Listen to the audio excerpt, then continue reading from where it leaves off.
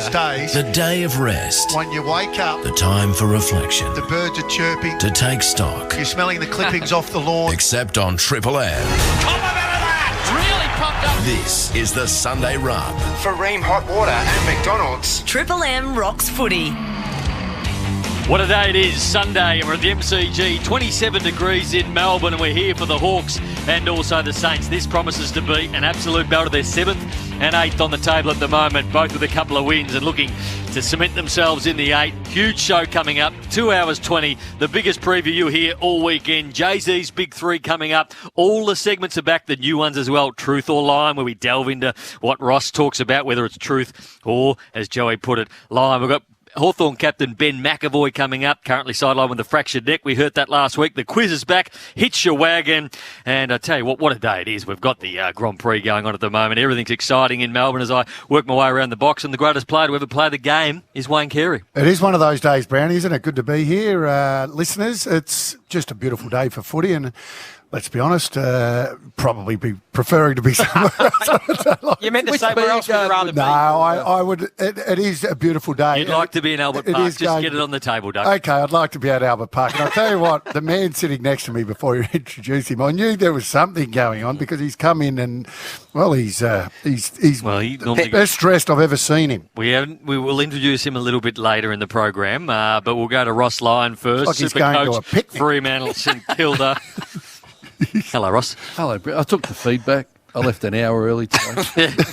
I've been sitting in the car park for 20 minutes, out the front for 30. So, and then I still thought I missed it. I walked in. There's a bit of a pre-record going on somewhere, and just with an advertisement. Normally, and I thought I'm late again. Normally in Radio, Ross, we don't talk about the pre-record. we pretend as if they're live.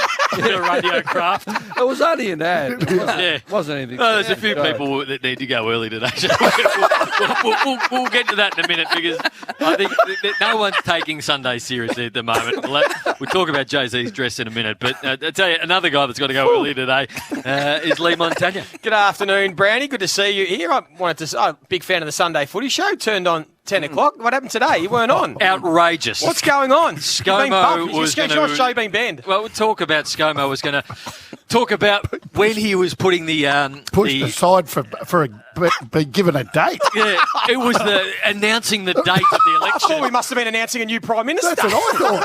And we got put on the gym. So we're recording the show as live like we normally do, and then we wordfilled it. We weren't even on gym. We just weren't on. I went to gym. I couldn't find it. I thought there's been something's gone amiss. I tell you what, TJ took it well. Did he? I'm sure he would have. TJ I love the fact that the all the vision was just a car sitting there saying we're just waiting for a date. Thought that was more interesting than Sunday Footy Show. And I tell you what, has this man had a big week? He's got the loafers on. He's got the beige shorts on, and then this sort of purpley red, bluey sort of flowery top with a button done a little bit under. Very 80s picnic. He's got a button almost as though it's duck with his shirts. Yes. J.C. Clark. Oh, I'll tell you what, Brownie, I've had two of the best days of my life. I've been at the... I reckon your dad was a pirate. My dad was a pirate. Because he stole your chest.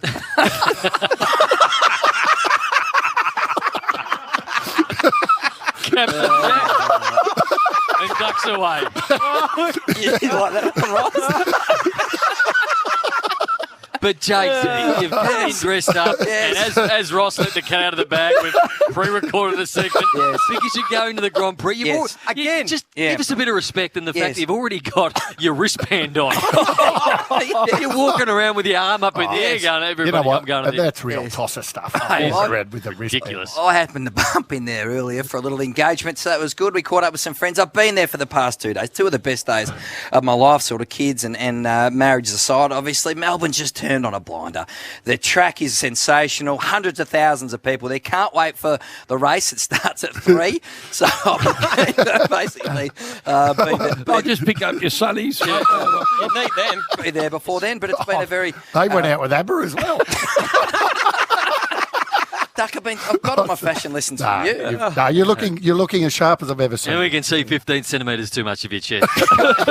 Let's get straight into a few issues because we spoke about last week how you did the run for the kids and that Ash Tour also did the run for the kids and the times just didn't add up for me, Ross. It just didn't add up. He beat Ash, who's a fitness freak. You get Ash to take the top off. And Runs every day. He is extraordinarily built, Ash, and he's only a little man, so he should be able to run. JG's beaten him by about 40 minutes. Like, it was only in a 20k run? You've beaten him in 40 minutes? 15Ks, did it in an hour and 12. And He was the hot horse, he was, Stu. Like, he was immaculate, mounting yard special, Jay-Z's trained not on. like he's built like a marathon runner, Jay-Z. Well, I would have thought. And I would have There was a thought. bit of Dane Swan in him. Outperformed based on the rig. I would have thought he might have got off to a flyer, but tapered off real quick into the run. Well, this is the thing. So Howie's fat shamed me for the best part of 5 years. And to cope emotionally, I would just have to run, Joey. That's what I did to sort of reboost my confidence. Can we talk about your splits? Yep. That's for our list. We've got the thread. We've got the Sunday Rub thread. And You don't think it's And legitimate? just on how he shouldn't. there was a bit of a how query. he shouldn't shame So this is anyone. the 15 kilometre splits per kilometre, Yeah. as in, you do a 5-minute K or a 4-minute 50K. So just take us through it, Ross. As a former coach who'd cast your eye over a lot of good elite Yeah, and athletes. normally my eye's not bad, And look, to put it in context, Brad Hill on a 2-kilometre time trial, one of the best runners in the AFL, my break for 1 kilometre, like 3 minutes, a 2:54. Yeah. What's the toughest part of a long run? Marathon runners run 42 kilometres at 3-minute Ks. Yeah, so just let me- 2K up for Brad Hill and elite runners is around 6-minute mark 6 minutes. is elite. Yeah, and these guys are really skinny too. Like, absolutely no fat on them. Oh, well, I've And, done it. Like, Light, Jay-Z's buttons at the light moment under steppers. pressure. They're light steppers. They're not hitting the ground hard, No. striking and the hoof in. And, Running. but his Take us first through. K, 5 minutes 34. Warming in like you're out of the blocks. He's Slowed us up. stepped it up 5:07. Then found a bit of form 4:49. So that's and then about the 9K. 7K, 8K, mate. He's pulled out a 3:32. That's Rupert. Stepped it up. Right, but so I thought it might have been the finish line. That's the halfway, mate. Yeah. So I thought that's a good clip, Been a right? So malfunction. you look for a rotate. Lo and behold, he's punched out a 2:44. That's impossible. I Now- was flying. He could not do a one-off not 1 kilometre. not passing the sniff test, Brownie. So it's a little bit like Kazitsky's last training session where they just change the GPS, or over summer you put it on your dog to get your. So There's some come clean, mate. Yeah. Like Some accusations floating around many years ago about how hard the West Coast Eagles could run. I'm a bit worried that you might have had some performance enhancing work before this, because how can you do that? Yeah. I'll tell you what. I will put anything on the fact that those 2 times the 3:30 and then the 2:40 or 50 or whatever it was. 2:44. I'll put whatever you want on it. You can't go out and do 2 single times At 2:44. At 2:44. Well, look, this is what happened. Do you wanna take that bet? do you I'll wanna take take bet. that? We'll have a case on that. Just shall get we? an Uber or something in that Yeah, time. get an Uber. One of those e-scooters. because if you do that, we might Yeah, we might sign you 45 up. cents a minute. This is what Everywhere at the happened. moment. I've been That's training. cost you 90 cents. That's cost you $1.30 back. Get one of those e-scooters. I did the half marathon towards the end of last year and ran that in a decent clip, sort of 1:50, I think. So I've been running at about 4:20, 4:30 pace. That's how I've been doing my case, and then just knocked a minute off that. and then I got it to a slow start. So I was running with a mate who sort of hadn't been training as much. So as you can see by my early splits, I'm 5 minutes to 5:30. And then my mate said, mate, you go. You want more ground. You're ready to go. So I've at that point, I've found something. And I've immediately gone to 4:57 for the 7th K. Correct. And then 3:30. I'm flying at this point, You right? turned into Moses Kiptanui. Mate, I'm overtaking hundreds of people at this point, right? And then I thought I'm going to have a real go. And I pulled out the 2:44. And then after that, it was back to the 4:30 pace for the 15. It's completely legitimate. Okay, so you pulled out a 2:44. I'm The potting best, the 2:44. best runners in the AFL in the history. So the guys like Brett Burton, Anthony Stevens, Brad Hill, all these guys, they can't punch Little out Eddie Langdon. they can't punch out a single K at that. Yet you and your K7 or 8, 244. you just pull one of them out. Get me to Beijing. It's Strava's a reputable device here. It's an app, and we all believe in it, and it's completely No, we legitimate. believe in boys. I mean, Strava. Definitely raised a few eyebrows, Right. particularly with a few Triple M people. Right. Our bosses. I don't know whether you've checked your messages lately, but there has been a few messages left. right, okay. Haven't quite. Clarkie, Towie again, mate. Message number 10. You haven't called me back. I've got to talk to you, mate. You're losing the plot. Like, I know in the last few years when I could do things for you, you'd call me all the time. You know, Duck's talking over me all the time. Howie, can you help me? And I had a chat to Duck. Or last year when you said, Ross has no respect for me, he's disrespecting me. And I had a quiet chat to Ross, and he freely admitted that he obviously has no respect for you, but that he'd try and, cool it off a little bit on the show. Or, mate, please tell them not to sign Joey. I can host the show by myself. I couldn't help you there. But now, mate, you got to call me back because you've lost it. You've lost it, you little Like, seriously, the time you're giving on the run for the kids, Kipchoge couldn't run that, mate. You're Jay Clark, not Ron Clark, mate. You got to get back to me. We've got to sort this out. You're embarrassing your brand, mate. That time you gave saying you beat the Tube Man, Lance and Ben Johnson with all the gear in their system couldn't have run that time, mate. You're going out there talking about it. I tell you, you little you are going to end up on the front page of your own paper, mate. This is going to destroy you. Call me, you little He sounded fired up. A little bit long, I would have thought. Just next time, how we get you to do something. Talk about builds. Shorten it up a bit. Talk about builds that could run a marathon. I mean, you walk past how you get a paper cut. But he was... oh, hello, Duck. He's rolled that again. He wasn't the only one who rang and left a message either. Now, we've got another one. Hey, Jay-Z, it's Ewan here, Triple M's head of sport. I just wanted to say congratulations on your impressive time in Run for the Kids. I mean, mate, that was almost too impressive, I thought. I mean, that was a very, very quick time. I mean, look, I know you, and that time seems very quick. Do you reckon we should, catch up or something just to make sure that it's all above board that time? Because it seemed to me that it was either the time crept off, maybe a bit of other assistance. I don't know. I'm not saying anything. I just want to make sure we've got no integrity issues with the Triple M footy journalist. Ring me back straight away. Thanks, mate. And as we know, the media people will eat their own as well. Jay, Tom Brown calling, mate, from 7. Sorry to call you with a difficult one, even though obviously we know each other, but I just stepped out of our morning meeting. We're just doing a story today on the integrity of journalism, and unfortunately, look, the guys want to focus on you because there's a bit of concern at work that the marathon numbers that you had last week were out of whack, and our researchers reckon that the time you came up with is just way off. If you could give me a call, that'd be great, mate. Cheers, see you both.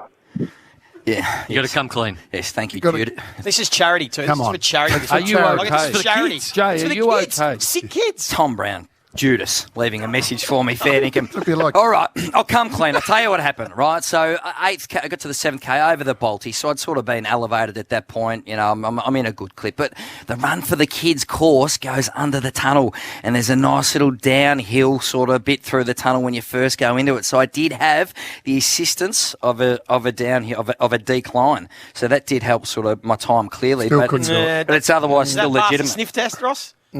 No, you don't believe it. You had it downhill. Yeah, well, we went through the tunnel. As you know, when you go through the tunnel, it's downhill. So you know what we need? That's propelled. We need a truth session. Yeah. We need circle up the Duck to just maybe charge in a beer garden. Next, we'll be hearing Tom Brown's done a 10 flat for the 100. Yeah, probably not. Well, we're going to have to test this, aren't we? We're going to have to test this. Well, I think you're lying. There's no way you can do it. There's no way. There's no way. Absolutely not. No, I'm telling you. Yeah. Not even the Bombers when they were flying back in 2012 could do that. I don't know. I'm very fast, Brownie.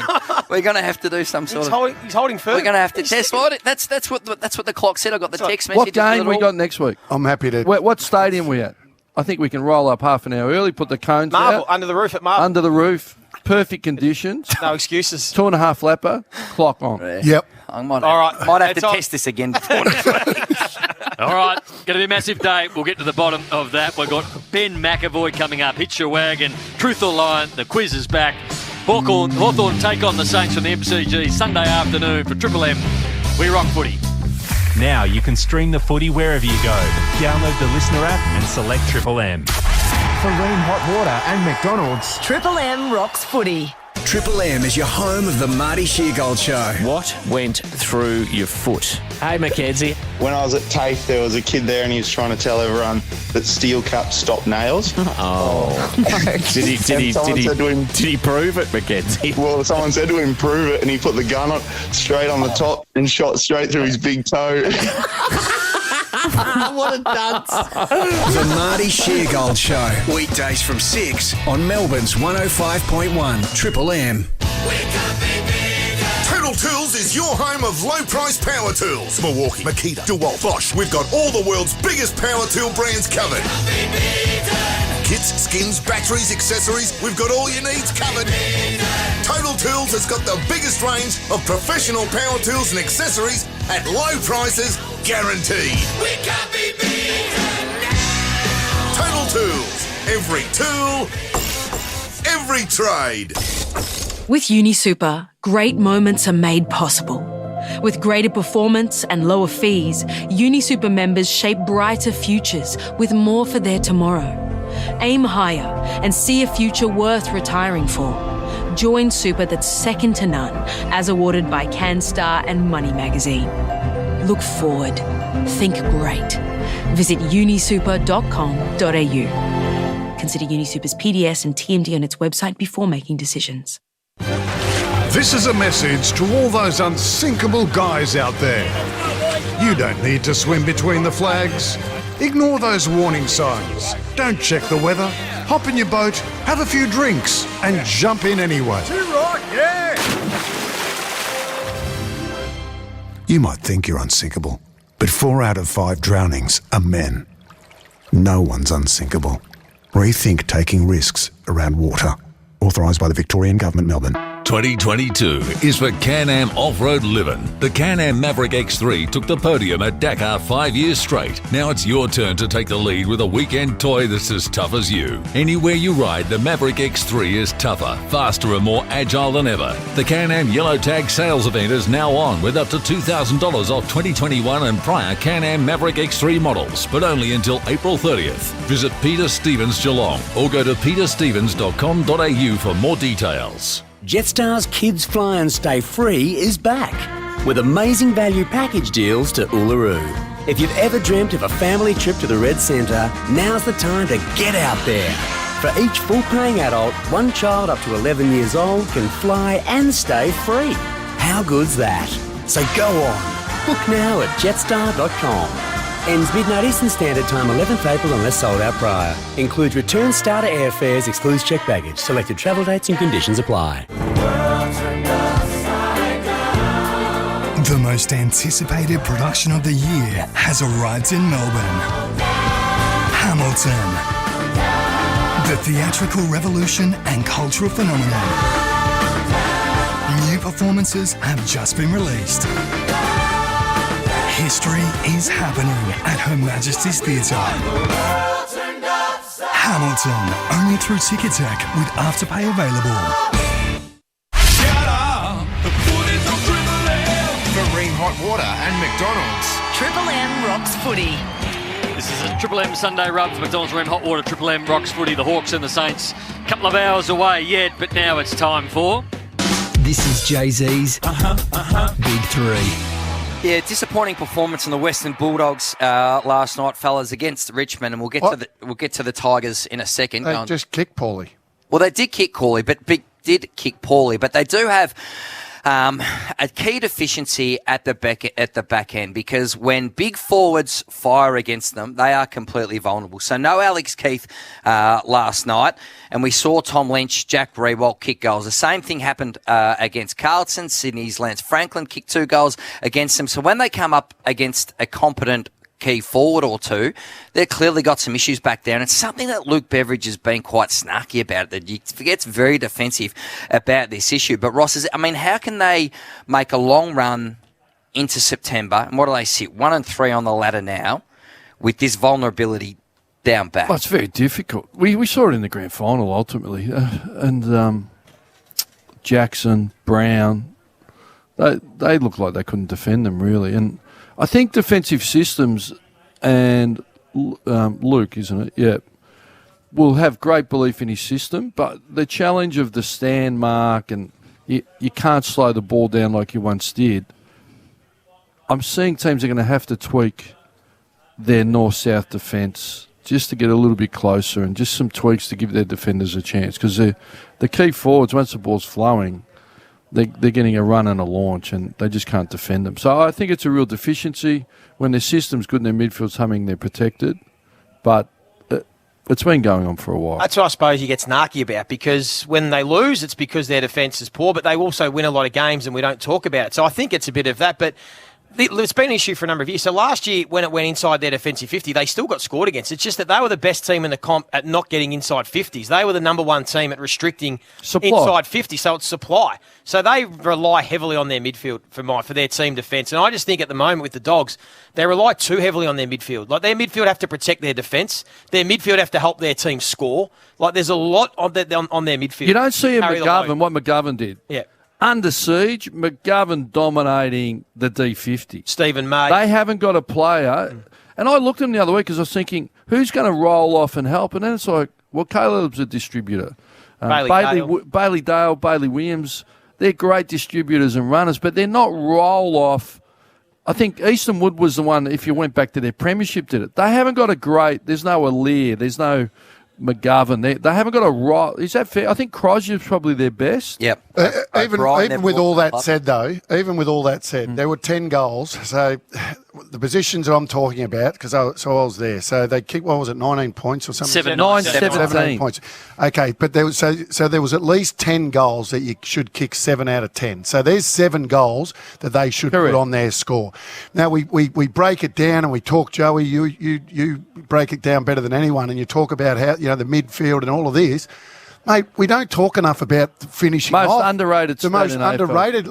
If they kick straight, they win. They kick straight against Carlton, they win.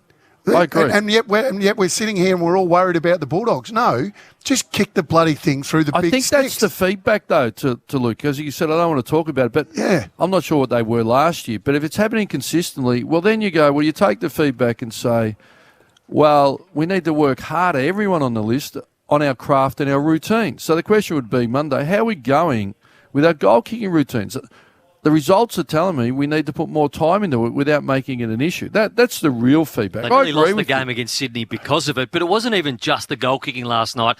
Their choices of where they went to inside forward 50, so the last kick, they probably could have had more shots on goal, and then easy drop marks, and they got pushed off the footy. So it wasn't only the set shots, it was actually decision-making as well going forward. They should have won that game last night. With the amount of ball they had, the amount of inside 50 they had. Well, they had an extra 12 or something inside 50. So are they going in wide consistently? Because it's like Hawthorn teams are least accurate against them, but are they forcing? It's where you have your shots. No, they had the shots. They had shots. The reason why I say 7 of the 10 that I'm talking about, they were in good positions. Right. They were goals that they should have kicked. Well, Mitch Wallace against Sydney the week before in the third quarter, he missed from 20 metres out directly in front. Now, Aaron Norton's never going to be a perfect kick, though, is he? So it is something that he's going to work on. Dunkley against Carlton. Dunkley and the other kid that missed the one from 20 metres. Mitch Hannon missed a simple snap from about 20 out. Carlton, Ross, you ask coaches about this in press conferences, and it's always very dismissive. On Friday night, Luke Beveridge conceded this was a huge frustration for the footy club. Yeah, I think frustrating is probably the obvious word, Glenn.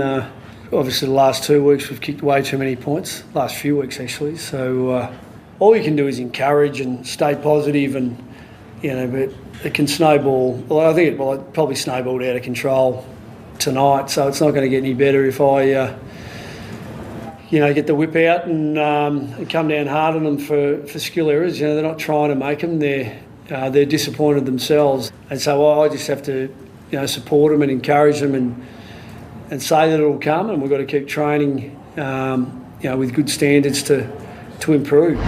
Because that is the key point. Duck and Ross, if you make it a big deal, it creates more anxiety for the players when they're having shots at goal, doesn't it? Like if you make it a big thing, what do you think? No, you never really did, because otherwise it creates more anxiety for next week if it's such a big thing, which isn't going to help them actually execute the technique. So it's all above it's above their shoulders, right? Yeah. So that's when you've got the yips, Brenner, you're a good kicker. They can all kick a ball from 8 feet. Absolutely, right? So it's all above the shoulders. So being able to kick a ball under pressure or when you miss, you've got to self-evaluate too within a game. So if you miss one, you should never miss the second one the same way. You reevaluate, okay, I had a bent leg, I didn't kick through it, my ball drop was terrible. So you correct it, and then the next one you invariably kick. The other part of it is, so every time now a player in their team gets a shot from a position they should kick it, the little person sits on their shoulder and says, "Oh, don't miss this, you can't miss this, we need this." So the negative thoughts. It's being able to execute under negative thoughts. So being able to execute a skill under everyone has negative thoughts, including the best kicks at goal. The difference is they're able to execute under those thoughts. And I can guarantee you too, Brown, if you're at training, they say, and if I'm at a football club and I'm having trouble, I'm going out and I'm hiring. I would be hiring someone outside the club if they didn't allow me to do the training there, because at the end of the day, if I become a better kick, I'm worth a hell of a lot more to that footy club and worth a hell of a lot more money. So financially for yourself, you kicking 80 compared to 50 is a big difference. Individuals will know whether they've had enough goal-kicking practice. So I always used to practice with a man on the mark. So whether that was someone that I had or that was Richmond back then, and the Bulldogs had cardboard cutouts, you stick them in the ground. And it's amazing how much more difficult that makes it by having every kick over somebody. It's That's all they are now, it's cardboard cutouts, because they can't move. It's a bit of an issue to drag them all out, but you do it and you get it right. And I had so many shots that I was always confident. Even if I missed one, I knew the routine and I knew what the next one. It might have been just a bad kick, so you knew what you did. I don't think they do anywhere near enough goal kicking at the moment. But we don't really know. You go down and you do 20, 25 players having a set shot at goal. I think it should be your major players who are in that area, maybe 8 to 10, who are honing in, and then the others do their work outside that. See, I couldn't agree more with you, Brandy. Those that are paid to kick goals, you need to practice more. But everyone needs to have a routine. Maynard ran down, kicked the goal. But the field kick isn't easier because there's no one on the mark. You're just kicking through. You're instinctive. You're flowing. The key is to take the man on. There's no thought. There's not it's just instinctive. Correct. Where you're coming in, they've got to find their natural momentum. They're coming too quick, not quick enough. The man on the mark. A lot of players step back, mark the ground, then go back, just to take the man on the mark out of it. But it's never been easy that you can run around the man on the mark. Now he can't even move. The other part of the routine, and I think this gets in players' heads as well, and I know it's all confusing because it's just an area that just hasn't improved, and I don't think they put enough time or money into an area that will invariably get you into finals and win finals and win your grand finals. And you've lost one, really. We've lost one because of it. So anyway. But is it right that the high-performance coaches say, Ross, the boys have got to come off the track, they've got to stop? They put a limit. So even when they come back from pre-season, they have how many kicks they can do in the first week till they condition their quads. Right. But then they do like to restrict. And I used to have the argument, you can't tell me 5 more kicks. But what happens is they put the pressure on you. You can't have any more than 50 or 20, right? That's ridiculous. And then if they have 25, if you let them, and then they hurt themselves, they go, see? Yeah. So you always, as a coach, balancing that up. Condition them. Talk about routine. Did you count steps and all that sort of rubbish? I knew how many I had. Yeah, so you naturally got back far enough, so you do the same thing every time. I wasn't counting 1, I 2, think 3, if you're 4, counting, if you're going back and counting and doing stuff like that, then I think you've got too much going on. It just has to be natural. You have to get back the same distance every time. You know what you do. It's either a jog or a slow walk. As long as you're balanced, it's ball drop. Players are dropping it from their chins. They hold the ball at the top of the ball rather than at the bottom of the ball. You hold it at the bottom to have control from hand to foot. Best kicker of all time, Lockett, dropped the ball about, 20 centimetres. You can't change your style, though. You've got to work to your style. The Swans had a program, they had someone come in, it was just 3 things: momentum, alignment, and follow through. So if you nail those 3 things, you're a really good chance to kick the ball. Perfect example is Tom Hawkins. It was an ordinary kick when he came into the competition. One of the best kicks in the comp right now. Know which way your ball swings? Yeah, because he's sort of a left to right, isn't he? Yep. And worked on it. Flip side of that coin, fellas, is Richmond. And I think after last weekend's sort of blowout loss at the hands of St Kilda, as Max King tore that game apart, the whole discussion this week has been, Tigers, where's the midfield depth? How much, what kind of support have they got at either end with some of those tools missing? And then they were pretty impressive against the Western Bulldogs last night. Richmond coach Damien Hardwick said, yes, the previous era might be over, but they've got some young kids to help kickstart the next one. We've got a vastly different side now as compared to what we had 2 years ago. We're really excited by some of the guys that we've unearthed. Hugo L. Smith I thought was wonderful again tonight. Josh Gibcus continues to grow. Ben Miller is becoming very reliable down back. So we've found some pieces of the puzzle that we think are going to be long-termers for us. They still had 16 premiership players. Yep. And I'll give you one name, Prestia. Underrated? Hugely. He was a star. He plays last week, they'll probably beat the Saints. He's their best 2-way runner. And 30 possessions, that real quality, then it takes the pressures off everyone else, You speak to people at Richmond, they say over the last 3 years, if you took best and fairest votes per game because he's missed a lot of games. They said he'd be in front by that far. Is that right? He's a superstar. But what about, do you take your hats off here to Damien Hardwick? Because he's had the courage here, Ross, to play Daniel Rioli, small forward, played small forward his old junior career. Yeah. Now looks electric off a half-back flank. And then you look at Shea Bolton. Yes, Dustin Martin's out. Shea Bolton, tell me if this is an overstatement, but is he doing some, like we saw that goal, some Dustin Martin? Most watchable player in the AFL. He's the most electric player in the AFL right now. But he's been there for a while. That was goal of the year.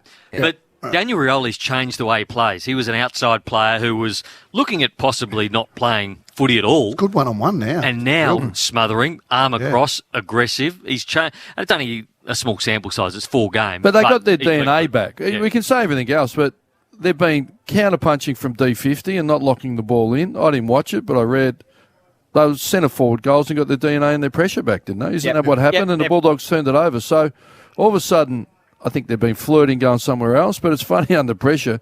Let's get back to what we do well. And it seemed like sustained pressure and grunt. Is that what happened? Yeah, Joe? their pressure game, their DNA looked like it was the Richmond they do. The question is, can they do it as consistently as they have the previous 3 years with some younger players and with maybe that not quite as much sort of, dog hunger as they've had in previous years? That's going to be their challenge. If they get Lost back, and they get Lambert back. And Grimes. And Grimes. Saying all of that. And Dusty. There are a lot of ifs, but it could happen. And saying all of that, so it's never as good as what it seems. Yeah. It's never as bad as what it seems for the Bulldogs. And Richmond, well, they should have been 6 or 7 goals down at 3/4 time. Trent Cotchin is a player we all thought might have been his last season. He's playing a selfless style, fellas. Like, I'm not sure if he's getting the credit he deserves. Is there a more selfless player in the AFL than Trent Cotchin at the moment? He's bullocking work. He's so tough.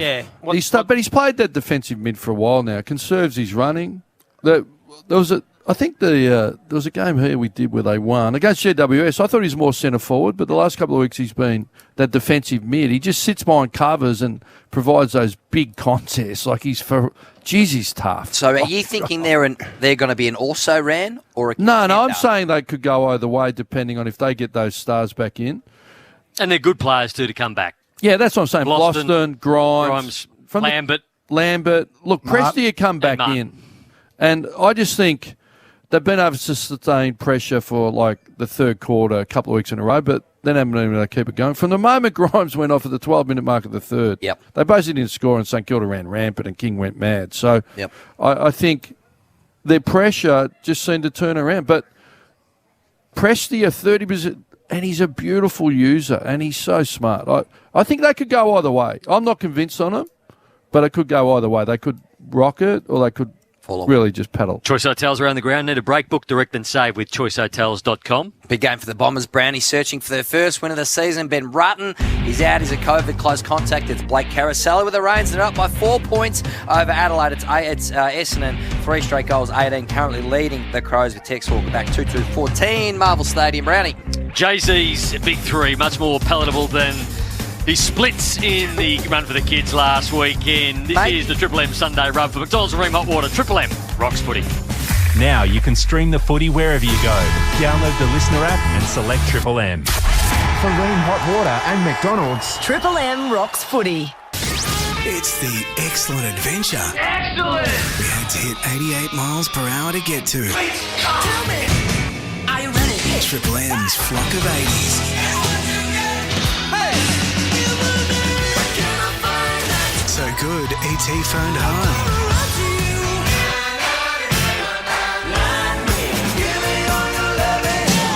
Triple M's Flock of 80s 402 countdown continues 9 a.m. tomorrow. G'day, Thomas Randall here from Castrol Racing. My Mustang's tearing up the mountain, unlocking over 600 horses. You just don't want to get this wrong. That's why we need to get the technical stuff right, using an engine oil that unlocks more power from the same fuel, whether you're heading to work or going around Bathurst. Castrol Edge unlocks the very edge of performance. Darn Tough men's work and sports socks are here. With a reinforced heel and toe, they're so hard-wearing they come with a 1-year money-back guarantee. Find a great range of Darn Tough men's work and sports socks available from Big W now. Have you been bitten by the travel bug? You need kayak.com.au. Kayak is your new way to search and book flights, hotels and hire cars, and provides fast-acting relief for symptoms of wanderlust. Cure your cabin fever. Search kayak.com.au today. Total Tools is your home of low-price hand tools. Stanley, Bacco, Estwing, Wiss. We've got all the world's biggest hand tool brands covered. Hammers, pliers, snips, handsaw, levels, chisels. We've got all your hand tool needs covered. Total Tools has got the biggest range of professional hand tools at low prices guaranteed. We can't be beaten now. Total Tools. Every tool, every trade. Save big at Best Shed's massive autumn sale. Spend 10K, save 1,000. Spend 20K, save 2,500. Spend 40K and you'll save a huge $6,000. Hurry, limited time only. Go to bestsheds.com.au. Still got your eye on the Neo Evo? Yep, I've been raking it in recently, so I'll get there soon. Oh yeah, big flex. Yep, I found the ultimate sidekick. I work when I want, play whatever music I want, and all I need is my van and smartphone.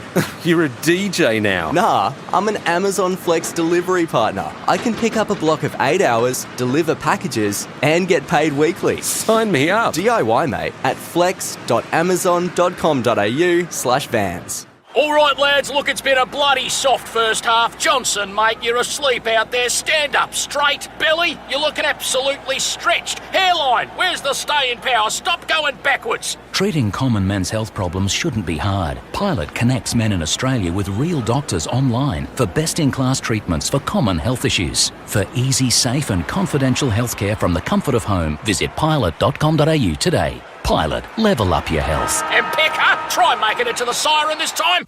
My Macca's Rewards has arrived. Get that surprising a mate feeling when you earn points to redeem on snack time favourites, like a McFlurry. Download the My Macca's app and start earning today. Value means more at Macca's. T's and C's apply. See our website for details. Marine Hot Water and McDonald's. Triple M rocks footy. Still tough Aussie conditions when it comes to water heating. Ask your plumber to install a reamer at the MCG. What a beautiful Sunday afternoon. And the Hawks taking on the Saints not far away. 7th and 8th position on the ladder. This is the Sunday rub for McDonald's Room Hot Water. Now, Jay-Z, you've done 2 of your big 3 so far. Let's get into the third one. Yeah, it was Collingwood versus West Coast yesterday. Joey called it, and we thought it was a danger game for Collingwood. Clearly without 2 of their best midfielders in Jordan Ngawi and Taylor Adams. And it was a West Coast side. And I reckon we'll take your hat off to Damien Hardwick last week. I think Adam Simpson has done a great job to keep his Eagles up and certainly focused on this game. Tom Barrass was strong in the air early to come away with a 13-point victory in Melbourne, Brownie. It was certainly a very commendable performance. It was, and I looked at the outs and I thought they're big outs for Collingwood, but then Gaff went out and looking at the stats, and every time Adams goes in there, I think he's been into the centre bounce 59 times. I think he wins it 24% of the time. Then you've got DeGoey, who wins it 19% of the time. So 2 big bodies. And I thought, does that make a difference? Do those 2 players, when they win that much centre bounce clearance, make a difference? And then Andrew Gaff went out of the side. So I thought it balanced it out. And I thought Collingwood would win. In that third quarter, they had 20 inside 50s to 7 or 8 and just kicked themselves out of it. So they should have been at least 5 goals up at 3-quarter time. And big tick to West Coast, though. They got half a side in, and they were efficient. Willie Uroli was really good. Josh Kennedy only touched it 4 or 5 times and kicked 3 goals and gave 2 off for the ones he didn't kick. So it was their big players stepped up. Yeah, that's the difference. We spoke about the Bulldogs and their accuracy, but sometimes you just got class in your front half. Like every time Willie Rioli, Josh Kennedy, Liam Ryan got it, they kicked the goal. They didn't miss because they're talented players.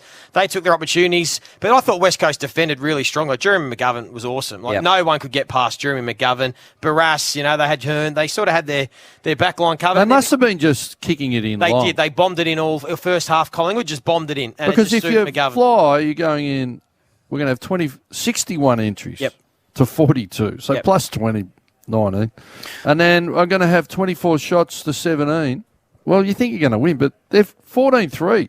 Yep. It gets back to Wayne's point. That's it. Accuracy, class, talent in the front half. Take your chances. West Coast did that. Collingwood had plenty of chances and they had way more inside 50s, but they probably lacked the polish and class in their front half. Like Mychek worked his backside off 6 contested marks, but if he's their number 1 forward, they're a little bit limited with their talent at the moment in the front half. But they're playing a good game style. They keep it in there. If they get repeat entries, it was just a bit messy for them. West Coast took their chances. Not all clubs have specific goal kicking coaches, do they? No. No.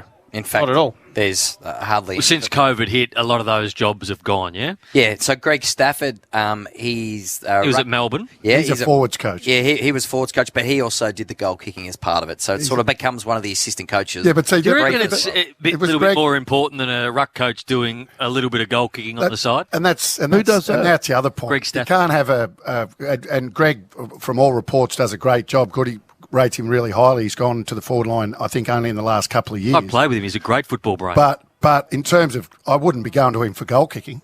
Well, Ben Dixon's a man who conducted the specialist program at St Kilda for 3 years. You put in Nathan Randall makes a very good point. I just thought of most clubs have got a ruck coach, but seriously, how valuable are hit-outs? Seriously, it doesn't matter if you win or lose a hit-out. It makes no difference in the course of a game. Yet kicking a goal, unless you've got Nick Nat. Well, Nick Nat, you don't need a ruck. You don't need a ruck coach to Nick Nat. But David Whedon, in general, hit-outs don't really correlate to score. We're goal kicking, so you need one. Yeah. David Whedon worked with Matty Lloyd at Essendon. He was at Geelong. He's written. He's just completed a book on goal kicking. He's 70. He might be 71, David. And I'll declare he's a friend of mine. But I can't believe clubs wouldn't just go and approach him. Totally agree. And have him as a part-time, just come down with either a specialist project, like if you're Max King, let's say, for example, and just a dedicated resource. You don't only need him there for the 2 sessions because they're not allowed to kick any other time. It just shocks me that it's...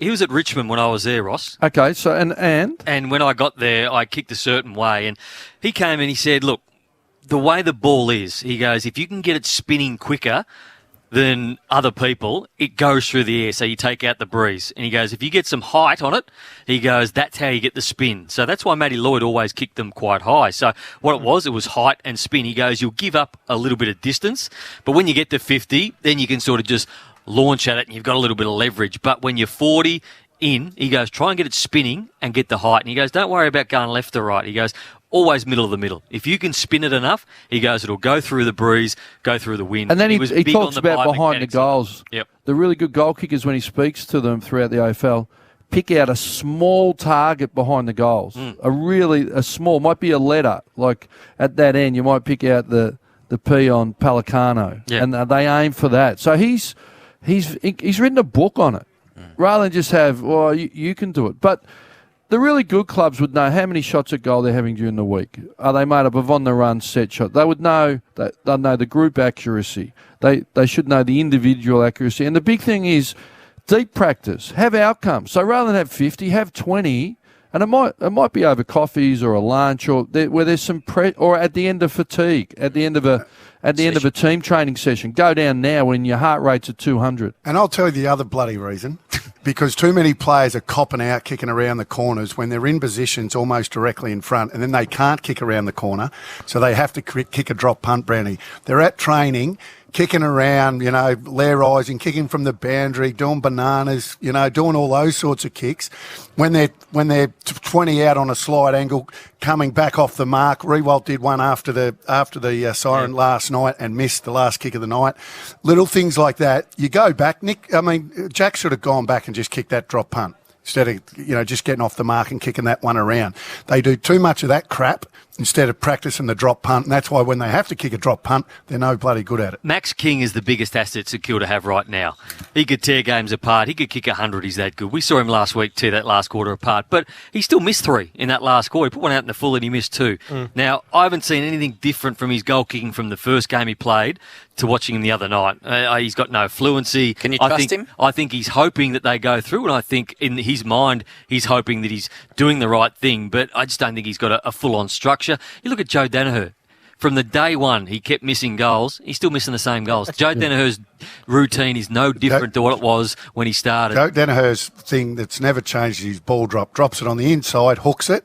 Then the very next kick, he overcorrects and he slices it. And it's holding Aaron Norton back from being the best key forward in the competition if he goes at 50%. But Harry Mackay is becoming a more accurate kick because he snaps even to the point where he does that. Yeah, but what happens when he gets on this side of the ground, though, when his left foot's to the boundary line? And he has to kick a it drop straight. punt.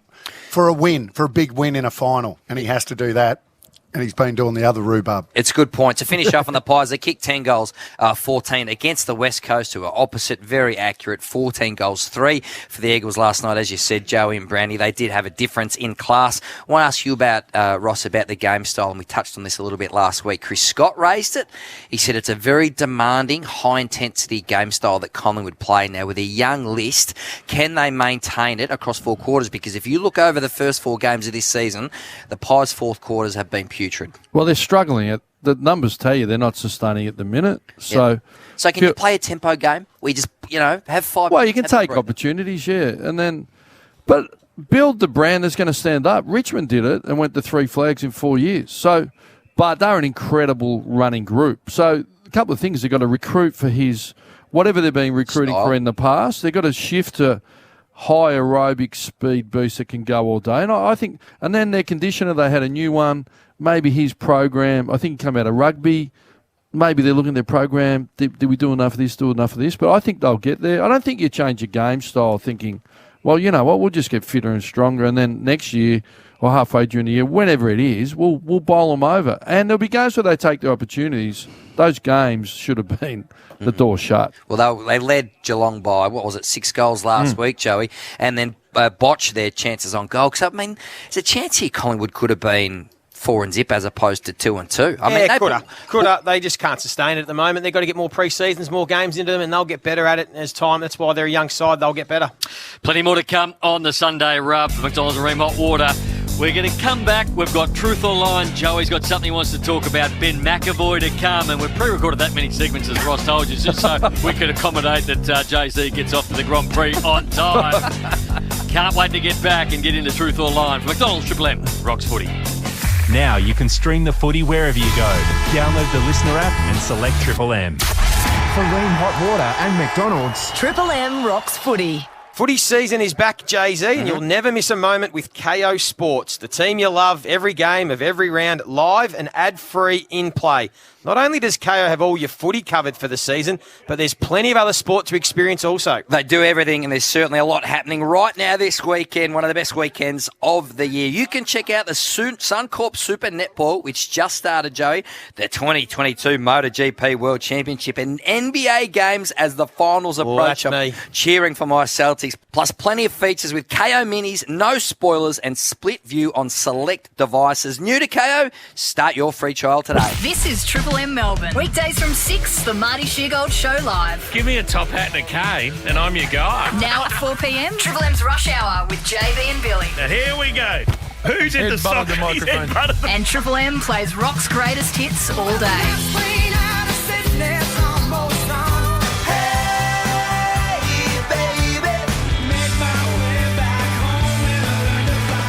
How good is it? Triple M rocks footy. And there's a bit of excitement at the MCG. Streaming on the Listener app, your smart speaker, and 105.1. Hit me with your rhythm stick. That's Triple M Melbourne. Shrinkage. At home. If you're DIY or when you're on the job, the last thing you want is shrinkage. That's why all tradies use Timbermate. Ready-to-use water-based interior 4-in-1 filler. For timber flooring and furniture, it can be used as wood putty, edge, crack and grain filler. Australian-made, Timbermate is compatible with all coatings, has unlimited shelf life, it won't sink, crack or fall out. And you'll avoid shrinkage. Timbermate, available at Bunnings Warehouse and leading hardware and paint stores.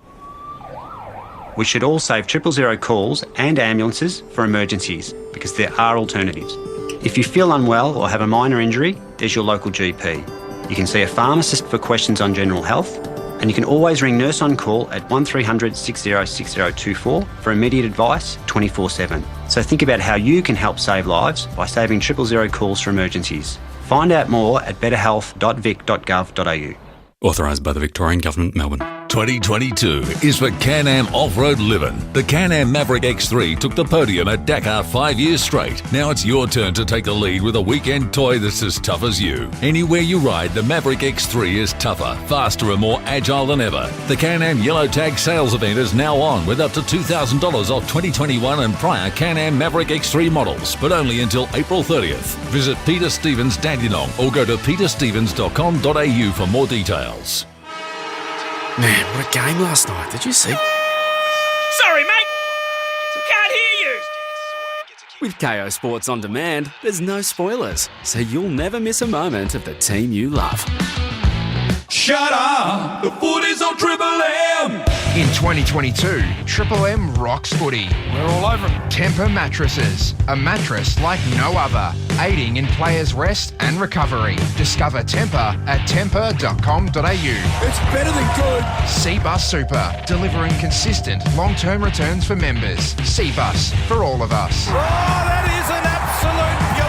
For Ream Hot Water and McDonald's, Triple M rocks footy. All right, lads, look, it's been a bloody soft first half. Johnson, mate, you're asleep out there. Stand up straight. Billy, you're looking absolutely stretched. Hairline, where's the staying power? Stop going backwards. Treating common men's health problems shouldn't be hard. Pilot connects men in Australia with real doctors online for best-in-class treatments for common health issues. For easy, safe and confidential healthcare from the comfort of home, visit pilot.com.au today. Pilot, level up your health. And Pekka, try making it to the siren this time. Fly all-inclusive business class from Melbourne to Sydney with Virgin Australia from as low as $299 one way. Relax in the lounge and fly like a boss. Book now at virginaustralia.com. Payment surcharge may apply. Subject to availability and travel periods. Terms and conditions apply. Shut up! The footy's on Triple M! For Ream Hot Water and McDonald's. Triple M rocks footy. It's the Triple M Sunday Rub for McDonald's and Ream Hot Water. Triple M rocks footy. Joey? Well, before we get into Truth or Line, we just want to make mention it is a big occasion because one of our very own at Triple M, Brian Taylor, the man who's been here for a very long time, it's his 60th birthday today. Is it? So it's 60 he doesn't look today. a day over 70. So we want to wish BT a big happy 60th. He's having the day off today. He's gone out for lunch down in Lawn with the family, so he's having the day off. But it'd be a big lunch. I worked with him yesterday at the Collingwood West Coast game. And when you turn 60, are you concerned when you turn 60? What are you looking at me for? Well, I'm not the oldest in the box, but I'm saying when you turn 60, you start to get a bit concerned that maybe start to lose it a little bit. Well, is that possible? I know you want his job, Joey. So well, I'm just worried about. Can you just have a bit of patience because he's probably tuning in here, Bristol. He's not going to be happy. If he is listening, Bristol, I just want to play this Brian, because this Brian did turn. He's 60 today, and I'm just a slight bit concerned about him because this was him before as the game started at Marvel Stadium yesterday, Collingwood West Coast. Just listen to how Brian introduced it. Ask your plumber to install a ream. Here today at Malvern Stadium at Malvern. I've forgotten the name of the bloody thing. I was called at Malvern Stadium, of course. He went over it twice, and then he had a little brain fade. It's called early onset dementia. He couldn't remember what the stadium was called, so I was slightly concerned because he is 60. But then I thought you don't have to be old to muck it up because it reminded me of this. It's half-time here at the, I think we're at Metric Giant Stadium, 7-3-45. It can happen to the best of us. So, nothing to worry about for BT because if Nath Brown can muck it up, then it's possible for everyone. So, but we're wishing BT happy. I'll tell you what, birthday. did he make mention that it was his birthday? Did he let people Kept know that very quiet? Because I noticed on Friday night, just sitting back on the couch, a cake for Friday night, they brought out a cake. Isaac Smith presented it to him. Yes. Was he happy? They flew over his sister, Tanya, his beautiful wife and kids and everyone. They flew over his sister from Perth as well. They were all there. Yeah. And he's in my category. He's Les Summers. They presented him a footy cake, which you stopped getting when you were about 8. Well, they've been talking about it everywhere in the first 4 rounds of this season, but this is our news segment. Well, I'm just dealing facts. This is Truth or Lion. Don't get caught. Has that changed? Is that new? It's new. That's new. That's better than the first one. I like that one. Matty Hayward again. Yeah, well done, Matty. Now, Ross is a man of many things, and we've touched on a few of them. There's still a lot more to come. But today we're just going to ask Ross about some stories where he's potentially been the hero, and he's sort of done some wonderful things. And we're going to start with a story, Ross, and I need to know if this is truth or lion. I heard that one day, and it was grand final week, potentially we played in a prelim final, that you saved a man's life and then you gave him grand final tickets out of the goodness of your heart to come to a grand final. Is that truth or lion? What's the story? No. Why don't we go around the room and ask? What do we think? You said... Did you? I've heard this. He should have been, if you saved his life, he should have been giving you grand final. Oh, that's a very good point. You've saved, you're like I'd believe. It's true, Joey. It's true. Take us through it, Ross. It doesn't suit the narrative. Not everyone really, saves a man's life. It doesn't suit the narrative. So, look, I don't like to really promote it too much because I like to put another image forward. But we actually beat the Bulldogs in the prelim, 2010, quite convincingly. And I was driving home and so you're in a good mood. Yeah, I was. Driving home with my mate in the Subaru, thinking, how am I going to get Joe to chase? So I was in the Subaru and I was living in Templestowe at the time, and I turned left into Fitzsimmons Lane, not far from home, and it's undulating. It's got some big dips in it. So I was going down one of the dips just past George Street, and it's 2 lanes either side, and I saw out of the corner of my eye, through the drizzle, it was raining. Someone I thought sitting in the middle of the road, at the bottom of the dip, and it was really dark. I thought, do the right thing. Went up, did the U-turn, went down, and sure enough, it's a bloke sitting in the middle of the road.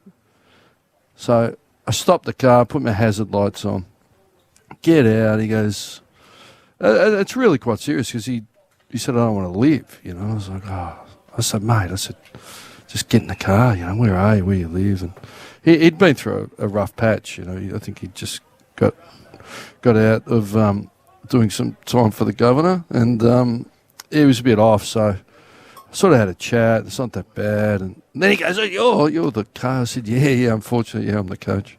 And where do you live? So I took him home, and as he's getting out of the car, he said, any chance of grand final? So I said, give us your number. So I took his number. Then I went into the club. I had to regale him with that story and chased down 2 grand final tickets. So I sent him out free of charge. I think it might have come out of my deductions. The 2 tickets, the grand final tickets. So that was a positive story for me. So hopefully he went on. Have you seen him again or heard anything? No, I left it alone. Left it alone. I think I walked down as I was going down 2010. I thought I might have saw him in a Collingwood scarf as I was going down the race. But it was quite serious at the time. Very nice thing. If anyone does need a contact Lifeline 13 11 14. And then another story, Ross, we're talking about saving lives. You haven't warned me about this one. No, this one's another one that I just heard. This is a bit different. Is it true that one day... Is that Mickey Barlow? Is that coming from Mickey Barlow next door? I'm not sure who the sources are. We don't give away our sources. But one time you save a cat's life, and what you did to get up the tree is you put a ladder on top of a table to climb a tree to save a cat's life. And not only that, you were conscientious about your safety and health. So you put a bike helmet on before you got up the ladder? Is that a true story? Or was that my cat, my beautiful cat, Ruby. That's Ruby. Yeah, cats can exotic. They can get up and down things. Well, yeah. They actually get to they do get stuck up there. They get scared. They don't want to come down. This is the cat that went through the 90-minute cycle in the front loader. So Ruby had been through a 90-minute cycle in the front loader. That's the real story. Washing machine. Yeah.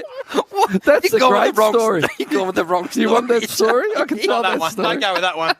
How did it survive that? Survived. How? You put your cat in your washing machine. Not me. It's jumped in. The cat in the tree. I'll tell you the story. How does it jump in and you not notice? Well, Ruby was an exotic. Everyone's heard this story. There's only a small amount of time to close the door. Saints play on the Saturday night. I have a few drinks on the Saturday post. Go and watch Sandringham, the aligned team. Family's out at the friend's farm. And so you coordinate. I get some Thai on the way home, right? So, you got 3 kids under 5. It's pretty full on. So I ordered Sandringham all the way back to Temple. So pick up the Thai food, get in the house. No kids. No. I thought, how good's this? Sat on the couch, just hung over, just enjoying the Thai food. Then I hear the car pull up. Kids open the door. Ruby. Dad, because Ruby had been spaded, had the plastic. What have you done to Ruby? You let her outside. I said, I didn't. And they're running all over the house, right? And they can't find her. And I'm thinking, I better get up and help. So down the back of the house is bedroom. Last one's the laundry. And Ruby had a habit of jumping in the cupboards, right? So I've got to be careful. I've got to get up there. And then so I hear they're all at the front. I walk down there and I get in the laundry and I look at the front loader and I see the the plastic. And I opened it up. It was a load of towels, and I could just see, it was quite serious. And I hear Kirst going, Ruby, I guess she's down here. And she went, where's Ruby? What are you? And I went, you've washed her. Lucky you hadn't, but lucky the washing machine hadn't been on yet. Yeah. No, but she survived. So we took her to the emergency vet and all of that. And anyway, Ruby survived. So then we're in. Have we got time? No, Yes. we've got no time. Up the tree. So we're in Fremantle. Yes. Private house. And it's got this. It was an old Edwardian. So at the side of the house had like those 10-metre ladders or whatever they are, like really tall ladder. And then Ruby used to climb up. So I walk in the mirror, meow, look up. It's like, and I got my jocks on, my fat guts, right? I thought, the kids come out, Dad, Ruby, you got to get it down. So it was right near the barbecue. We had a big concrete table. So I get the ladder, and it's drizzling. I'm climbing up, and I look down. I see this concrete ladder. I thought everything will survive, but if I hit my head, going to split open like a watermelon. So I climb back down. Get the bike helmet on, my jocks on, and I'm on the top. I grab the cat by the tail. I would have been like 25 feet. And I start climbing. They go, Dad, you got to kill Ruby. And they had the rug down the bottom to catch Ruby. I'm more worried about Ruby than you. I'm not worried about Ruby. So Ruby's quite a mischievous cat. Ross. What about the trials and tribulations of the Lion family? What a family that is. Okay, not far away. We've got about an hour until the game. Up after the break, we're going to talk to the Hawthorn captain, Ben McAvoy. McDonald's Remote Water, Triple M, Rocks Footy. Now you can stream the footy wherever you go. Download the Listener app and select Triple M. For Rheem Hot Water and McDonald's. Triple M rocks footy. Triple M's Flock of 80s. Here comes my Hercules. All over you. Electric blue. What better soundtrack for work? Don't you know it's a crying shame. 402 80s faves. Going down to number 1. With a few guilty pleasures along the way. Triple M's Flock of 80s 402 countdown continues 9 a.m. tomorrow. You can't go past IGA for hundreds of weekly specials right across the store. Like Devondale Tasty or Colby Cheese Block, 250 gram, only $4.75 each. Now at IGA. Offer ends April 12. Participating stores only. Excludes IGA Express and local grocer. Go big at Vodafone and get 40 gigabytes of data for just $40 a month. That's plenty of data to stream, share, and do more of what you love. And don't forget, you can pair this amazing plan with one of our great value 5G phones. There's never been a better time to upgrade. Why wait? Get into store or go online and connect to Vodafone today. Offer available until withdrawn on our Lite Plus plan. Our 5G network is rolling out in selected areas and major cities. Check website for coverage. T&Cs apply. It's me, your lawn. Us lawns would like a truce.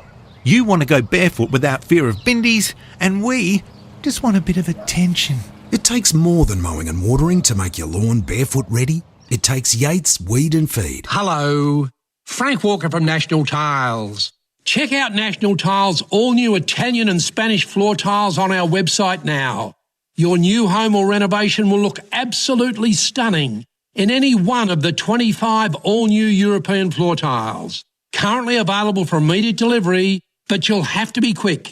These all-new stunning European floor tiles are walking out the door.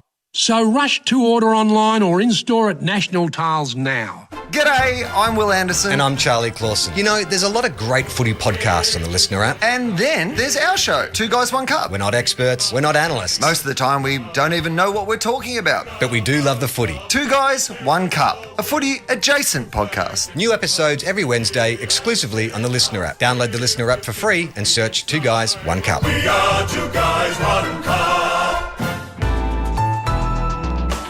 Listener. All right, lads, look, it's been a bloody soft first half. Johnson, mate, you're asleep out there. Stand up straight. Belly, you're looking absolutely stretched. Hairline, where's the staying power? Stop going backwards. Treating common men's health problems shouldn't be hard. Pilot connects men in Australia with real doctors online for best-in-class treatments for common health issues. For easy, safe and confidential healthcare from the comfort of home, visit pilot.com.au today. Pilot, level up your health. And Pecker, try making it to the siren this time. Now you can stream Triple M footy wherever you are. Download the Listener app and select Triple M. Hi, I'm James Royce with a news briefing. The Prime Minister hopes we'll see past the stumbles when we cast our votes on May 21st. That's the day that he's announced we'll be off to the polls. Scott Morrison admitting his government's made mistakes, but it remains a safe set of hands. Our government is not perfect. We've never claimed to be, but we are up front. And you may see some flaws, but you can also see what we have achieved for Australia in incredibly difficult times. This means we have a 6-week election campaign coming up with the polls placing Labor in the box seat. But that's of no comfort to Deputy ALP leader Richard Marles. He's told the ABC his party goes in as the underdog. I feel like we live in a post-poll world, and anyone who went through certainly any Labor person who went through the 2019 election, aside from probably experiencing some PTSD from that, we completely know that the polls can get it wrong, and I think this is going to be a real struggle. Aussie parents are still worried about the impact the pandemic's had on their kids, according to a survey by Real Insurance. 3 in 5 are concerned their children have fallen significantly behind in their studies due to lockdowns and homeschooling. Half say their sons and daughters are still struggling to catch up. 6 kids have managed to escape a house fire in the inner Adelaide suburb of Kilburn this morning, but a 23-year-old woman is fighting for life after she was badly burned. And the British Prime Minister Boris Johnson has promised Ukraine 120 armoured vehicles and anti-ship missile systems after a visit to the capital, Kyiv, yesterday. Amart's massive Easter sale is on now. Save up to 50% off a huge range of lounges, bedroom and much more. Amart Furniture, it just makes sense. Checking Triple M Melbourne weather. Mostly sunny for the rest of our Sunday. 15 the low tonight. A couple of showers and 18 tomorrow. Cloudy and 18 on Tuesday. Our listener app is the new home of Triple M. Download now to listen live or on demand. Marine Hot Water and McDonald's. Triple M rocks footy. Sure does. This is Triple M Sunday Wrap. You've got Ross, you've got Duck, you've got Jay-Z, Joey Montagna, and we're going to go around the grounds for Choice Hotels. Need a break, book, direct and save with choicehotels.com. Yeah, Bombers in command over Essendon, up by 16 points, 8-6-54. Essendon leading Adelaide 6-2-38. That was a nice goal from Jai Caldwell on the run. Classy kid, Browning. One man who is not playing today is the injured Hawthorn captain, Ben McAvoy. Welcome to the Sunday Rub. You've got a fractured neck, which we heard about last week, and the first question is, how are you, Ben? Yeah, good afternoon, Browning. Good afternoon, gents. Yeah, no, I'm pretty well, all things considering. It sounds fairly serious to break your neck, but I'm more than pleased to be able to walk away with such an injury. Ben, can you tell us what happened? How on earth do you fracture your neck? Yeah, look, fairly innocuously, really. It's just a sort of a ground ball at training, and just stuck my head probably in a little bit too far where it shouldn't have been, and just hit someone's torso, and it's sort of like a car accident injury. They said it's quite a common one they see, so it hurt at the time, but certainly didn't think I'd broken it. So was anything to do with Max Lynch or Ned Reeves? Because I know they're keen on your ruck spot, mate. I think that's probably a bit of a stretch to go that hard. But how long are you going to be out for? When do you think you'll be back? Yeah, no, look, it definitely wasn't Max, because that poor guy, he's near guaranteed a game at the moment. He's having to isolate with the COVID protocol. So, look, going to spend a fair bit of time out. I've got a neck brace on at the moment. Got 6 weeks in that. And then, look, it's in all reality, it's going to be a couple of months, a few months out. So very close to the end of the year, all going well. I was going to say, Ben, sorry to harp on the injury, but I've had a neck as well. Is there any nerve sort of damage? Or anything like that? Yeah, some mild nerve damage, sort of bruising, if you like. So the pain from the break itself settled down pretty quickly, but still having a few nerve issues down my arm, which is quite common, and it's slowly getting better already. So hopefully that'll make a full recovery as well. Sorry, Macca, one more though. But was it quite scary? Like, how did you feel? Like you obviously said it was painful, but you didn't think you'd broken it. But when you did find out, was it sort of some scary moments? You had to be very careful. Yeah, there was, Joey. I had that first couple of seconds where I sort of had to, half lay myself down on the ground, and I thought, this is a big hit. But wiggled my fingers and toes and sort of had a sigh of relief. But then, after getting a scan later that afternoon, was it was still every day at the moment. I'm just pinching myself, going, "Geez, I broke my neck, but I've walked away with it." So a little bit surreal, mate. All right, back to the team, Benny. That's enough about you. As captain, you'd love that. Just look, you had the great coach in Clark, and you played in premiership. So, what's if you could pinpoint one aspect that Sam's brought that's significantly different to Alistair? What is it? Good. I thought you were starting up talking about great coaching yourself there, Rossi. I thought you were going down the humorous line, but look, it's hard to. He's very calm, and he's got a way of just instilling belief in us, and he sort of, it's a weird way to say it, but he does it with love. So love's a really inadequate word in the English language because there's many different forms, but he really promotes that and creates that bond between player and coach and between players. So I think that's sort of what he hangs his hat on. But I'm doing because everyone knows that he's got a great football brain, but the way he's been able to create a culture of love, if you like, I think is proving a really the strong love machine. Like it. Hey, Benny, fast becoming a lot of people's favourite footballer, CJ Jiath. What a player, good interceptor, can play one-on-one. But what an excitement machine he is. Yeah, absolutely. He's one of those guys. He's just good for footy, isn't he? So, he came to us very raw, but he's very exciting. And, the great thing for us is he's really applied himself, and especially on the defensive part of his game, because that wasn't always as natural first up. But, he competes really strongly now. And, everyone's really excited about what he brings on game day. Ben, you've been in the competition for 14 years. You're the club captain. Obviously, the next phase of Hawthorn will come through at some point. There's a lot of talk about James Sicily potentially being the next captain. Is that something of a role you see him in? Look, he's definitely got some attributes that would be really powerful as a captain. But, we'll just let that one play out. As it's been very publicly spoken about, we sort of flattened our leadership out this year, and very unfortunate for me that I'm missing, but that creates great opportunities for other guys. So I do like and insist to the stories I heard about a young Luke Hodge, so I think he's certainly got some of those qualities. But time will tell.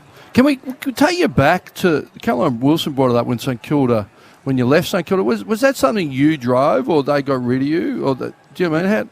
How did that come about? I had no part of that. I was still contracted for a couple of years, and Hawthorn had asked a question expecting St Kilda to say no thank you, but they were in a phase where they were looking long term and thought they could get something out of it. So what wasn't of my doing. I've always thought I was very lucky that trades can get messy and players' names get dragged through the mud, but I've always been very appreciative that it was done quickly and quietly and worked out really well for me. And we found Ross uplifting, very positive, quite humorous every Sunday, don't we, Ross? So when you were at the Saints, Benny, you would have found Ross very inspiring and motivating, plenty of humour throughout his addresses. Oh, there was plenty of humour, but Joey, I'll tell you... Sarcastic. It was sometimes laughing with him, but sometimes laughing at him. He had a very unique turn of phrase. Come on, Ben. We loved it, mate. We loved it. Put your hands up. Hey, one of the biggest stories. It's a very sad story, and I treat this with absolute decency and respect it deserves, Ben. But clearly, Cyril Rioli. How did you feel reading that story from Caroline Wilson about the pain and suffering, humiliation he feels? And have you had conversations with some of the Indigenous players at your club to check in how they're feeling? And you must be a big part of that process of helping Hawthorn become better in that space. Yeah, absolutely. I've had plenty of conversations. Our Indigenous guys, especially Chad and Jarman, some of my closest mates. So we're always striving to improve in this area, and we're really confident.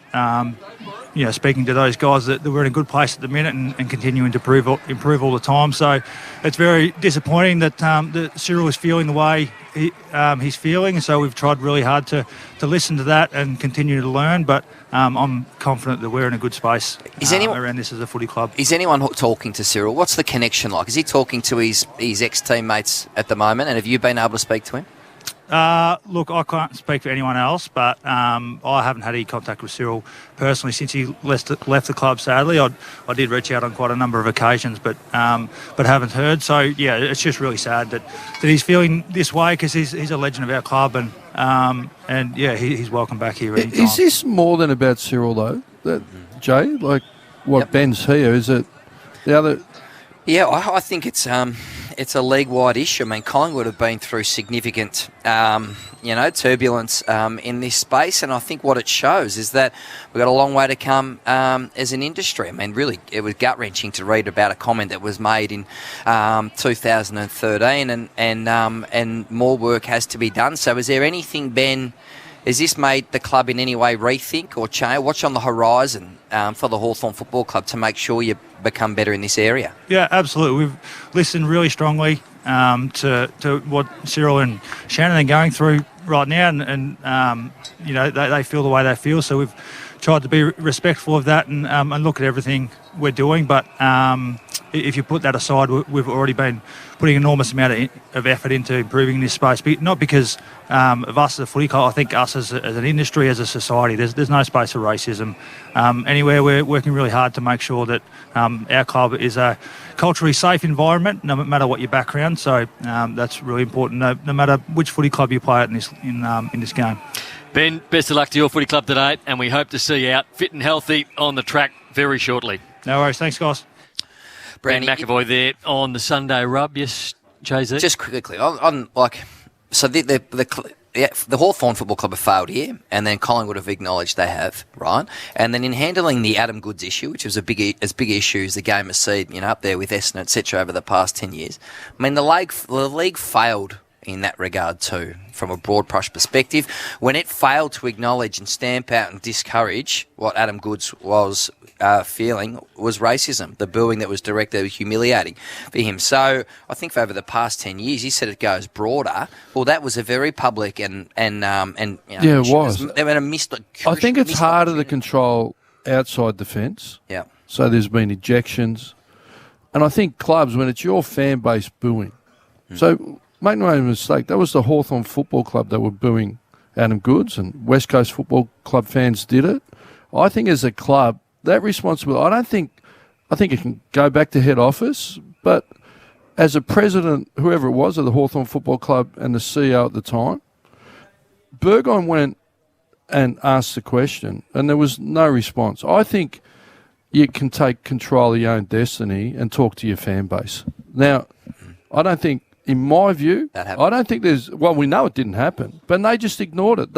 People chose to have the view that it wasn't about him being Indigenous, it was about his football. And I think that's naive at best. Rhubarb. Didn't you say, I've got a memory of you saying something in a press conference about this. Did you say? Yeah, I did, because I work with Adam Goods and Mickey O'Loughlin, and am I biased? Yeah, but I was asked, and the Fremantle Dockers, I don't think we had played him, but I was asked a question. I said, if Adam Goods is taking the booing that it's racist, that's the end of the story. Everyone should stop, and he views it as racism, so it is. And I think it was as simple as that. I can't believe there was a comment from a senior Hawthorn player in 2013 about a player's wife. I just can't get my head around it. Yeah, it's a big issue, Brownie, and there is still more work to do on this. Will Jeff Kennett hang in his position? I think he's determined to. I think he's feeling very defiant about it. So it'll be interesting to see whether that pressure on him really amounts for anything. Big game over at Marvel Stadium. Choice Hotels around the grounds. Need a break? Book direct and save with choicehotels.com. A couple of goals to the Crows. They're back in this. It's Essendon only by 3 points, 54-51. A minute and a half remaining in the second quarter. Brownie. The Sunday Rub quiz is up next. The tally so far, Joey 1, Duck 1, everybody else 0. This is the Triple M Sunday Rub for McDonald's and Ream Hot Water. Triple M rocks footy. Now you can stream the footy wherever you go. Download the Listener app and select Triple M. For Ream Hot Water and McDonald's, Triple M rocks footy. Any team versus any team is new to Neds. Pick any two AFL teams and create a bet for your team to outscore the other in the same round. If your team scores more points, you win. Take the AFL to the Neds level. T's and C's apply. See website for details. Gamble responsibly. Bring, bro, bring. Good. Boys, I made kanga bangers. Oh, yeah? Do you, Roo? Yes, I do. K-Roo Kangaroo Meat. Available at all leading supermarkets. For 125 years, Taubmans has been supporting the Australian community. Paint with Taubmans this Easter and you'll be helping raise $180,000 for charity Give It to support communities affected by drought, fire and flood. For more, visit taubmans.com.au. Every hole is just a little bit easier. Every fairway feels just a little bit straighter. And every pin seems just that little bit closer with tailor-made Stealth irons. With an intelligently positioned sweet spot that delivers enhanced forgiveness and explosive ball speeds, the all-new Stealth irons are TaylorMade's most forgiving game improvement irons ever. Available now at all authorised TaylorMade stockists. TaylorMade Stealth irons, expect better shots more often. G'day, it's Scott Phillips here from the Good Oil Podcast. Get ahead of the curve and learn all about blockchain with a special episode of The Good Oil, brought to you by TAFE Queensland. Blockchain is really affecting a lot of different industries. It's really critical for people to be upskilling themselves in this area to make sure that they're staying ahead of the curve. You can listen to this special episode of The Good Oil on the Listener app now and wherever you get your podcasts. Thanks to TAFE Queensland, you define your greatness. Listener. Some things you can't do much about, that you're not mum's favourite. Hi Mum, it's me. Your singing voice. Flat feet. But other things are in your control, like how much you pay for health insurance. At Compare the Market, we recently found 61% of people feel they're paying too much for health insurance, yet do nothing about it. Take charge. The experts at Compare the Market can help you look for the right cover at the right price. Visit Compare the Market to see the range of brands and products we compare. Simples. All right, lads, look, it's been a bloody soft first half. Johnson, mate, you're asleep out there. Stand up straight. Belly, you're looking absolutely stretched. Hairline, where's the staying power? Stop going backwards. Treating common men's health problems shouldn't be hard. Pilot connects men in Australia with real doctors online for best-in-class treatments for common health issues. For easy, safe and confidential healthcare from the comfort of home, visit pilot.com.au today. Pilot, level up your health. And Pecker, try making it to the siren this time. If you're craving a combo, head into Coles Express and grab a delicious 4 in 20 travel pie plus a selected Coca-Cola drink variety for just $6. Craving a combo? Express yourself at Coles Express. Product and store availability varies. Offer ends 4th May. Jess stands out at school for all the wrong reasons. She's the one standing alone in the uniform that doesn't fit, with shoes that are falling apart. She's the girl carrying her books in an old plastic bag. Jess just wants to fit in at school, but it's hard when her family's living in poverty. You can help children like Jess get the school essentials and learning support they need by becoming a sponsor through the Smith family. Please, sponsor an Australian child today. Search the Smith family. Marine Hot Water and McDonald's. Triple M rocks footy. Hawthorn taking on the Saints at the MCG. We've got Duck, we've got Ross, Jay-Z. We've got Joe. Just before we get into the Sunday quiz, I just felt Big Ben McAvoy, he seemed a little bit short with Ross, Jay-Z. What happened? Seemed just a little bit short. He dropped him for a grand final. He's never got over it, has he? Yeah, look, it was almost 1 point the other way. We wouldn't have been talking about Ben. We'd be talking about the cup, wouldn't we? But Ben who? Was that one of the more? Is that the hardest? How do you do it for a grand final? What do you say? I mean, it's obviously no different to any other game, but you still have to deliver it. Well, what probably compounded it, he played every game for the year. So we got it. But he was good. It says 18. He played in the replay. 18 consecutive. He played in the replay. He played in one. What do you say? It was short and sharp, but he was dirty. He was. So you brought in said, I don't want to Baker. No, we had Ruckman. So we had Gardner and we had Kaczynski forward and Ruckman. Jason Blake, because they were using Lee Brown, the mobile ruckman. So it didn't work. They were a great running team. We wanted to improve our run, which really quite worked. But he was good. He was not happy, and we went to talk. He goes, I want to hear any more of your bullshit. I said, no worries, Ben. Stevie Baker came back in 10 weeks, didn't he? Or 8 or 10 weeks. 14 weeks 14 weeks off. Did you agree with the decision, Joe? Was it the right call? That was the right call, yeah. Yeah, it was. Sorry for trying to win. It's time for the Sunday quiz. Hot, Palmer, and proving you're smarter than your mates. It's the Sunday Rubs Pub Quiz. All right, let's test your buzzers, Duck. Duck. I might have a rest today. Right? What are you off? I might just let other people get some questions. Okay. JJ. Very noble of you, Duck. Yeah, Ross. Lele. He's flattening the quiz out, Duck. Okay, have you been paying I guarantee attention? you he doesn't jump straight in. Yeah. Who was was the ambush? The round 3. JJ. Nick Dacos. Oh, you're very That's a bit quick. Okay, and Well, there's been accusations in here before. Oh, my God. Has been. No. Has been. That was very quick. That was too quick. I'm just going to note that down, JZ. That was... He does have it. We think he's got a history of cheating. We are looking into his... Hang on, Joey. We are looking into his cheating. Joey, you're going to a hot Cheated last area. week. I have, Ooh, I have it's very received a sensitive. message that maybe when you go under the tunnel that the GPS drops out. Maybe the 2:30 was closer to 3:30. Question number 2. And what number was he selected in last Lily. year's? He went at pick number 2. Incorrect. I knew it was JJ. 3. I knew that. Incorrect. Duck, duck. Duck, duck. I reckon it was 8. Incorrect. 4. Correct. Thanks, team. Ross. Wait, was that? Jason Horn-Francis went pick number 1 in that. He was from South Adelaide. Incorrect. Who went pick number 2? Oh, that is... Boom, boom. Too much time. Sam Darcy. Of course. Oh. As of the end of round 3, who leads the Coleman medal? Lily. Duck. Well, at the end of round 3, Yep. it was Larky. Certainly was. Duck off to a And start. could not catch COVID. He dropped about 8 marks, didn't he? Like, he was seriously out of form yesterday. It was weird. I don't know whether there was something wrong, but yeah, no. Zeebel's the new big full forward. 5 What, he straight. kicked 6? 5 straight. Okay, also at the end of round 3, who tops the leaderboard in the coaches' vote? Lily. That was Duck. Yes, that would have... Oh, that was Cripps.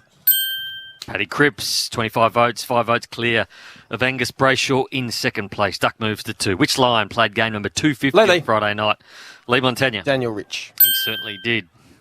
Cryptic name game. A current Adelaide player whose surname can be found on a piano. JJ. Keys. Benny Keys. Jay gets 1. Well done. Is he the son of Terry that played at... No. Collingwood, he played it. Yeah, And Richmond. yeah, I know. A former Is he the son Essendon... of? Looks like him.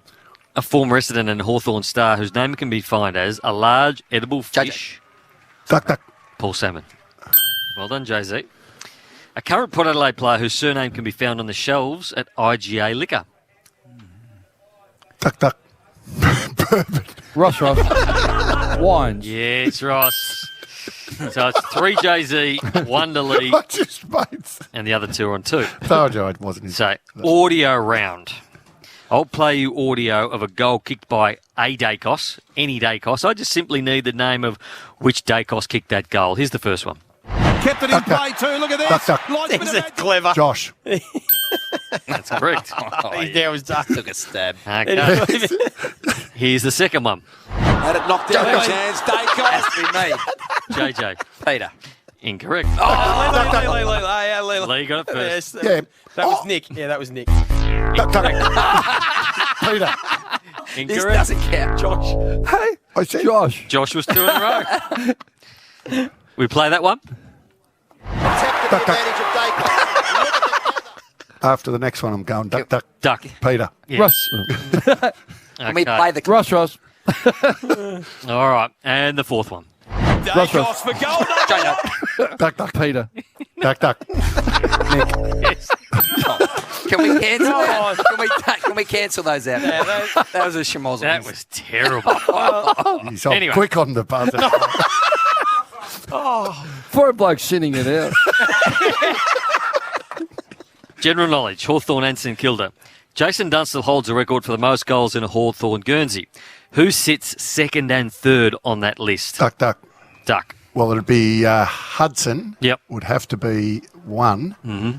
And the other one, Brereton. No. Lily. It's Matthews is the other one. Lee Certainly. Oh, it Matthews, is too. What an yep. idiot. Yeah. Going to say that. What a dill. League the greatest VFL player. In the club's history, St Kilda has had 3 number 1 draft picks. Can you name all 3? Oh. JJ. Ross. JJ. Nick Rewop. Yep. Paddy McCartan. Yep. And the other one is... Bump on. Lele. Brendan Goddard. Yeah. Gee, it's tight. 3, 3, 3, and Ducks on 5 after he sort of cheated that. Nearest the pin, how many games did the legendary Alan Jeans coach Duck, at? At, I'll say I'll say, actually, 180. At where? At which club? Hawthorn. Yes, you got that right, Duck, but, okay, nearest the pin, everyone gets a go. Well, I said 180. Yeah, it's not it. Yeah, but nearest the pin, it might be. St Kilda. So the question is Hawthorn? Nearest the pin, how many games did Alan Jeans coach at Hawthorn? Yeah, so I got Hawthorn, and I said 180. Yeah, and now we get to go. So it's nearest to the pin. Yeah. So you shouldn't have gone first on this one. Yeah, well, I might be right You on. still might be. What do you think, Rob? 234. Jay-Z? 233. 179. Jay-Z was 221. That was lucky. Nick Rewalt holds the record for the most games as captain of the St Kilda Footy Club with 221. Spud Frawley. He does, 177. He wasn't trying. Okay. All right. We need a pirate. Actually, You sorry, got your Duck. chest Sorry, I out. didn't read the question properly. Oh. What? Who sits second and third on that list? You've already given it to me now. You've just got to tell me who finished third on the list. Yeah, I'll say Burke. Yes, that is correct. Okay, who am I? So you need a 4-pointer, Lee and Ross, and Jay-Z needs a 3-pointer to beat Duck. I was born on the 23rd of April, 1987, and played 56 AFL games.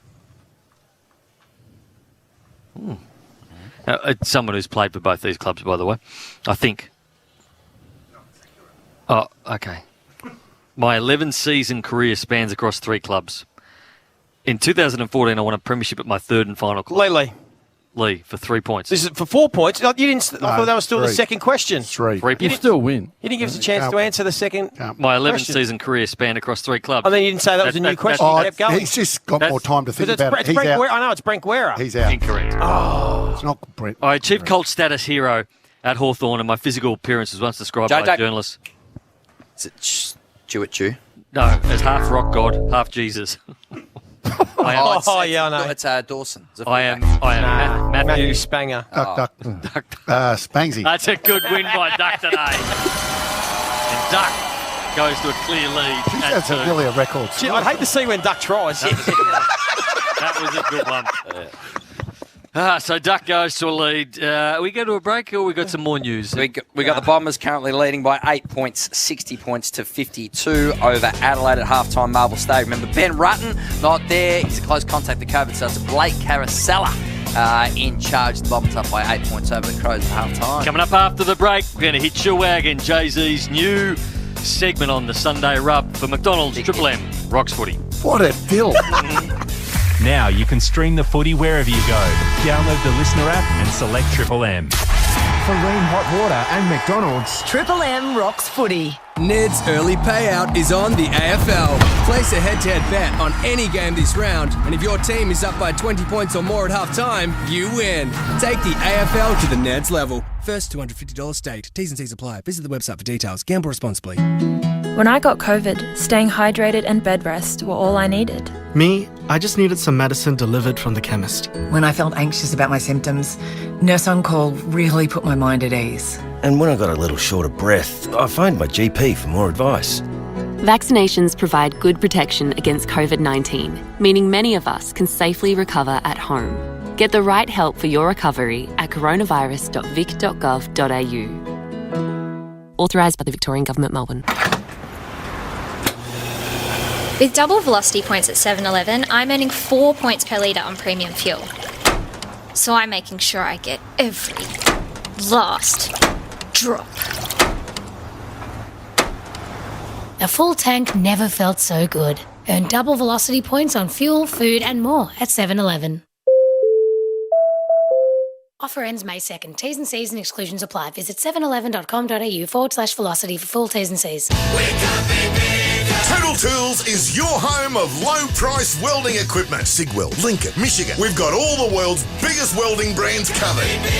Arc, TIG, MIG, wire, electrodes, helmets, gas. We've got all your welding needs covered. Total Tools has got the biggest range of professional welding equipment at low prices, guaranteed. We can't be beaten now. Total Tools. Every tool, every trade.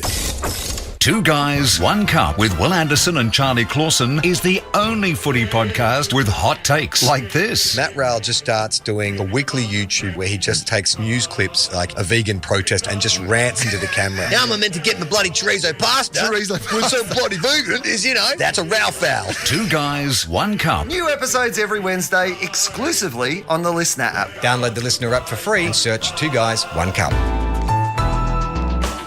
Listener. For 125 years, Taubmans has been supporting the Australian community.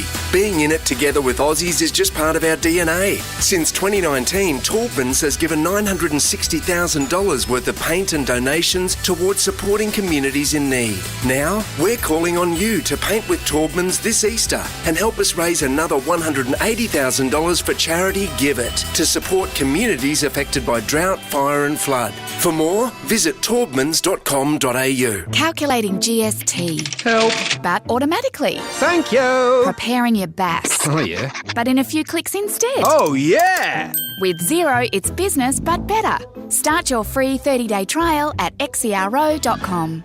People think anxiety is a sign of personal weakness. Anxiety is something you can just snap out of. Anxiety isn't a real medical illness. If you think these statements are true, think again.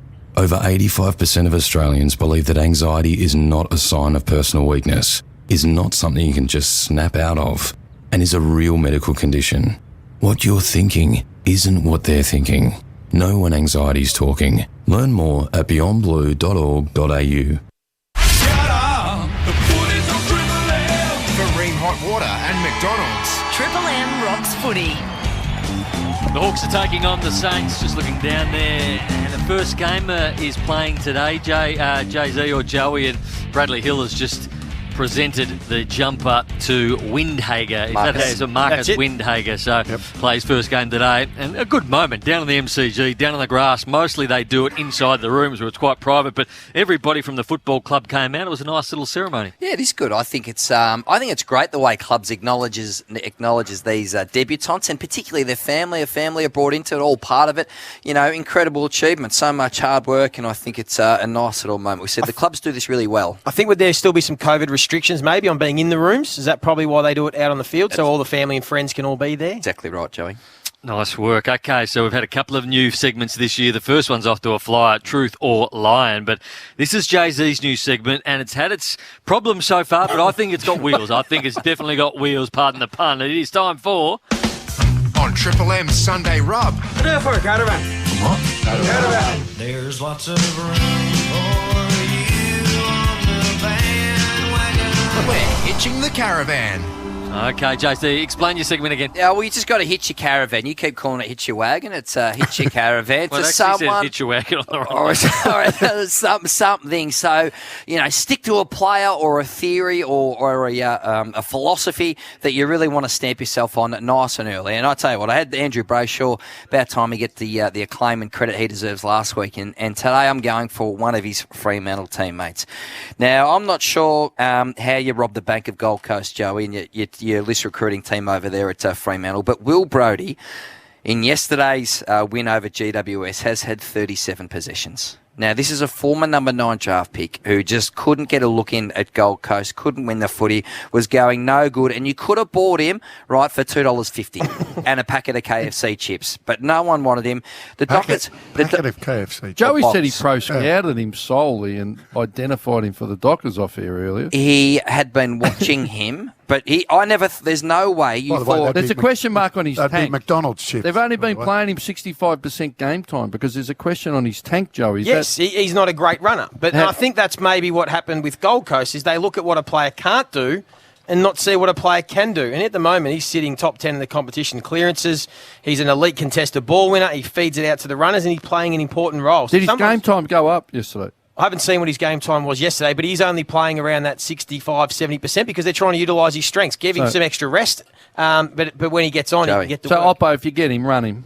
He's had it 37 times, including 21 contested possessions. Ooh. And I went back and had a look at the actual trade, and this is fair income theft. How this hasn't been sort Top of 10 draft pick it was. Yeah, number 9 pick, more widely discussed. Basically, Fremantle got him and pick number 19 for an exchange of second and fourth round picks. So it's almost like Gold Coast will like take him off our books, lighten the It was a salary dump. and he's a number 9 pick. Salary dump. Yes. So, I mean, Gold Coast have had a few nightmares, let's be honest. The Hugh Greenwood thing, Jared Lyons has become an A-grader, do you think, or very close to being He's very not good. an A-grader. Well, very good player. He's good, yeah.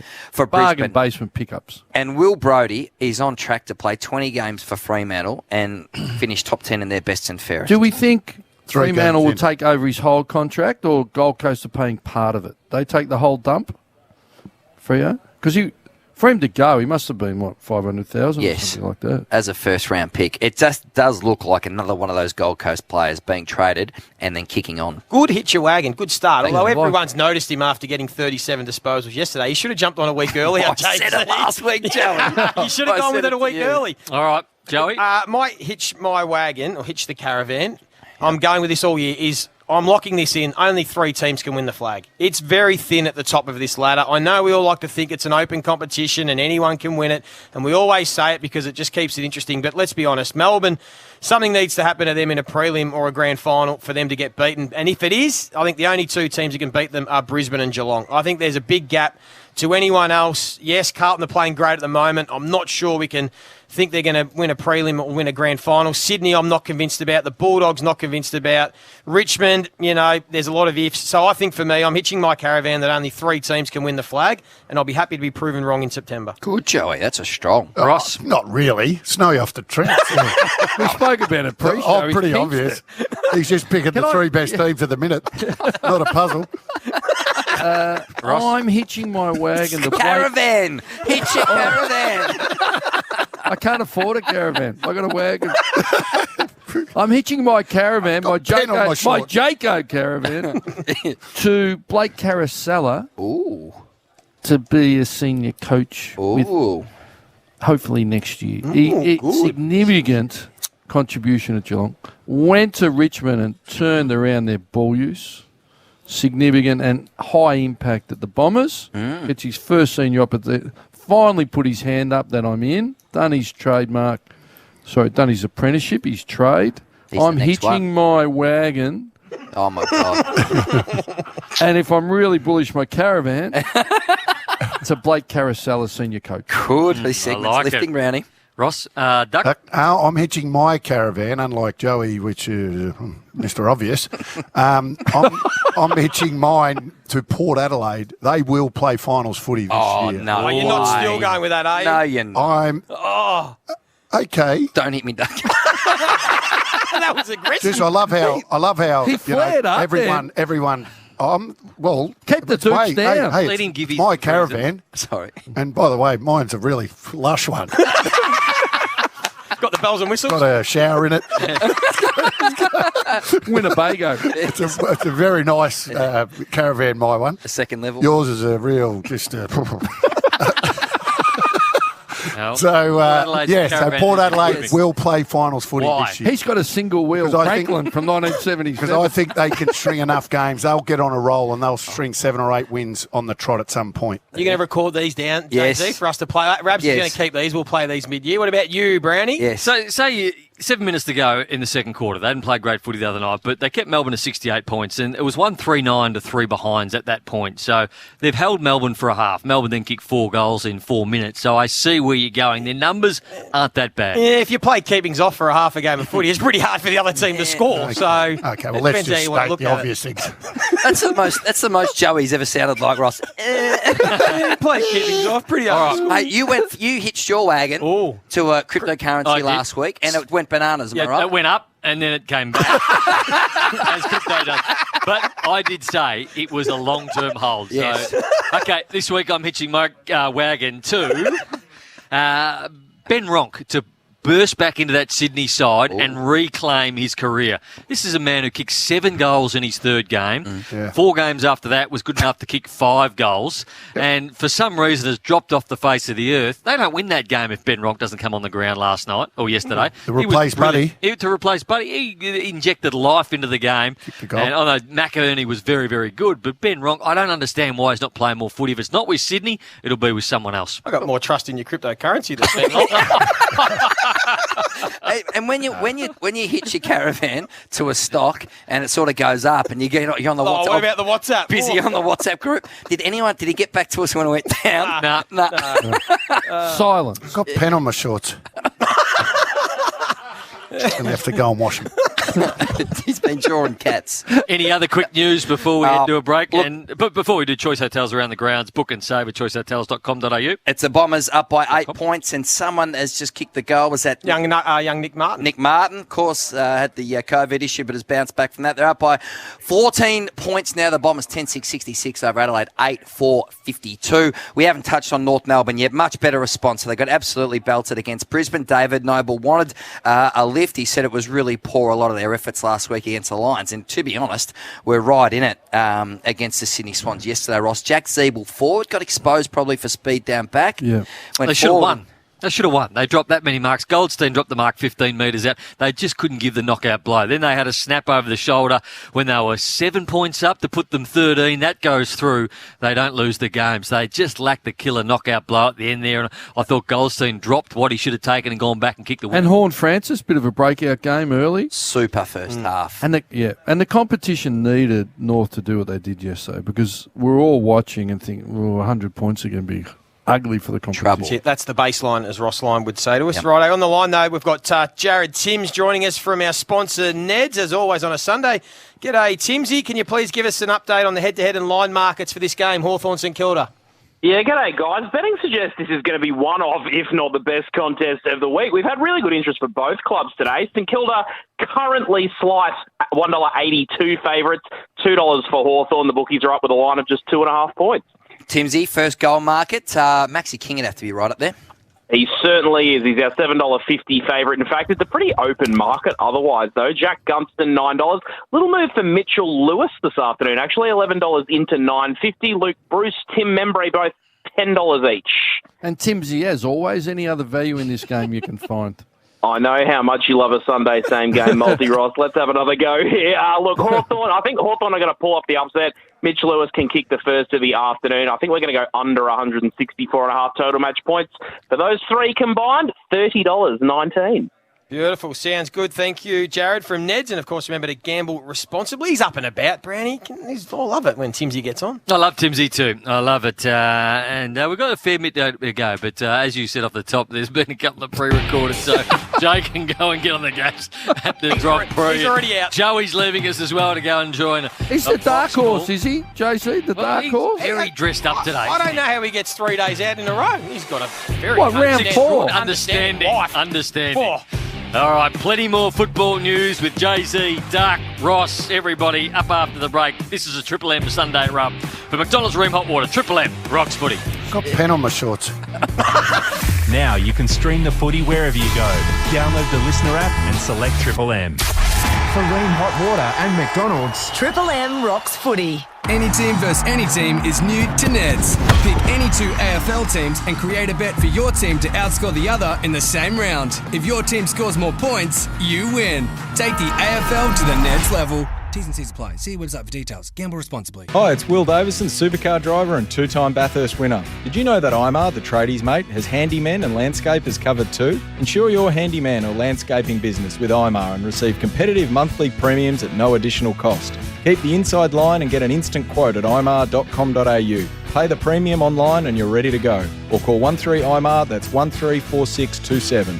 Get a quote, get covered, get working. They're the tradies, mate. That's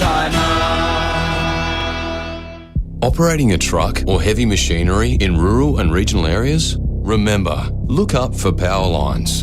In the past 5 years, there have been many deaths resulting from heavy machinery making contact with power lines. So, know your surroundings and never work within 3 metres of overhead power lines. Look up and live. A message from Energy Safe Victoria. Visit esv.vic.gov.au for more information. Authorised by the Victorian Government, Melbourne. 2022 is for Can-Am off-road living. The Can-Am Maverick X3 took the podium at Dakar 5 years straight. Now it's your turn to take the lead with a weekend toy that's as tough as you. Anywhere you ride, the Maverick X3 is tougher, faster and more agile than ever. The Can-Am Yellow Tag sales event is now on with up to $2,000 off 2021 and prior Can-Am Maverick X3 models, but only until April 30th. Visit Melbourne Sea-Doo and Can-Am or go to melbourneseadoo.com.au for more details. It's value the Australian way at Coles with great fresh specials this week. Like juicy loose red seedless grapes, 100% Aussie and just $3.50 a kilo. This week at Coles. Offer ends Thursday. Here at Discovery Holiday Parks, we think nature's pretty neat. Like 92% of the time. Or right up until you need Wi-Fi. A warm shower, soap and a kitchen sink too. And between us, having power and a barbecue won't hurt you either. That's why Discovery Holiday Parks is all about outdoorsy views and creature comforts too. It's nature made comfy. Book your cabin or site today at discoveryholidayparks.com.au. All right, lads, look, it's been a bloody soft first half. Johnson, mate, you're asleep out there. Stand up straight. Belly, you're looking absolutely stretched. Hairline, where's the staying power? Stop going backwards. Treating common men's health problems shouldn't be hard. Pilot connects men in Australia with real doctors online for best-in-class treatments for common health issues. For easy, safe and confidential healthcare from the comfort of home, visit pilot.com.au today. Pilot, level up your health. And Pecker, try making it to the siren this time. It's another day at school, but it's the last place a young girl like Jess wants to be. Why? Because it's a constant reminder she lives in poverty. Her uniform doesn't fit, her shoes are falling apart, and her backpack is a plastic bag. Right now, there are 1 in 6 Australian children living in poverty who need our support. You can help by becoming a sponsor through the Smith family. Please sponsor an Australian child today. Search the Smith family. For Ream Hot Water and McDonald's. Triple M rocks footy. McDonald's and Ream Hot Water, Triple M rocks footy. And we're back here with the MCG game, not far away. But Jay-Z, some more news to cover off on that we didn't touch on earlier. Let's just start with the Buddy Franklin injury. What's the latest? Yeah, the superstar spoken to Charlie Gardner, the football manager at Sydney this morning. He says the finger is definitely broken. He's booked in to see the specialist tomorrow afternoon, and they'll know more from there. Clearly, surgery is an option to try and accelerate his recovery. Expected to miss some footy, but Sydney are really unsure how long that will be at the moment. So, look, it looks like being a short break for Lance Franklin. Have you guys ever played with a broken finger? Is it a compound? So compound, obviously, was it compound? Did it come through the skin? I don't think, did it come through the skin? Not sure. No, Didn't look like it came so. through the skin from what I saw, but I tell you what, nothing worse. I saw the doctor. It might have been physio. I'm not sure. Trying to put it back in. And so it's obviously dislocated as well as maybe a fracture. Broken, but when they're trying to put it back in, I saw Buddy turning away, and it's just like you just say, just get it back in, because they are very painful. But yeah, interesting. Maybe a couple of weeks. He did want to come back on in the second half. What does it mean for their forward line? I mean, he still is playing some really good football, Lance Franklin. So he does take away some real potency in the forward half. They were unimpressive, really. I would have thought. Buddy hasn't been dominant at all. No, I think he's dominant. No, he's still productive. You said really good football. Well, I think he's outperformed for me. I think. I mean, he kicked 4 goals to kick his 1,000th. He's going. Mate, he's a guy that can get 15 to 20 possessions and kick 5, and he's having about 7 and kicking 2 or 3 or 1 and kick 4 in that game. So Duck says it, but he's. Well, I'm not almost saying, at the end. Well, no, what I'm peak. saying is he's not flying Jay-Z. We get carried away. No, but in terms of, I think, what is it, his 17th season? Yeah, he still provides an option. He draws a good defender. He allows the other boys to all play their role. So it's all part of the functioning forward. I was actually looking forward to him and Reid, because Reid has missed so much footy as well, hasn't he? He hasn't been there for a long time. What about Jamie Elliott? First of all, Duck hitched his caravan to Jamie Elliott. Said he'd be all-Australian small forward. He was on track. Because now you jinxed him. I did jinx him.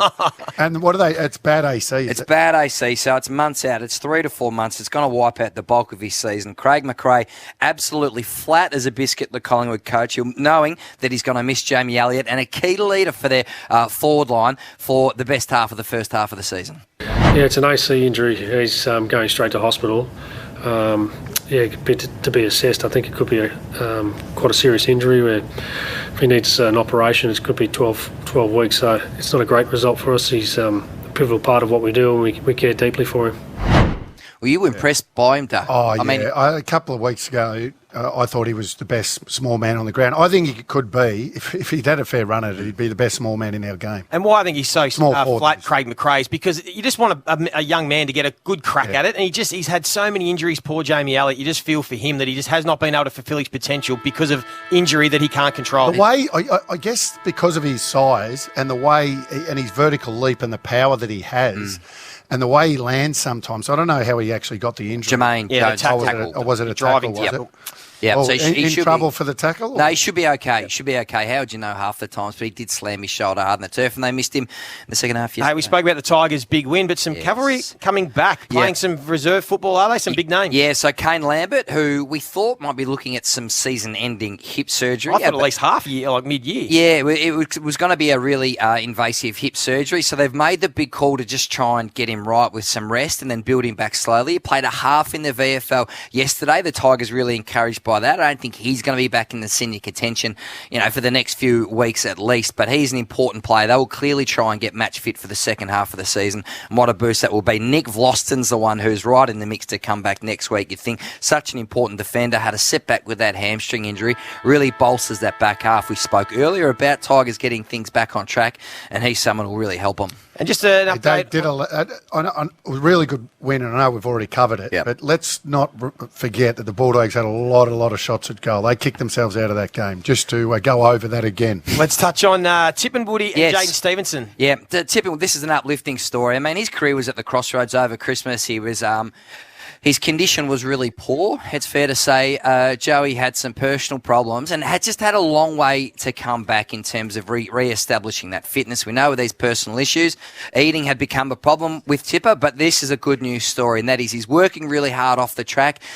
He's such a popular player in that playing group, so he's playing VFL. It's his second game back, and he's just one of those guys. I feel like Essendon made a poor start to the season. Duck, he's a lifter for them. He's a barometer for them. Yeah. I have always found that when he kicks a couple of goals, Essendon are really hard to beat. He's pressure. When he's around the footy, something happens. So you just want him to be happy and to be out there fit. Yeah, spot on. And then they're missing that goal-scoring power. I mean, it's been a makeshift forward line, and it's just a huge game for them today, Joe. But great to see Tipper on his way back. No Jake Stringer, of course. There's some uncertainty about the extent of this. Like that, it might not be just a 3-week hamstring. There's some more investigations going on. Hopefully that is the case. But Essendon's still working with Stringer on just wonder with Stringers having that interrupted pre-season, whether he's a guy that's not going to get that continuity on the field. You worry about his injury history, and he's a guy that needs a full pre-season to be fit and healthy. So whether he reaches the heights of what he did last year, so important to them, isn't he? Yeah, he's just so good in and around the field. Well, he's the difference. He's the point of difference because their midfield group, Joe, and we've talked about this, it is a bit small. And I don't know how relevant that is. You're better at calling that than me. But with Parrish and McGrath and Shield, they're not big-bodied. Langford's probably one who's different, but Stringer has the power and can bring that edge and that pace and that strength around the footy, so they will miss him. And just lastly, quickly an update on Ollie Wines. A bit scary, a bit of a heart issue. Yeah, so there was a heart irregularity. The doctors, the medicos, are looking at the inflammation around his heart duct, which is obviously a really serious issue. I think he's long odds to be playing this weekend, right when his footy club needs him. Geez, it's a big game against Carlton at the MCG. Carlton start favourite in that one, but the Brownlow medalists, they really need him. Of course, football is a secondary consideration. It's all about his health and his recovery. How does that happen? I'm not sure how that happens. Do they giving any explanation why? Speaking to people around him. Talking about a super fit that now is down to weighing every bit of his food. Yes. He's meticulous in the way he goes about everything. Completely out of the blue. No history. Yeah. Like just sudden and so left field. So, and we've seen a couple of these ones. I mean, we discussed Dylan Robertson. Even Hayden Crozier had the ECG the other day and the heart assessment. So it has been tricky. And just you mentioned Jaden Stevens. So interesting. He got back to some form. He was dropped earlier in the year. We know Joey. This is a bloke who's really trying to play with some consistency after getting the lemon and sauce from Collingwood, really. We know how much talent he's got. Interestingly, David Noble said yesterday that he's really putting a lot of effort into his off-field approach. The professionalism of being in the AFL footballer, Joey and Duck, as you guys know, he's really committing to those principles, and that's helping him deliver more, hopefully, on the field in a consistent manner. It would be a real shame if Jane Stevenson doesn't make the most of his talent, Duck, because you would have played with a lot of these guys over the time. When you just see them, they can kick the footy. Game's littered with it. There's guys running out here in the VFL. There's guys in the country in country leagues. They're everywhere that should be playing AFL, and it's one thing that stops them, and that's up above the shoulders. So has the penny dropped for Jaden Stevenson? Certainly North Melbourne hope so, Joey. Time will tell. Yeah, you've been excellent again today, Jay-Z. You're all kitted up. You're heading off to the Grand Prix after this. You're that excited. I've actually scrubbed up all right. Good idea. I know I've backed over this again, but I just think it's worth backing over. Yes, very good. I'll look up to you, Duck. You've had a big couple of days, Jay-Z. You get off to the Grand Prix. There's still plenty to come, and we're going to start to dive into this big game at the MCG. We're not far away from the bounce. The Hawks v the Saints at the MCG. McDonald's and Ream Hot Water. Triple M rocks footy.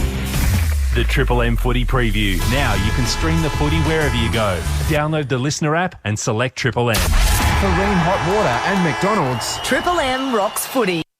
Ned's early payout is on the AFL. Place a head-to-head bet on any game this round, and if your team is up by 20 points or more at half-time, you win. Take the AFL to the Ned's level. First $250 staked. T's and C's apply. Visit the website for details. Gamble responsibly. Aussies love to shorten stuff. Why cook a sausage on the barbecue and make a sandwich to enjoy while watching the football on a Saturday afternoon when you could sling a snag on the barbie for your Saturday Arvo footy sanger? Shorter is better. That's why Web Central is offering shorter.au domain names. Yep, Web Central is ditching the .com altogether to make your domain shorter, easier, more Aussie. Get your .au domain for just $14.95 at webcentral.au. G'day, Thomas Randall here, the driver of the Castrol Racing Mustang. We use Castrol Edge engine oil to unlock more power from the same fuel. Unlock the very edge of performance with Castrol Edge. At Shell Coles Express, we've created a new app for less stop and more go. You can drive in, fill up, pay from the app and go. Get directions to your nearest store and much more. For less stop and more go, express yourself with the new Shell Coles Express app. Beloved Bombers, it's true. I haven't watched every single Essendon game. I didn't even know it was possible. But I have KO now. And it's opened my eyes to merit! Every game of every round with no ad breaks in play. Finally, I see what I've been missing. Darcy! Please forgive me. Your biggest fan, Gary. Never miss a moment of the team you love with KO Sports. Come the Dons! Doctors without the waiting rooms. That feels better. Medication straight to your door. Perfect when you're feeling so. Online doctors and pharmacy. rosemaryhealth.com.au. There has never been a better time to buy a shed. And if you want to buy a best shed, then you've got to get into Best Sheds. Buy now during their massive autumn sale for huge savings. Spend 10K, save $1,000. Spend 20K, save $2,500. Spend 40K and you'll save a huge $6,000. All Best Sheds are Australian owned and manufactured and come with a 20-year warranty. Don't miss out on the huge autumn deals at Best Sheds. Hurry, limited time only. Go to bestsheds.com.au. 86% of people don't see anxiety as a personal weakness. Sorry, mate, that's bad. No, you're fine. 86% of people don't see anxiety as a personal... just give me a sec. You're good. Take your time. People don't see anxiety... This is terrible. What you're thinking... They'll never work with me again. Isn't what they're thinking. Know when anxiety's talking. Visit Beyond Blue to start a life beyond anxiety. Now you can stream Triple M footy wherever you are. Download the Listener app and select Triple M. Good afternoon, I'm James Royce with a news briefing. Anthony Albanese has declared it is time for change when Australia goes to the polls on May 21st. The Prime Minister has this morning pulled the trigger on a 6-week election campaign, and while Scott Morrison is presenting the coalition as a safe set of hands, the Labor leader has told Australia this is our time. Our time to seize the opportunities that are before us. Our time to create a better future where no one is held back and no one is left behind. I'm ready, we are ready, and Australia is ready for a better future. Meantime, the Prime Minister says there is more to the election than his own popularity, which has been on the decline. Scott Morrison says the election is not about him. Others will seek to make it about me. It's actually about the people who are watching this right now. It's about them. And what we've demonstrated over these past 3 years is the ability to make those decisions that has ensured that Australia's recovery is leading the world. In other news, a man has drowned during an early morning swim off Queensland's Stradbroke Island. Aged in his 60s, he couldn't be revived when paramedics arrived around 7:30. The British Prime Minister's used a surprise trip to Kyiv to promise Ukraine 120 armoured vehicles and anti-ship missile systems. Police are investigating the death of a pedestrian in Melbourne's inner northeast this morning.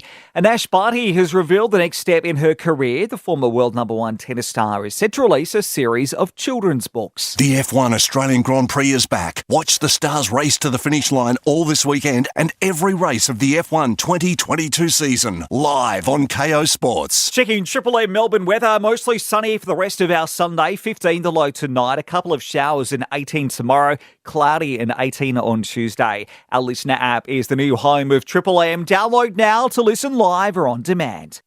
What? Check this out. Bottom Art's giving away 5 content creator kits. Just pick up a specially marked Jack Daniels and Cola 10-pack for $42.99 and enter online. Wow! You could win an Apple MacBook, a Canon digital SLR package, a premium drone with heaps of accessories, even a photography course. They've also got my favourite beer on special, a 24-pack of Victoria Bitters, $49.99. Great price. The comp ends soon, though. Way ahead of ya! Good time start at Bottom Art. See website for T's and C's. 1 hour delivery available in selected areas. Download the app. Catalogue out now. Triple M rocks footy.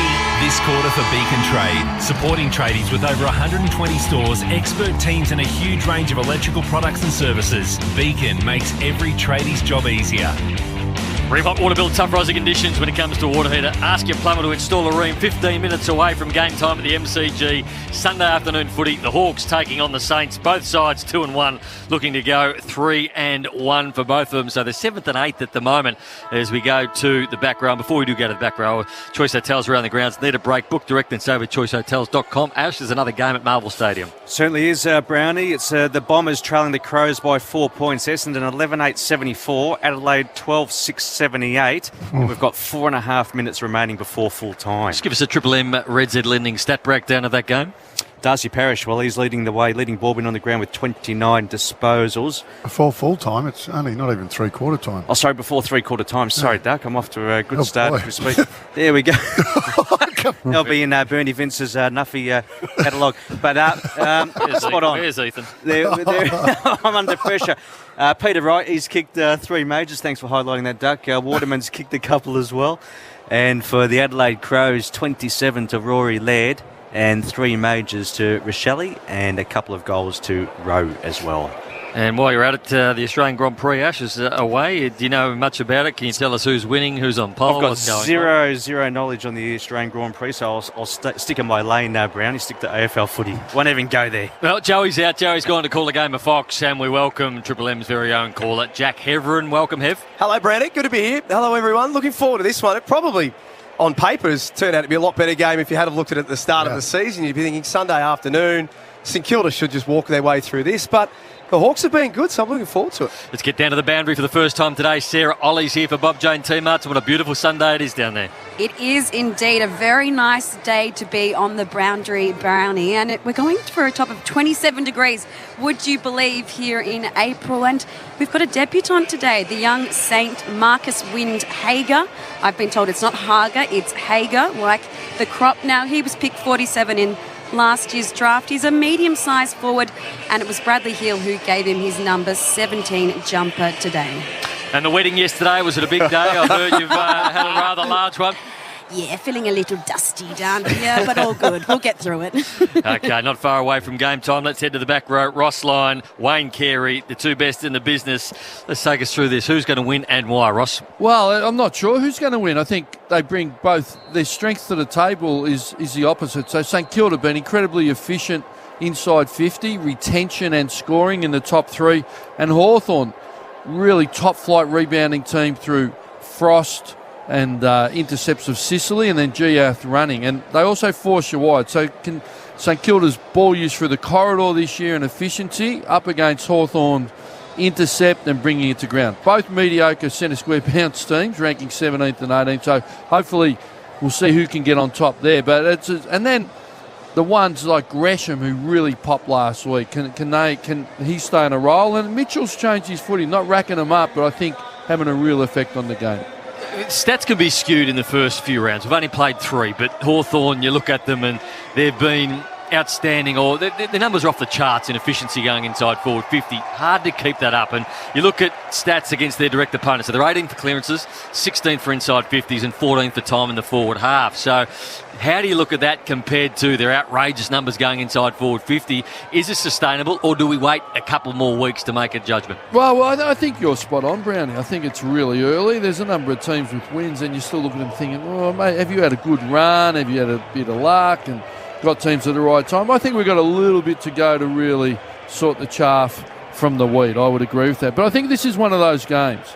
I love what St Kilda did going into state against the Dockers, up against it. I thought their resilience against St Kilda and some people stepping up like Gresham. Butler's got his pressure back. Sinclair's really bounced. And Crouch is finally bringing what we all thought he could at his best. So maybe their recruiting was right. I've always felt, Brownie, that you need about 6 or 7 rounds. I know other people in our industry think, 3 or 4 is enough, which is why I still think Port Adelaide, after 4 rounds, can still get on a roll and play finals footy. But I agree with what you said, Roth. Giath and Sicily for Hawthorn, they are so good at what they do. So it's pretty basic for the Saints. And we know Max King's been on fire in the last quarter and the last 2 weeks. But it's just about their key forwards. And it doesn't matter whether you're a key forward or not, in actual fact. You just can't be outmarked. That ball, it just has to be a contest. If they're going to be third man up, just don't let them mark it. It has to come to ground, have to give your small forwards an opportunity rather than that ball just nothing come out worse. They run 50 metres to get front and square, and there's Frost coming across for 10 intercepts, so... And I know, Ross, you're massive on Brad Hill. I thought that Brad Hill last week, so he went from half-back to half-forward, so he wasn't even on the wing, but he's run in that last quarter. He was that link man that I thought gave them that extra little bit of an edge. I agree with you. He disrupted their defence with his run, and why I like him at half-forward wing more, because he can dictate his own run. At half-back, Richmond was so disciplined at rounding him up and going to him. As soon as they went to him, he stopped running. And if you keep running off half-back, the ball turns over. I just really felt at half-forward one, he cracked open the defence by disrupting it with his run. Mitchell Lewis has kicked 9 goals so far this year, Jack Gunston 8, so 17 between them. You've got a couple of key defenders in Dougal Howard and also probably Callum Wilkie, who plays a little bit undersized. But every time I see Callum Wilkie play, he seems like someone who's hard to get off. He seems like he makes somebody earn their possessions. He reminds me, he's not as good as Max Hudson, but every time you played on Max Hudson, you knew you were in for a hard game. I like it seems it, like the same with Callum Wilkie. He's a hard matchup. He actually is a bit more old-fashioned, plays on you, and I think they've got to take care of Gunston. Not only does he kick him, he sets him up. Whereas Lewis, I think, is more of a, I could be wrong, but a mark and a kick man. I think Gunston inspires him, sets him up and kicks him. I'd be putting a fair bit, and I'd be physical on Jack. I'd be like, you're a beautiful player in space coming to the ball, you're light body, you've had a back injury. I reckon they've got to get physical on him and make him earn it. He's certainly been in good form, hasn't he, since he's come back into that forward line for the one of the elder statesmen in this comp. And what I love about what Gunston does is he knows at the right time when to just float back, gives the defence a chop out, late in quarter. Yeah, he's the one that goes behind the ball head, for him. Isn't he? He's a very smart footballer, but I think you've got to get him feeling uncomfortable and disrupt him. Otherwise, he'll lead and organise the other young forwards. Ash, Triple M Red Z lending stats. Just go through a detailed performance of these two coming into this game. No doubt. Positives for the Hawks defence. Number 1 in the AFL after 3 rounds. They're only conceding 63 points per game. They're ranked 3rd defensively from defending opposition D50 chains into forward 50 entries. But the concern for the Hawks is the clearance is 18th for clearance and centre clearance differential and 15th for scores from stoppages. We just flick over to the Saints. Look at their front half game. The middle table for time in the forward half. However, 3rd for scores from stoppages and 5th from scores from turnovers. You spoke about Jack Gunston, restricted to 1 game last season. As we know, this year, 2nd-rated player at the Hawks, averaging 12 disposals, but 2nd for marks inside 50, score involvements, and also 2nd on the club's goal-kicking table with 8 majors. Josh Battle's played a good role since going back to the fence. He's been a little bit all over the place. So he's played forward, he's played wing, he's played at that second ruckman, and at the moment we saw young Tom Highmore playing in the twos out here in the curtain raiser. But it seems like Josh Battle's finally found his spot. I couldn't agree more, Brown. He's one I used to sit back and watch and go, "Gee, you've got a bit to offer," but they just couldn't get him into it. Half the art form of coaching is putting them in their right spot, and they've finally found it. It plays to his strength. He's tall. They try him as a 3rd tall forward, and he just can roll off. And I think Corey Enright teaching him how to play there's really helped him. If there's an area of this game, Duck, where I worry about St Kilda, it's their midfield and their bona fide stars. We know Jack Steele is a star. Jade Gresham is almost there as a star, but he's missed so much football, but he was brilliant last week. And I look at the Hawthorn midfield, and I just feel like Mitchell, O'Meara, they've just got a little bit more run and carry in there. Every time I go to a St Kilda game, I worry about their midfield. I sort of agree, but having seen St Kilda last week, I thought Gresham, as you said, and despite him having a really good game, I thought it could have been an unbelievable game because he got caught. The defence on him was really good. A couple of times he hit the ball with speed, but actually got caught with the footy. Who was that? Times Gresham, I'm talking about. Yeah. So it could have been an unbelievable game, not just a very good game. Crouch, and I agree with what Ross said before, I think Crouch is now starting to do damaging things with his possessions. We do have a lot of accumulators in this competition, the players that can rack up possessions, but it's those important possessions, those possessions that put someone else into real space that can then use the footy. And I think the ruck work's going to be significant here today. I think Ryder's ruck work was significant last week, and then let Marshall then run on the ball. But I think with Gresham having his best game in Crouch, and Steele is so consistent, I think they match up round. I know your concerns, but I would think the form they're coming in, I think they'd be confident they can knock over Hawthorn, particularly if they start to get... Their wings worry me a little bit. Like Wood really stepped up last week, Mason Wood, and Wanganeen Malira was there, but I think if they could get Brad Hill running through that midfield, I think he would top them off nicely. So where's Brad Hill's best position to play? I'm biased. You play him right now in one position. I'm biased, right, because they recruited him from Fremantle because he was an elite winger, and they paid him and they got him as a winger. And my information is how they want him to play the wing. He plays it a little bit differently, and it's not to the structure. I would wear a little bit where he crosses over to the other wing like Isaacs and just let him play in the wing, because I don't think they've got enough class through there that they can play him outside of that. So you're saying Brad Hill's a wingman that thrives on going from this wing to the other wing as well? He'll cross over. And the start-ups, because of the stand rule, you used to have to run flat patterns across the ground to get it in front of the man on the mark, right? So him and Isaac Smith did that, flat 45s. Now you can do it just running from behind in straight lines. So I thought when that rule came in, I thought he's going to be unstoppable. Look, they know more than me, but I would think if you recruit someone for a role and you pay him a fortune to get him, and that's his role, let him excel at that role. But they know more. Who did we speak to last week? Corey Enright. It was Corey Enright, and I asked him about Brad Hill, and he didn't, to me, sound too convincing about Brad Hill playing on a half-back flank. There was just a little bit of a stall. He went, we're trying him. He's starting to work out how to play half-back. So he didn't convince me, Corey, that's his best position. But they had you're right. But they had a really good win. Yeah. Without him playing that well. If he can bob like Crouch bobbed and Gresham, anything could happen here today. What motivates him, Ross? He seems a unique character in that when he's on, and when he's not on, he's not on. Oh, no, I found him very consistent. I just think, and Brett Ratton would know him very well, he's bubbly, he's enthusiastic, he's an incredibly hard trainer, and he's a running machine. It's fair to say his consistency was a lot better at Fremantle than what it has been the last 18 months. But we used to say, if someone didn't give him the ball, just give him the ball. If he's running, give it to him. So even last week, I thought there was a couple of times where they could have given it to him. Look, Brett Ratton's really smart football, and Brett Ratton knows him really well. He's delicate. You can't cook him. It was only positivity. And I really connected quite well with him because I was so positive.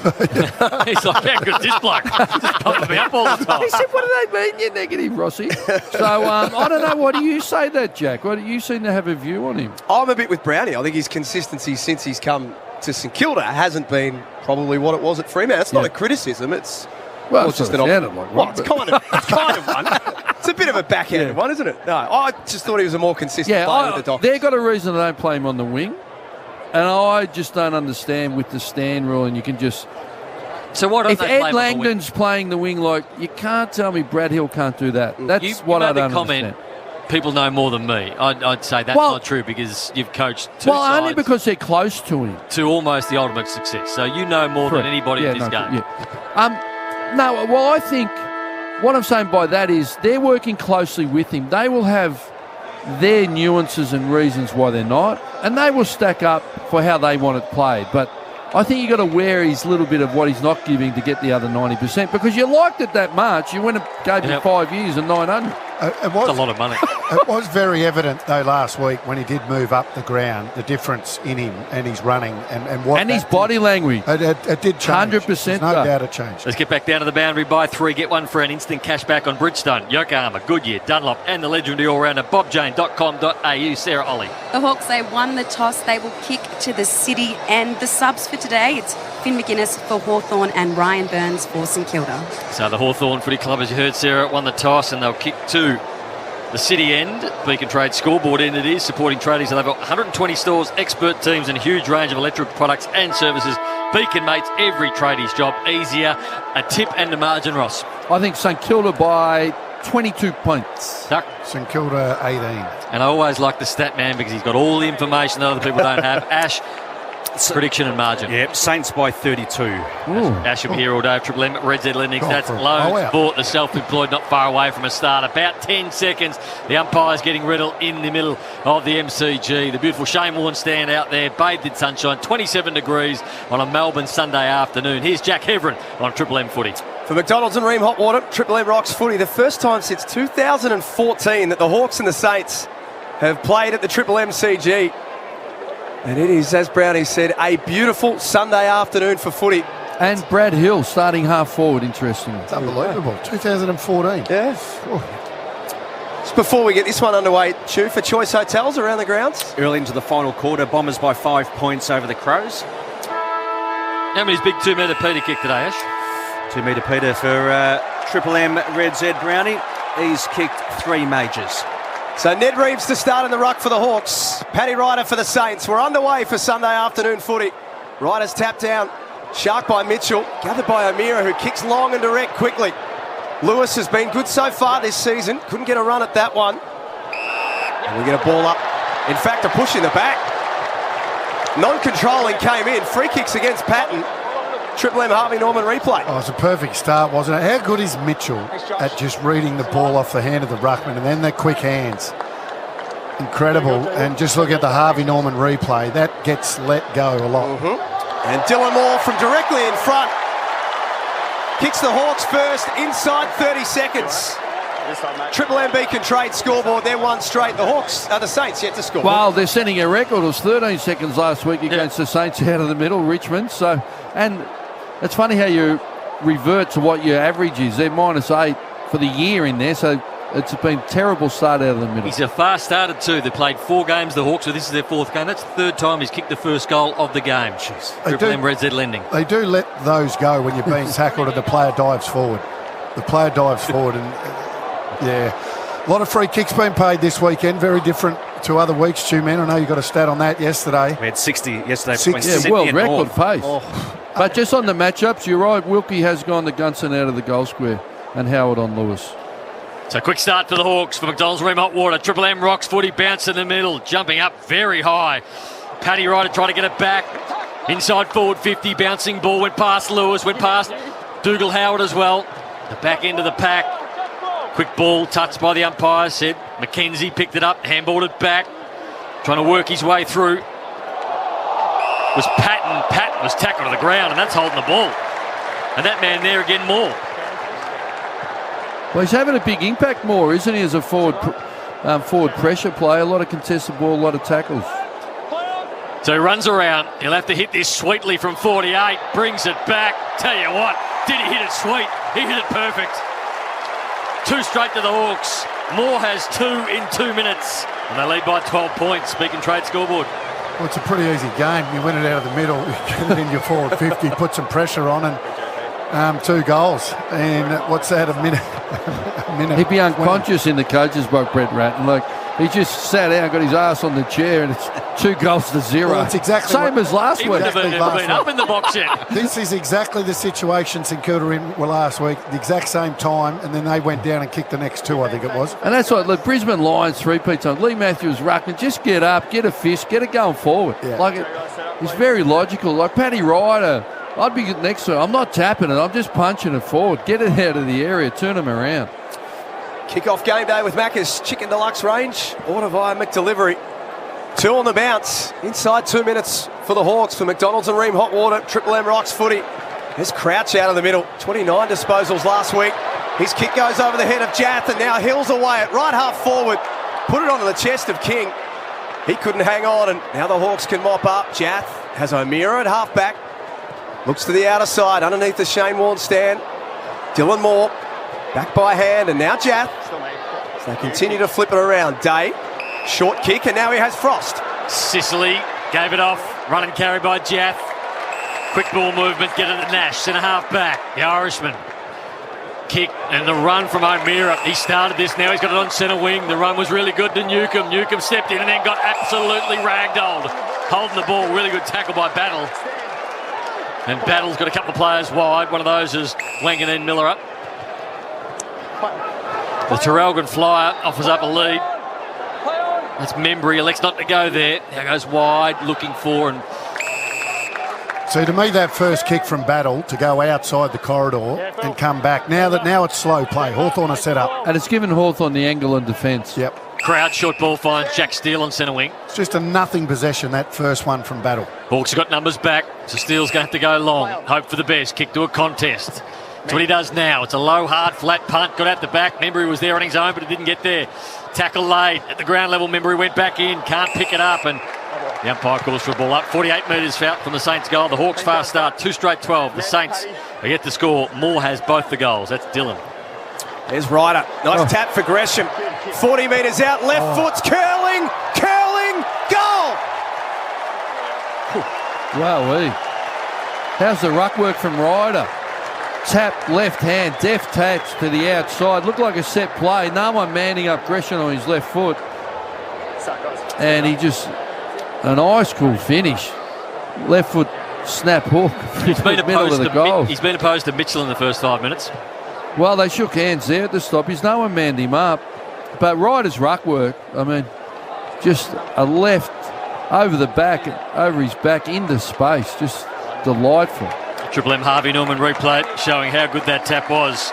Bonus gift card and selected cooking appliances. Now at Harvey Norman, conditions apply. So a fast start from the Hawks, just like the Tigers did last week, and then the Saints get one back in an instant. That was a great kick by Gresham. And the umpire bounces in the middle. Perfect bounce. Paddy Ryder up high. He didn't win that one. Reeves was the man who won it. Jumped up high, Reeves too. Big lump of a lad. 209 centimetres, 104 kilos. That's a massive unit. How big are you, Duck? This guy's 209. I walk in here and think, Duck's big. He's 15 centimetres taller than you. They're big boys these days. How many kilos are you? Between 95 and 100. Well, this guy runs at 15 more kilos than you too, and he jumps up high. Jaff got tackled. That's holding the ball. Good start by the Saints.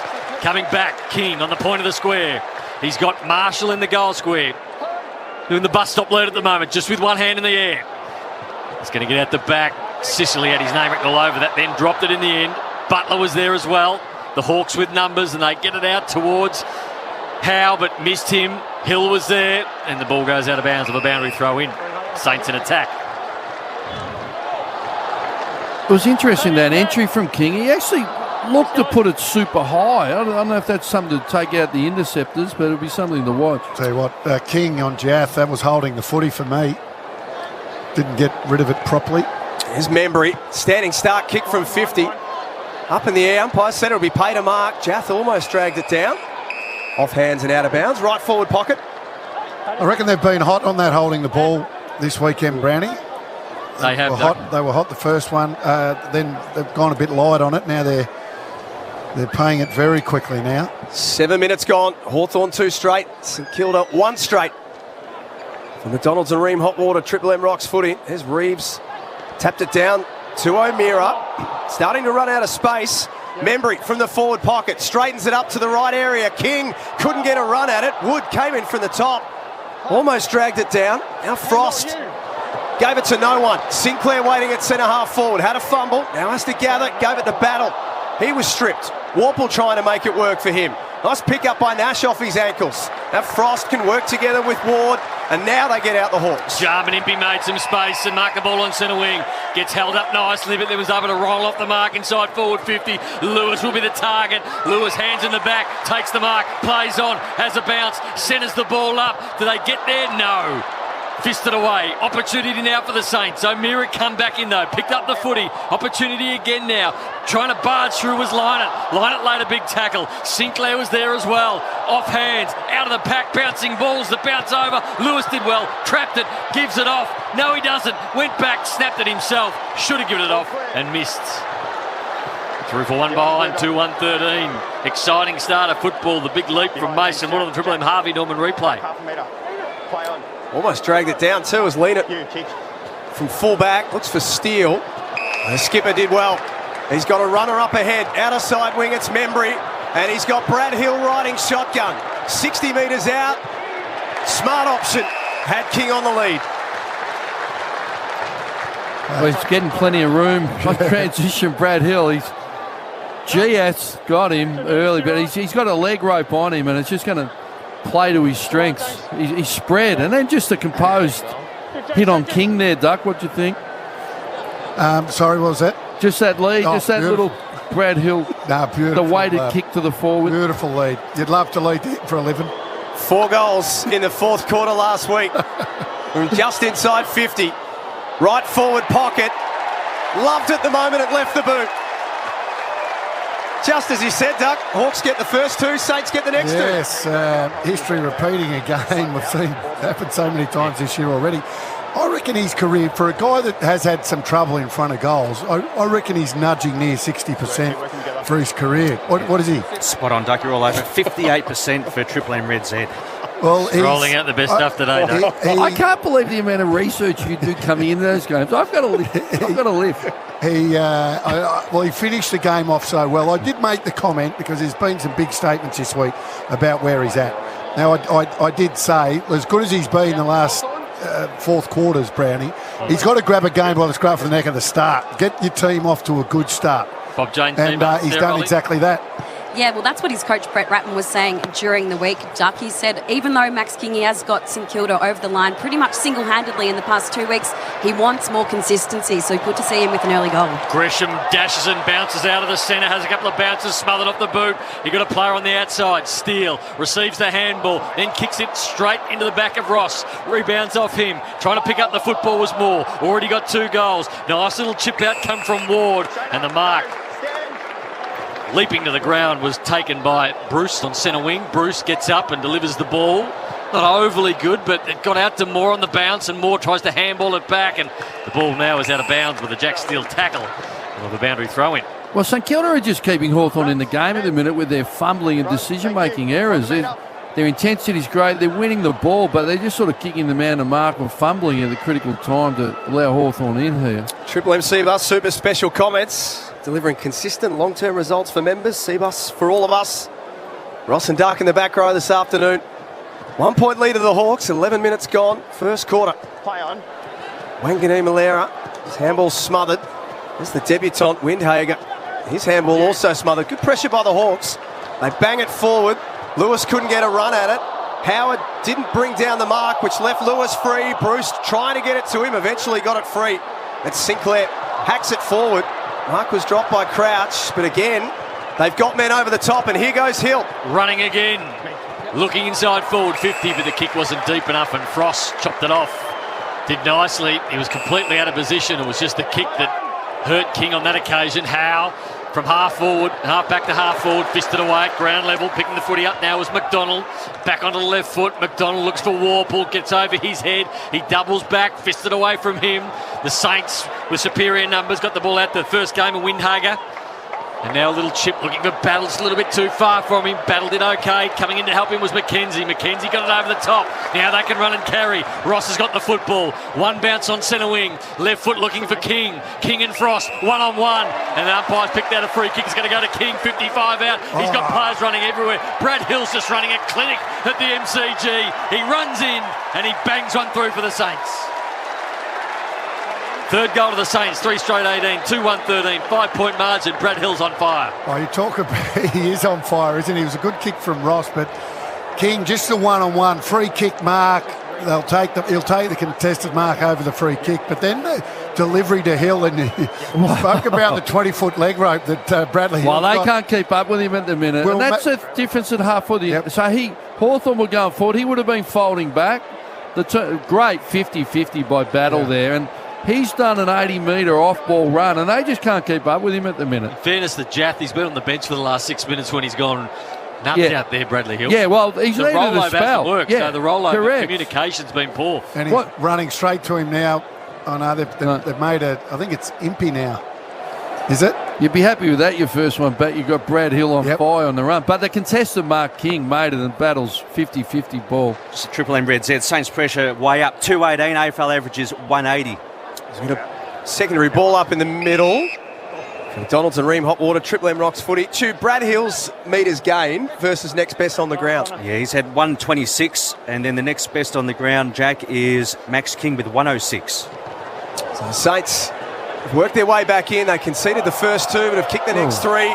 Day turned back into trouble. Oh, the footy was closed down, got away with it. Gresham looks into the corridor. Has Wangani Malera.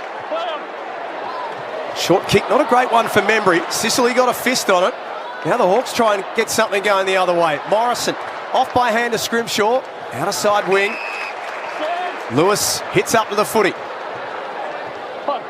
Stops and props. Kick out on the lead for Gunston. And a couple of bites of the cherry. Wilkie make life difficult. Hawks free kick here. It'll go to Dylan Moore. Just outside his range. Scrubs it into the forward pocket. Gunston got rid of that first tackler. Now St Kilda close it down, use the boundary line and get it over for a throw in. Left forward pocket. 15 minutes gone in the opening quarter. It's the Saints by 5 points. Triple M Beacon Trade scoreboard. It's a boundary throw in. Hawks in attack. Did all the attacking early, kicked the first 2. The Saints have got the last 3. Paddy Ryder does the ruck work. Down at ground level, McKenzie was good. Crouch stepped through. Got it out towards Gresham. Been busy so far. Got Morrison for trouble. Morrison did really well. Brought the ball back in. He got it to Mitchell. Mitchell off to Newcomb. Newcomb, 1 step standing start. Went wide. Through for 1 behind. Hawks 2-2-14. Saints a 3 straight 18. 4-point lead on the Beacon Trade scoreboard, supporting tradies over 120 stores. Expert teams, huge range of electrical products and services. Beacon makes every tradies job easier. Stay back. Luke, out, play on. Lean it again. Plays the outer side into the afternoon sun at the MCG. That'll be paid a mark. Man in front, good grab too. Day back into the team. Looks into the pocket. Lewis again around the mark, just can't get a clean look at it. It's off hands and out of bounds once again, left forward pocket. Same again, thank you. Around the grounds, Stu, Choice Hotels. It's the Bombers by 4 points over the Crows, halfway into the final quarter. 20 metres around from goal. Hawks kick to the city end in the opening quarter. Ryder slaps it back towards the line and over once again. Well, just been watching Hawthorn on their transition out of D50. They come in number 1 in the league, and their high half forward is always there for the outlet, and St Kilda have just let him out a few times. I think if they squeeze that up, they'll just cut out their exit and cut out their rebound. Connor Nash to do the ruck work with Ryder. Connor Nash reached over the top and bounced it out. Ross, kick went nowhere. Bruced, handball, out to the outside to Scrimshaw. Low darting ball to Scrimshaw, but fisted through by Dougal. 2-3-15 the Hawks. The Saints are 3 straight 18, halfway through the first quarter. What's changed for the Saints, Duck, from the opening 5 minutes to now? I think they're just controlling the footy a lot better now. Hawthorn, there was the centre clearances that really got the Hawks off to the fast break. Now they're into the game. The Saints have really settled. I think it's the Saints' intensity and crunch around the contest got Hawthorn on the back foot. If St Kilda tidy up their kicking efficiency, what is it, Stu? They sort of seem to be a little bit low, turning it over just when they look like they can put Hawthorn to the sword a little bit. Spot on, 59% the Saints. Hawks going at 71. Saints ranked 16th this year for kicking efficiency differential. Triple M Red Z Lending, loans for the self-employed. Lean it. Members wing. Saints by 5 points. 17 and a half minutes gone. Kings got 3 to beat. And he got rid of Sicily. But illegally, says the umpire. Well, it's their first real slow entry, isn't it, St Kilda there? And you can see how Hawthorn defence will work together if it keeps coming in slow. And this is what we spoke about, isn't it? Sicily just can't allow this to happen. The Saints. Sicily short ball and he finds Ward. His fourth game, he's going to switch play to the outer side. The kick needs to be good. That's a beauty too. 45-degree angle bullet, and they're out now. That kick was elite. They're going to end here. The Hawks inside forward 50, Bruce. Gunston just needs to finish it, and he can't. He dropped the mark, but allows Mitchell Lewis to come in and kick one from the goal square. Well done to the young man Josh Ward. He made that goal. Lewis finished it. 3-point lead to the Hawks. Well, it was a great 45-kick switch, but that's the one we're talking about, the high half forward up, whether it be a slow or the quick play, you got to stop that switch kick to the point of the square. And then the St Kilda defender was 30 metres up in front of his opponent, got caught in between and just created Chinese checkers all the way to the goal square. Starts though with that mark, doesn't it, with Sicily at one end. Which and it's not that difficult, I don't think, as a forward line, just to have that as a goal. Just, you know what, we just can't bring it to ground. But it was 1v3, so it wasn't King's fault. You've got to ask, where were the other two key forwards or forwards? For McDonald's and Ream Hot Water, Triple M Rocks footy. 3-3 to 3 straight. 19 minutes gone, opening quarter. Ryder all over Reeves. Put a boot fair into his chest and gave away a free kick. Newcomb takes the advantage and plays on for the Hawks.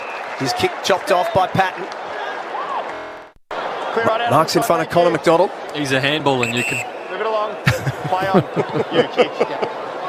He's in the club. Sinclair. Had Wilkie driving by. Gets back onto his left foot. He's up to the wing. Kick to the advantage of Ryder with the sun in his eyes. He was held. Hawks had the outnumber and still gave away the free kick. Did it well, Ryder. He faked with his hands, put it up, and his opponent just grabbed him. But it was that in-between kick, in between the lines out of defence and the quick handball received that put the Hawthorn defence out of position. Left forward pocket, 30 metres out. He's shaping up to kick the snap. His second game of the season. He's always been a beautiful finisher. Great touch from the big man, and the Saints back in front by 3 points. 4 straight to 3-3, Triple M Beacon Trade scoreboard. Well, that's been St Kilda's trademark, corridor exit out of defence. So Hawthorn coming in, they're going to have to keep their defence intact through the corridor because that's their preferred thing. Make them go around, but that uncontested mark, overlap run, and then quick into the forward line puts the defence under all sorts of pressure. So they need to recognise that Hawthorn and adjust their defence. There's much in on the Triple M Harvey Norman replay. Bonus gift card, select the cooking appliances. Now at Harvey Norman, conditions apply. He's lucky to get the free kick. Yeah, no, took his eyes off the ball, Reeves. As soon as you take your eyes off the ball and you make any sort of contact, it's always going to be a free. High scoring game of footy at the MCG. 4 straight, 24 the Saints. 3-3-21 the Hawks for McDonald's and Ream Hot Water. Triple M Rocks footy back in the middle. The bounce cleared the pack, and then Ross left-footed it half forward. The umpire said touch play on. Rushing after it is Scribshaw. He got it out to Jaff. Jaff hemmed it on the boundary. Short ball looking for Newcomb, and he got it. Marks on his chest, Newcomb. Goes for one into the middle. I said he should have been a handballer. He's turned this one over as well. Frosty went with the frost ball, tried to kick it off the ground, missed it completely. 2 players you don't want kicking the football, and look what happens. Butler out the back. Easy goal to the Saints. So the Saints get back to back. Now they're 5 straight 30. They lead the Hawks by 9 points. 30 plays 21. Beacon Trade scoreboard. Well, that's just a massive 50-50 ball wasn't it? And I'm not sure who the player was that tapped that footy They come on. forward, yeah, it was a great contest. Just the St Kilda player. And they had the outnumber, so you had the Hawthorn players ready to run forward, so they were all ready to attack, and you get the turnover. And, Butler was always going to run in and not give the handball over to Crouch, who Crouch was on. Most players would probably, just draw it and give it. Just draw it, give it over the top to make an absolute certainty of it, but backed his speed in, did Butler. But it's high risk, high reward. So we commend them for they pull the kick, the last one that goes for a goal. They pull the kick into the same area, and St Kilda's defence alert, and it's a goal against. It was a good handball from Marshall. It was. Got it out. For McDonald's and Ream Hotwater, Triple M rocks footy. Saints free kick out of the middle, and Ross plays on quickly. Ryder will fly and mark.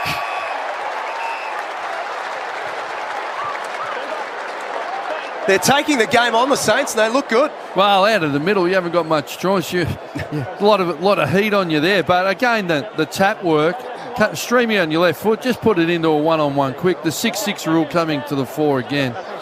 And as you said, Jack, Ryder's always been a lovely finisher, hasn't he? He's not that... the spot's not that different, yet he's kicking a drop punt from here. 45-degree angle, 40 metres out. Starts it out to the right and stays there.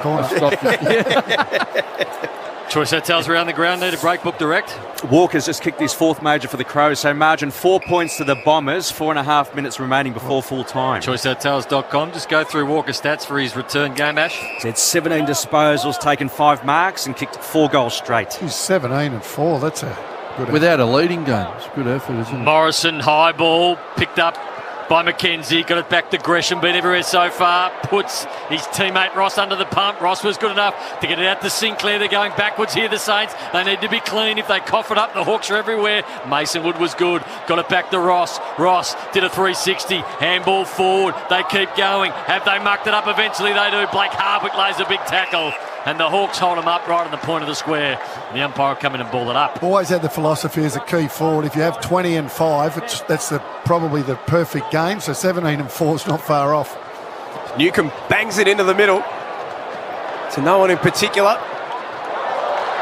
And handball was smothered. Webster starting to make life difficult for himself. Going to get a free kick, and the Saints will take the advantage. Sinclair spots up Membry. Got it. A double foot jumper. Love jumping off 2 feet. Never jumps off the one leg. Thanks, James. And that's another classic case. Who was the defender there? Was that wasn't Frosty? Was it? Just double judge. Didn't judge that very well. Jade. Right out. Thank you. Directly in front. Off the back of 3 goals last week. It's been a good start of the year for Tim Membry. Top 3 in last year's best and fairest for the Saints. Looks good. 4 of the last 5. 6-1-37 St Kilda. The Hawks 3-3-21. Triple M Beacon Trade scoreboard. 25 minutes gone. Well, they look very vulnerable to the St Kilda Tolls. And the ball's coming in quick, don't they? Like you got Ryder, King, Membry, but Jack Sinclair, nice kick. But prior to that, he's been fumbling a fair bit. He's just snatching at the ball. He's just got to sort of slow down and just soften his hands because he's getting to the right spots. Triple M Red Z, Hawthorn have only been conceding 30 points from turnover this year, ranked second defensively. They've already conceded 4 straight 24. Choice Hotels around the ground. There's been another score. As to the Bombers, it's Essendon by 10 points over the Crows, 3.5 remaining before full time. So the Saints lead by 16 points. Kicked 6 of the last 7 goals, the Saints. The Hawks kicked the first 2 within 2 minutes. Leclerc leading the Grand Prix. Through Moore, and the umpire will ball it up. Sorry, Duck, what was that? Leclerc is leading the Grand Prix. That's how you pronounce it, like Leclerc. So it's not Leclerc? No. So McDonald's, Remont Water, Triple M, rocks footy. Mitchell out of the middle. Left foot, Lewis. Fisted away from him. Getting back was Sinclair. He fell over though. Bruce was there. Can he get the handball out? No, he can't. Now he hatches it. Has to flip it out the back. The umpire will come in and ball this one up. He's letting it go a little bit, but ball up 20 metres out from the Hawks' goal. Two-man's just giving me a stat. Duck said it's a perfect game if you have 20 touches and 5 goals in a match. We've got a blood rule, so we've got a little bit of time. Did it more than 30 I times. feel like I know what's coming here. How many times did he have the perfect game, Ash? Just a lazy 30 times. There's a loaded statement from Duck, I reckon. They knew that. The perfect game, 30, 20 and 5. More than 30. More than 20. Help yourself to the buffet. God. It's a good record. I love how he's called it a philosophy. So ball up. The Hawks trail by 16 points. 37 plays, 21. Saints have kicked 6 of the last 7. Umpire elevates it. Marshall knocked it down. Got the ball out towards Jack Steele. Steele goes backwards to Crouch. Crouch releases out a defensive 50 and Jack marks the footy. And he'll pump it back in. I think Lethal did it about 50 times or something. Lee Matthews, that is. Don't worry about that. The philosophy. The philosophy. Or the resume. Jath Long, pack forms about 25 out from Hawthorn's goal. And win a ball up. Goal to the Crows, Jack, for Choice Hotels. Margin 4 points to the Bombers, 2.5 remaining. 2-2-2 remaining. Need a break? Book direct and save with Choice Hotels. choicehotels.com.au. Hill tackled. Another stoppage inside Hawthorn's forward 50. Saints 6-1-37. The Hawks 3-3-21. Triple M Beacon trade scoreboard. 28 minutes played. Marshall took it out of the ruck. Hacked it in the middle of the MCG. Waiting at the back is Scrimshaw. Wanted to get onto his left foot. Saints wouldn't let that happen. Gave a hot handball to Jath. Umpire comes in once more. Thanks, guys. Straight up. It's the first real stalemate of today. It's been free-flowing. 3.5 minutes to go before quarter time. Umpire balls it up in the middle of the MCG. Ball flipped out the back of that stoppage and Newcomb tried to tackle Gresham but couldn't do so. Pushing the back, Hawthorn. Umpire picked out a free kick. It's going to go to Mitchell. So Mitchell, he's got Sicily on the commentary side. So he goes back about 15 metres to the point of the square. Sicily switches wide. Nash picked it up just inside the boundary. He looks to pump it inside forward 50. Does so now. Mitchell Lewis had gone out the back, trying to pick the ball up was Gunston. Did a really good job, but then fell over. Ball at ground level. Picked up by Battle, and he's wrapped up, and the umpire will ball this up 30 metres out directly in front. We'll see you guys. 2.5 minutes left before quarter time. Around the grounds, 2 men. Well, Walker's loading up from outside 50. 4 points of margin to the Bombers. A minute 20 remaining. Distance won't be a problem. You'll probably fall 2 possessions short of the purpose. Also known as a philosophy. Ward's got a track after it. Lead it. Happy to take it to the boundary line and over for a throw in. Pick number 7 from last year's draft, Josh Ward. Hold that meter. Playing in every game this year so far. Did you make the distance, Doug? No, he didn't make the distance. Bit tired. First game back.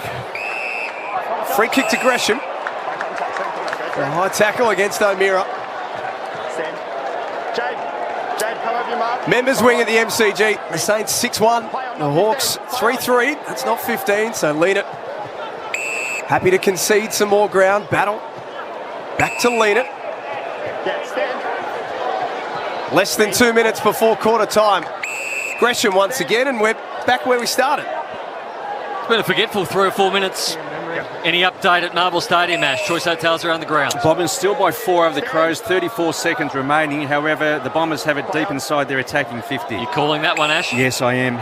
Stand. Jimmy Webster, minute 34 to go before quarter time, owned by the Saints. They lead by 16. Webster, long left footer towards centre wing. Membry from the side. Jath was there too. Ball hit ground level. Falling over was Steele, but he's able to get it out only as far as Jath.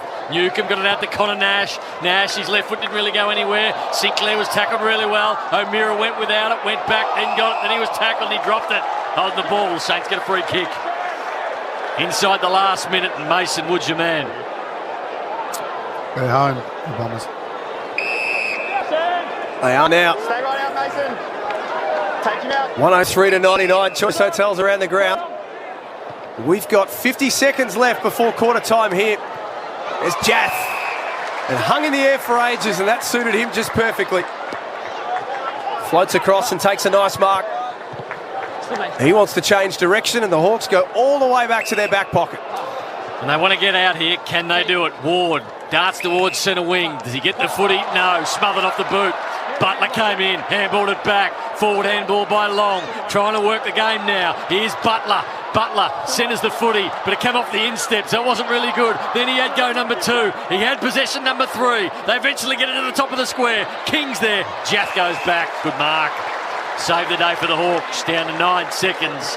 And that should be it for the first quarter of football. The Saints butchered an opportunity late, but they've been very good so far. 6-1-37 at quarter time. The Hawks are 3-3-21. It's the Saints by 16 points. For McDonald's and Ream Hot Water, Triple M, Rock Footy. That quarter for Beacon Trade, supporting tradies with over 120 stores, expert teams and a huge range of electrical products and services. Beacon makes every tradie's job easier. For McDonald's, Triple M rocks footy. kick off game day with Macca's Chicken Deluxe range. Order via McDelivery. There are people who prefer chicken McBites, others McNuggets, and some McPieces. But thanks to the spicy, sticky barbecue sauce within the Chicken Deluxe Share Pack, all three have common ground. Chicken and Macca's, together and loving it. Ba-da-ba-ba-ba. Available after 10:30am for a limited time only. There has never been a better time to buy a shed. And if you want to buy a best shed, then you've got to get into Best Sheds. Buy now during their massive autumn sale for huge savings. Spend 10K, save 1,000. Spend 20K, save 2,500. Spend 40K and you'll save a huge $6,000. All Best Sheds are Australian owned and manufactured and come with a 20-year warranty. Don't miss out on the huge autumn deals at Best Sheds. Hurry, limited time only. Go to bestsheds.com.au. Code is the ultimate sports site for footy lovers. Get in-depth stories from the game's best writers, plus podcasts and videos. Whether you're into AFL or NRL, personalise your feed with my code and go deeper into the footy with codesports.com.au.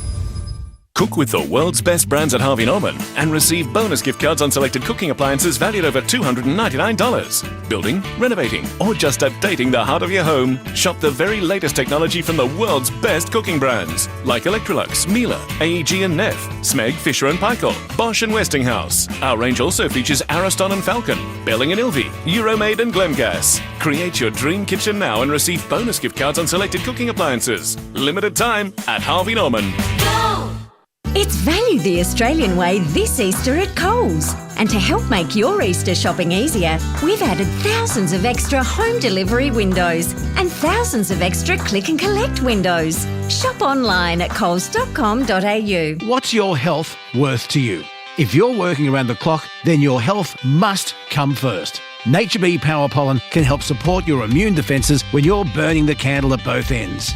The secret to Nature Bee is the process of potentiation. It means it's much easier for the body to digest, which means all those micronutrients are absorbed straight into your body. Try Power Pollen today from just $33 a month at naturebee.com.au and get 10% off your first order. That's naturebee.com.au. All right, lads, look, it's been a bloody soft first half. Johnson, mate, you're asleep out there. Stand up straight. Belly, you're looking absolutely stretched. Hairline, where's the staying power? Stop going backwards. Treating common men's health problems shouldn't be hard. Pilot connects men in Australia with real doctors online for best-in-class treatments for common health issues. For easy, safe and confidential healthcare from the comfort of home, visit pilot.com.au today. Pilot, level up your health. And Pecker, try making it to the siren this time. Protect yourself and loved ones this flu season with Amcal, your vaccination destination. With trained pharmacists in pharmacies across Australia, you can book your flu vaccination now by searching Amcal Flu. Amcal, vaccines within arm's reach. People think anxiety is a sign of personal weakness. Anxiety is something you can just snap out of. Anxiety isn't a real medical illness. If you think these statements are true, think again. Over 85% of Australians believe that anxiety is not a sign of personal weakness, is not something you can just snap out of, and is a real medical condition. What you're thinking isn't what they're thinking. Know when anxiety's talking. Learn more at beyondblue.org.au. Triple M rocks footy.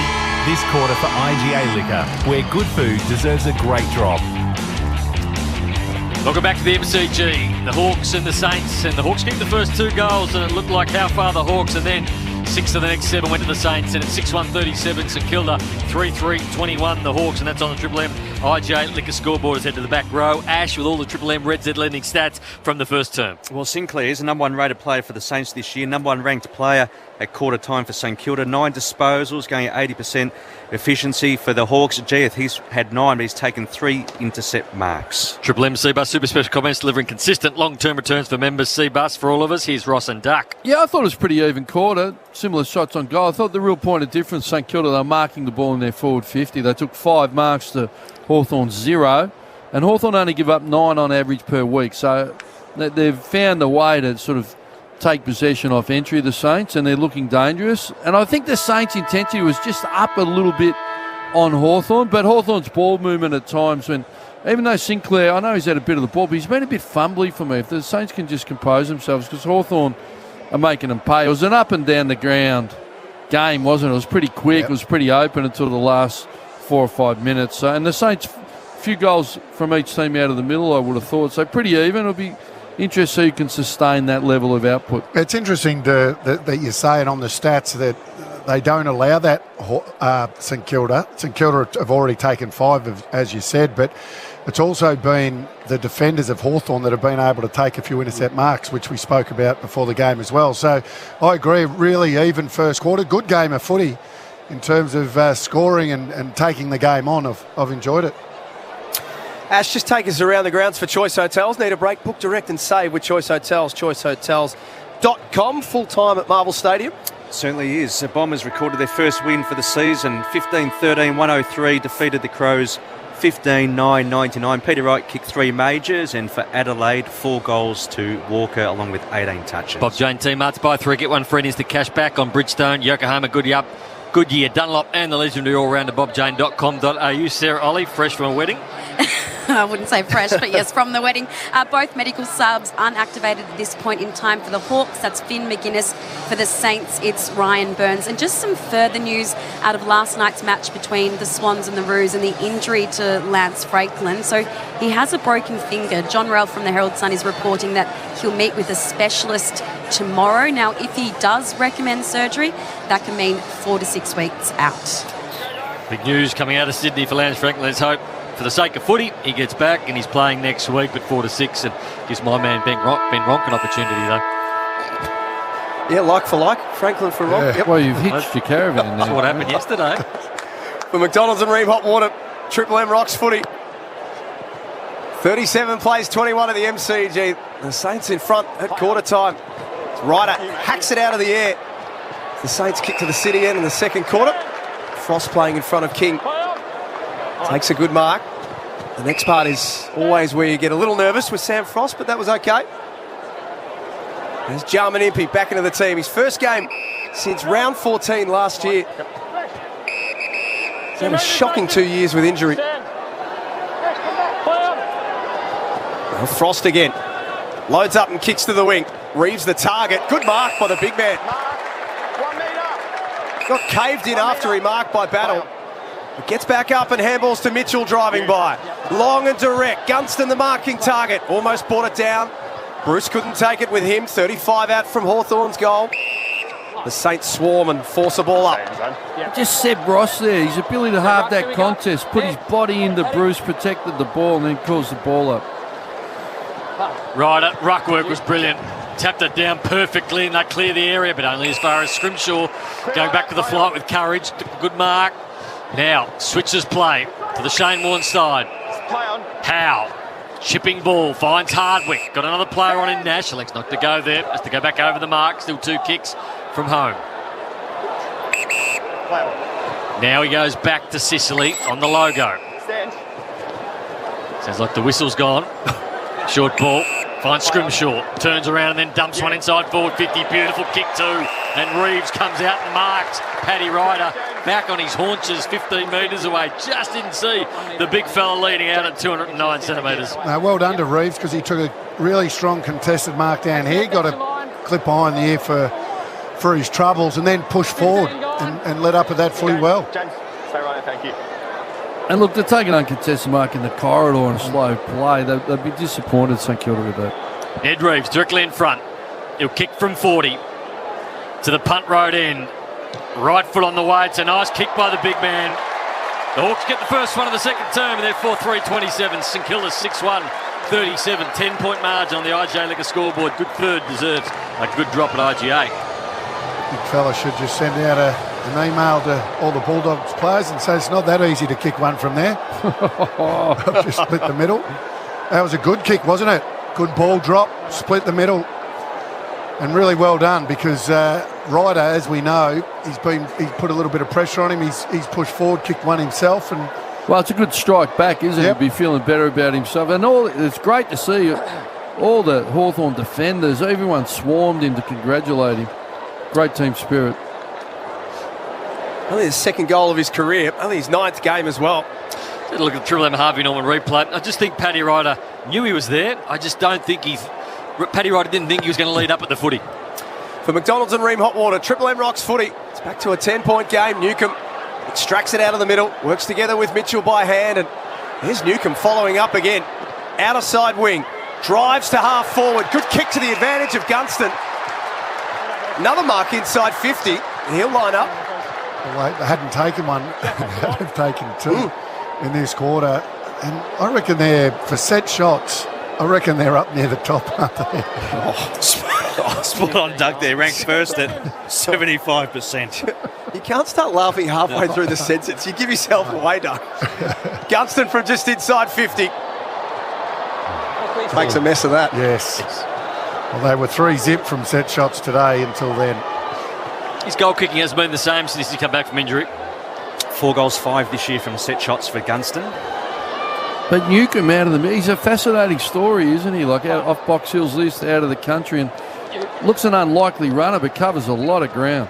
Jimmy Webster goes long with one. Picked up at the ground level by Morrison to Mitchell. Back to Frost. Frost with a right foot high ball. Get underneath that one and mark it if you can. They come from everywhere. Good fist by Patton. Wants the boundary line and he got it. Well, that was down behind play. Well, that was better by St Kilda. Every time Hawthorn get the ball, they're looking to come inside corridor or switch, and the St Kilda just queued up there, forced it back down the line and allowed them to defend it. Boundary throw in just on the 50. It's a shallow one, so the ruckman come in a long way, right up. The bounce came back to Newcomb. Clash of bodies coming. Butler went hard, so too did Morrison, who went a little bit harder. Scrimshaw got the ball out, picked it up, loose. Left foot switches around his body, bouncing ball inside forward 50. Connor Nash got taken out of it. Bruce got taken out of it too. Another boundary throw in just inside forward 50 for the Hawks. Well, it was a great bit of pressure by Battle. He just sort of really lined up the body and took him. But Hawthorn's midfield just slightly on top of it. Saints had to gather themselves, get hold of the ball around the contest. Inside, let's look for Crouch or Gresham to get to work. Triple M Bus super special comments. Ross and Dark in the back row. 40 out from goal. Crouch off to Webster. Kicked on his right foot, which is his wrong foot, and that's shown. Well, can they get hold of the ball, Chew? They can't. It's 23-3 in terms of disposals Hawthorn's way in this quarter. And Frost to reload for the Hawks. Next thing, interchange bench has Hardwick and Impey right next to the centre circle. He's got a short option and a wide runner. Decides to go with the short one to Connor McDonald. Impey follows up. Now longer, over the head of Gunston. It rolls and rolls and rolls out of bounds in the right forward pocket. 6 minutes gone, second quarter. Triple M IGA Liquor scoreboard. The Saints 6-1, the Hawks 4-4. Hawks doing early attacking, early stage of the second quarter. Boundary throw in, Reeves and Ryder. Ryder won that one. Down to Crouch, back to Ryder. Webster on his left foot, a little bit of job this time, a high one. Coming in from the side was Howe. Handball out. Missed the target. They went straight to Ross. Ross got it back. Tumbling ball down towards half forward, but it's not a good directed one. Coming in and taking an easy mark was Hardwick. Hardwick chips it back to Frost in his defensive 50. Frost looked like he was going to switch the play. Now goes back out the other side. Ball hangs in the air a little bit, but Newcomb was good enough to mark it. Ross came in late. Newcomb. Handball to the run of Hardwick on centre wing. Hardwick's touched off the boot. Bouncing ball to Reeves. Been okay. Kicked the last goal. Got it out, but only as far as Bradley Hill. Hill. Handball back. Crouch. Swept one wide. Wanganeen Miller. surveys the scene. He's got the sun in his eyes, but did well to Bradley Hill. Bradley Hill on centre wing. Wants a player. Draws the player now. They'll go inside forward 50. It's a high ball touch, so it's not going to be a mark. Play on. He doesn't know. He's been tackled. Dropped the footy. Opportunity for the Saints. Into the goal square. Gresham will kick it up the ground. And his second, and the Saints get one back, and they're 43-28, 15-point margin. Triple MIJ look the scoreboard. Well, I'm not sure. It's Grimshaw, it's the old chestnut when they know it's touched, and he knew it was touched, but tried to claim it was a mark, and then just coughed it up. He just, lack of compare, he's marks at Grimshaw on the Harvey Norman replay, feinted the handball, then just dropped it. Right, Ducks. We lost the duck live on air. Eh? Too many Excuse me. The tackle was important. Triple MC by Super Special Comments in the back row. That was a bit unsettling. Long-term return for members. Going to have to do the C-bus for all of us. You were good then, Ross. You just jumped in and picked it up for him. You knew our man was under the pump. Great player. Oh boy. Still sound a little shaky for McDonald's and Reeve Hotwater. Triple M rocks footy. Quick kick by Mitchell out of the middle to centre half forward. Goes off the hands of Patton. Now Ward trying to find his way through. Took on the tackler, lost it. Was caught holding the ball. The Saints on the counter-attack. A run from Brad Hill immense. He took off from the middle of the ground, receives on the wing, and then laces out King. 55 metres out from goal. Shanks a kick into the pocket. Long gathers cleanly. Off to Butler. He snaps. Skinny. And through for a behind. Geez, that kick from Hill. Hey? Lovely lace out, wasn't it? It was great to see Marshall up around on the ball. He just gives them something. I think we lose him a bit when Ryder's in the ruck. Maybe if Ryder could just go forward more and let him run around. Hardwick, low darting ball, not good. Straight back to Ross. Ross chips the ball to the lead, and Membry's got it. Not sure the real hard darting ball straight up the middle is Blake Hardwick's go, but they're trying everything at the moment, the Hawks. Good pressure from Butler, I think it was. It got over there pretty quick. Brownie. I reckon, I know you want to encourage your players to do it, but there's certain players who can pull off those kicks and there's certain that can't. And he had a couple of easy ones on the Harvey Norman replay in front of his eyes. I think Mitchell agrees with you. He was straight on the phone. The Terrelgan tough man. He was big in high school. Used to fight him behind the shoulder sheds, Ducky did. 45 out, directly in front. Membry for number 2. Umpire does a bit of work, but he's happy. Saints get back-to-back goals. And it's a nice lead now, 22 points, 28 plays 50. Triple MIJ like a scoreboard. Well, it continues the trend, I think, an uncontested mark off. But I think off those short turnovers that Luke Beveridge spoke about, they're pretty hard to defend when defending his key backs. And Hardwick tried to thread the eye of the needle, come back pretty quick. But how many marks is that from the inside 50s for the game, True? Yeah, 7 marks inside 50, 6 of those uncontested. Choice Hotels around the grounds. Need a break, book, direct and save with choicehotels.com. Duck, is your man Leclerc still winning? Leclerc. Yep. Yes. Still the leader. Who's coming second, Duck? Perez.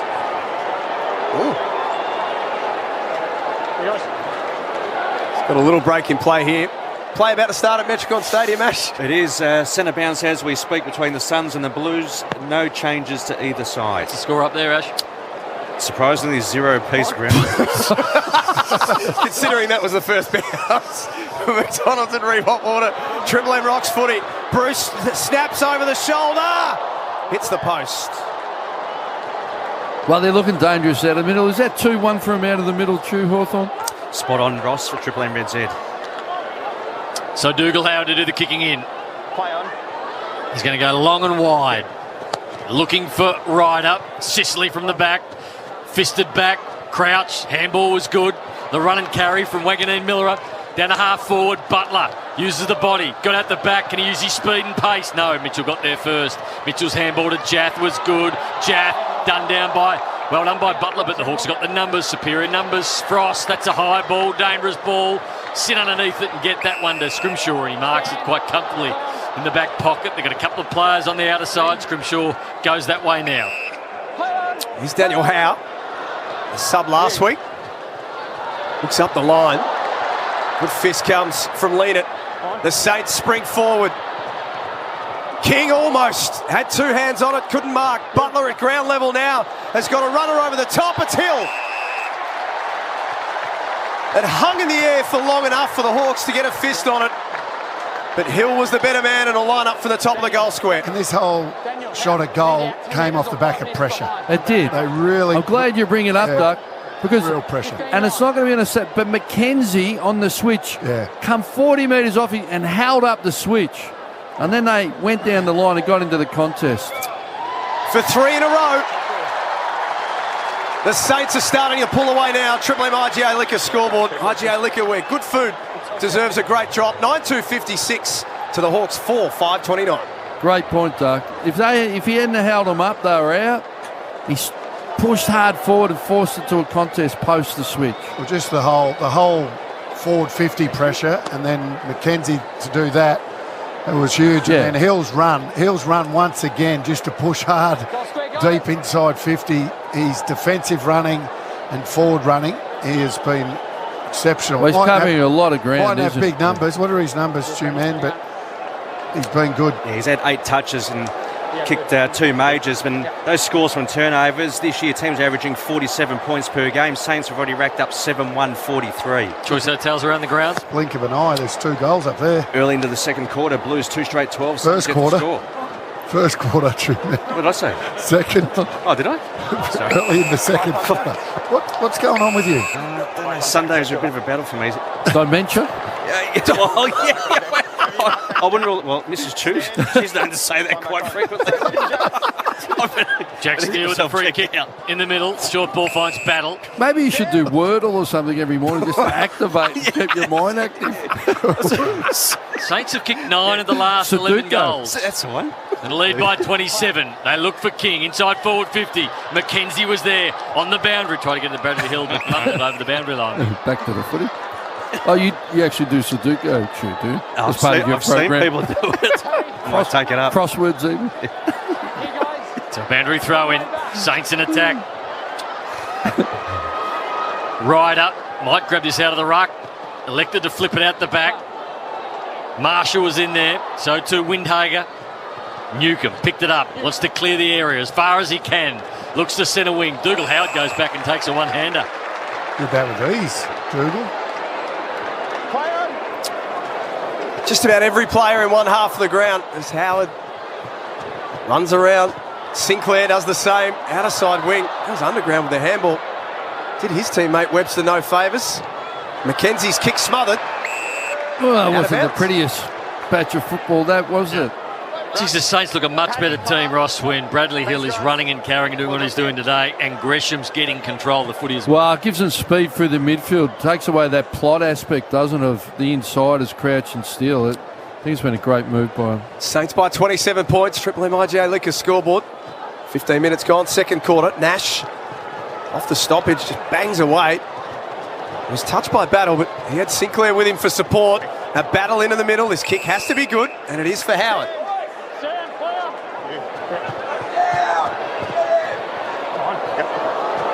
So they chip the ball back to Battle. And Battle goes wide. Plays out there, Mackenzie. So a slow build up here. It's been a fast start so far. Hawks just trying to slow them down. Short ball finds Jack Steele, still on centre wing. Bruce mans the mark.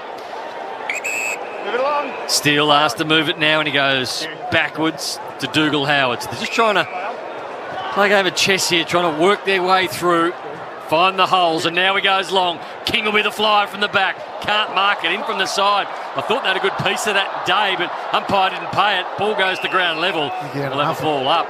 He had enough of a day, I thought. Triple M Harvey Norman replay. Yeah, I reckon you pay that one, Duck. Yep. Easy when you got a Harvey Norman up here. Bonus gift card on selected cooking appliances. And Harvey Norman, Ryder, snaps out of the stoppage and kicks another one. His second, the Saints' fourth in a row. That's getting away from Hawthorn right now. Well, it was great movement through the stoppage by St Kilda. Hopefully we'll see it on the Harvey Norman referee, who just ripped through the stoppage to create the chaos. took Hawthorn players with him, and then the ball just fell in the front of Wright. He picked it up and kicked a classy goal. It was Butler that ripped through, was it? Yep. Just caused all the chaos, took the Hawthorn defence with him. A lot of teams do that. They have someone just ripping through the stoppage to disrupt and then opens up some holes. He was on the Harvey Norman replay. There's Butler. Just fell into his arms. Connor Nash didn't do anything wrong there, did he? Not much at all. Just bounced back to him. Probably let him go side, be the only error. It's a warning against St Kilda. Warning, 666. Throw it up here, guys. So the umpire throw it up. You heard 33-point lead to the Saints. The last 4 goals of this second term in the middle of the ground. They're going to go forward again. Bouncing ball, but only the Hawks there at half back. Day. Short ball. He was cleaned up after he got rid of it by Paddy Ryder. Free kick down the field. Bit of a push and shove. Come back on. Guys, let's go. He's still down, Day. He looks a bit dazed, and Mitchell wastes no time inside forward 50. Mitchell Lewis can't mark it. Front of the pack. O'Meara did well. Handball out. Mitchell's there as well. Can Moore pick it up? He was clean, but then he got up and he fumbled it. Going back in was O'Meara. Slapped it out. Only the Saints are there. Ben Long got it out. Line it. Put it out in front of Frost and also King. Frost, the fastest man at the Hawks, but King got there first and used his big frame, but now Frost went back in and got it. Sicily turned around on the right foot down towards half forward. Mitchell Lewis can't mark this one. Fist at the ground level. Moore's been everything for Hawthorn at the moment. Probably their best player. Inside forward 50 the chip. And Bruce comes up and marks it. And the Hawks badly need this. Just looking at the Harvey Norman with Ryder. He just stood still, Ryder, and protected himself. Yeah. Just tried to stop. And Day ran sort of into him. Didn't get him in the head either. Luke Bruce, right on his range from 50. Hawthorn 50-metre penalty, and it wasn't going to be a goal either. It was going to be touched on the line, and Bruce will come all the way to the goal square and kick an easy one. I think it was against Ryder in the middle of the ground. I think they're getting into him, so... Luke Bruce gets the goal. Hawks first for a long time. And they get it back to 27, 5-5-35. The Hawks and the Saints are 10-2-62. Triple MR Gallagher scoreboard. Have to have another look at that on the Harvey Norman. So Day's run into him, so he's protected himself. Day's a little bit winded, a little bit hurt. So Hawthorn players pushing and shoving, and then Ryder pushes him back and gives a 50-metre penalty away. Just got to let that rhubarb go. He's flat ratting. They're both doing it. Because as you said, it didn't make the distance, did it? No. And he used to say to your players, I don't care if they smack you in the mouth. Yeah, don't get sucked in. Don't get sucked in. Not when there's a shot on goal at stake. Sarah Ollie for Bob Jane Team Arts. He's tough, Will Day. He's still out there after having a pretty decent chat with one of the club doctors from Hawthorn. The doctors are now just having a look at that footage just to make sure he's okay. Buy 3 and get 1 free and instant cash back on Bridgestone, Yokohama, Goodyear, Dunlop and the legendary all-rounder. BobJane.com.au. It's the Saints by 27 points. McDonald's and Ream Hot Water, Triple M Rocks footy. There's Ryder. So a couple of boos from Hawks fans. Went without it. They're pushing the back. Going against Newcomb. And just watching here, Hawthorn are playing a 7th defender. Day off the wings, just rolling back from the wing to be a 7th defender off Malira. Free kick to Crouch. Handball's off to Webster. He kicks long and intercept mark was good from Will Day. There's nothing wrong with him. He handballed it off to Morrison from half back to half forward. The kick wasn't good though. And the Saints get back. Jimmy Webster, one of their most courageous players, went back with the flight. In the middle of the ground, Crouch goes long looking for and can't find Ryder. Ryder went to ground level. The Hawks with the numbers at the back of the pack. Handball came out to Jarman Impey. Another one to Jath. Jath's got its support on the outside. Moore, chipping ball, needs to be good. Connor Nash getting back, but so too the Saints in Patton, and Patton takes an easy mark on centre wing. Connor, 2 metres. 21 minutes played. And Malira's, he's on Day. He's got to get in with him and create equal numbers. Otherwise, they're going to have a +1 all day. Patton kicks to a pack. King flies high. Got 2 hands on it. Butler front and centre, 60 metres out. Little left foot kick was clever. And Steele, playing out of the goal square, marks 40 metres out directly in front. I think it's the Ducks' point pre-game. If they can get it to ground, St Kilda there, they were outnumbered. It just come to ground front and square in speed. 15 goals. 15. Third in last year's Brownlow medal, an All-Australian. And the leader of this football club, a big goal. Just to slow the Hawks down after they kicked the last one. Just inside 50. It's working back all the way.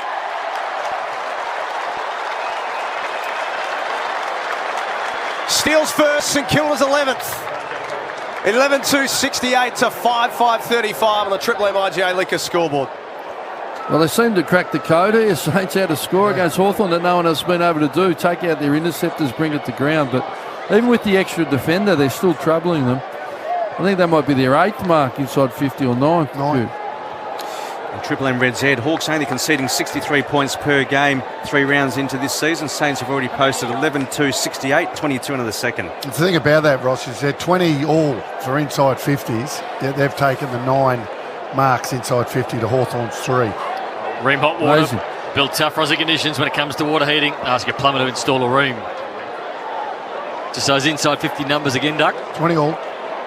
So that's where Hawthorn have been efficient for the first 3 weeks, not getting it done today. For McDonald's and Ream hot water. Triple M Rocks footy, bounce in the middle. The MCG bathed in sunshine. Gresham out of the middle, got it to Ross. Ross turned around the 180 and had a bounce and left foot. Floated every which way, but the correct way. Windhager got it back, inside forward 50, the Saints go again. The Hawks got the numbers getting back and should clear this one easy. And Scrimshaw takes a slow mark, gives it off to Jath. Jath under pressure, but now gets it. And a good smother coming from Bradley Hill. And Hardwick will clear the area eventually. Made hard work of it, kicks long to the wing. Where's this going? St Kilda free kick. It'll go against Warple. Jimmy Webster off to lead it. He's got a runner up ahead. Warple's numbers, Jimmy? Yeah, Warple for Triple M Red Z, only 2 touches. Red Z lending stats. Wangani Malera just inside the boundary line. Steps inside, 55 metres out. Long to the goal square. Off Ryder's hands. And a rush behind. Used to be a big ball winner, Warple, didn't he? Did.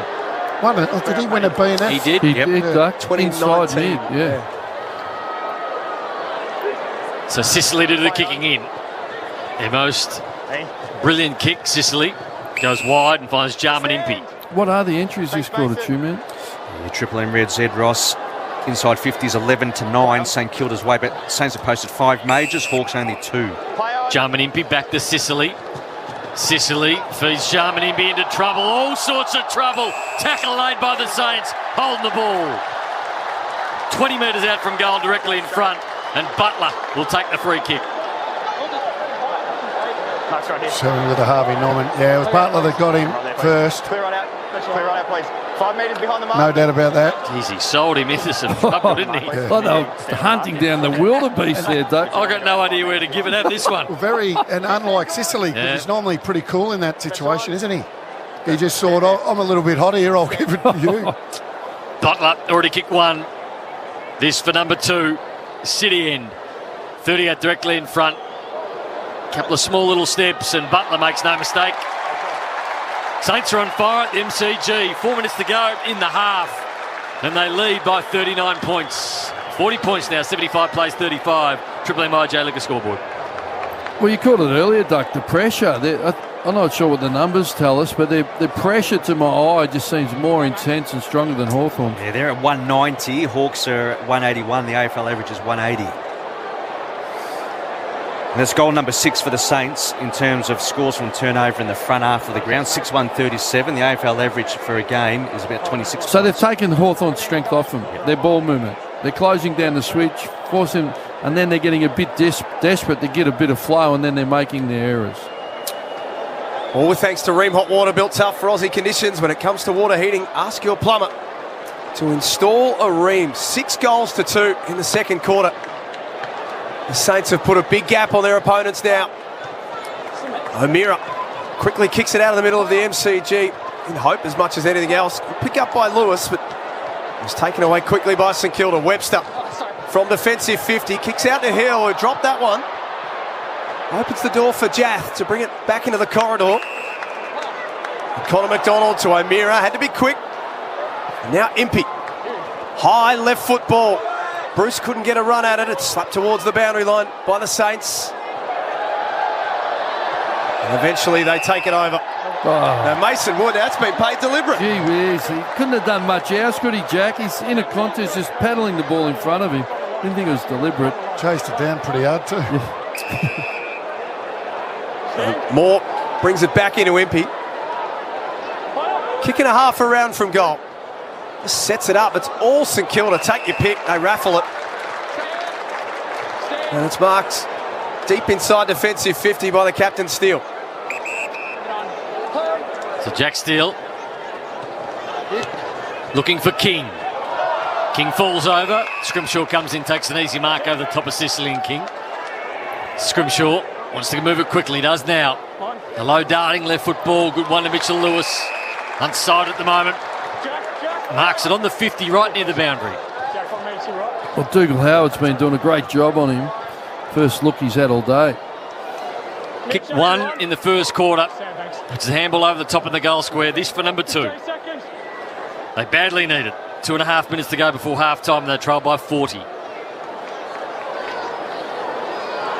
Lewis crosses the field now. Gets to the 50. It's a nice-looking kick, but it's not going to come back enough.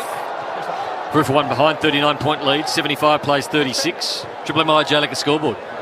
Just lacking some run. Well, a bit of love maybe even, based on Benny McAvoy's pre-game. The love's not at the level. A bit of love. Hey, get the love meter up. We've already spoken about Warple, who hasn't touched it in this quarter. What about Amiro, guys like that? He's been very quiet, only 3 touches in this term. How do you coach for love, Ross? I'm interested.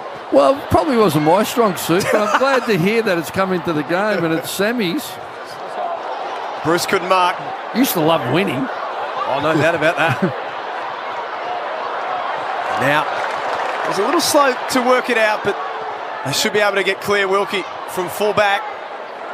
Kicks towards Marshall. Reeves got first hand on it for the Hawks. Frost arrives, goes the push-off. Steele laid that tackle. Newcomb steps back inside. He's starting to run out of space. This kick goes to half-forward. Sinclair got in the leading lane. Couldn't hang on to it, though. Hardwick kept his feet. He's got Howe right next to him. 75 metres around from goal. Left foot kick was okay. O'Meara dropped the mark. Kicks around the corner. Lewis, all in his own right forward pocket. Well, it was ugly, but they'll take it, Hawthorn, wasn't it? Again, St Kilda's pressure to the forward, just some dump kicks forward and just fell into the hands of a Hawthorn player, luckily. Their persistence was good there, the Hawks, wasn't it? Because it looked like St Kilda numerous times was going to take we're off out. them. Yeah. But they forced them wide. What would the percentage chance from here be? Well, I know it's a hard one. I can tell with Lewis, he goes at 64%. Yeah, career-wise. This is a tough shot. Misses to the right inside the last minute.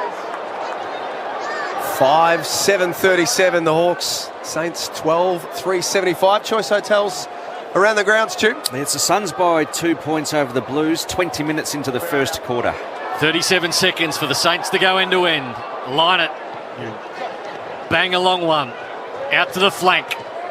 And Reeves stands tall and marks and put it back in side 50 for the Hawks. I've liked him today, Reeves. Yeah, big Reeves, he's doing nice, Duck. Sets this one up. Opportunity for the Hawks, ground level. Warple, haven't seen a lot of him. Can he kick one? Bends it back. No. Hit the belly of the footy. First possum for the quarter. And it's 3-for-1 behind. 38 plays, 75. 15 seconds to go before halftime. Just rushed himself a little bit there. Probably had a little bit more time to compose and get that snap hook through the centre. So the Saints in the back pocket.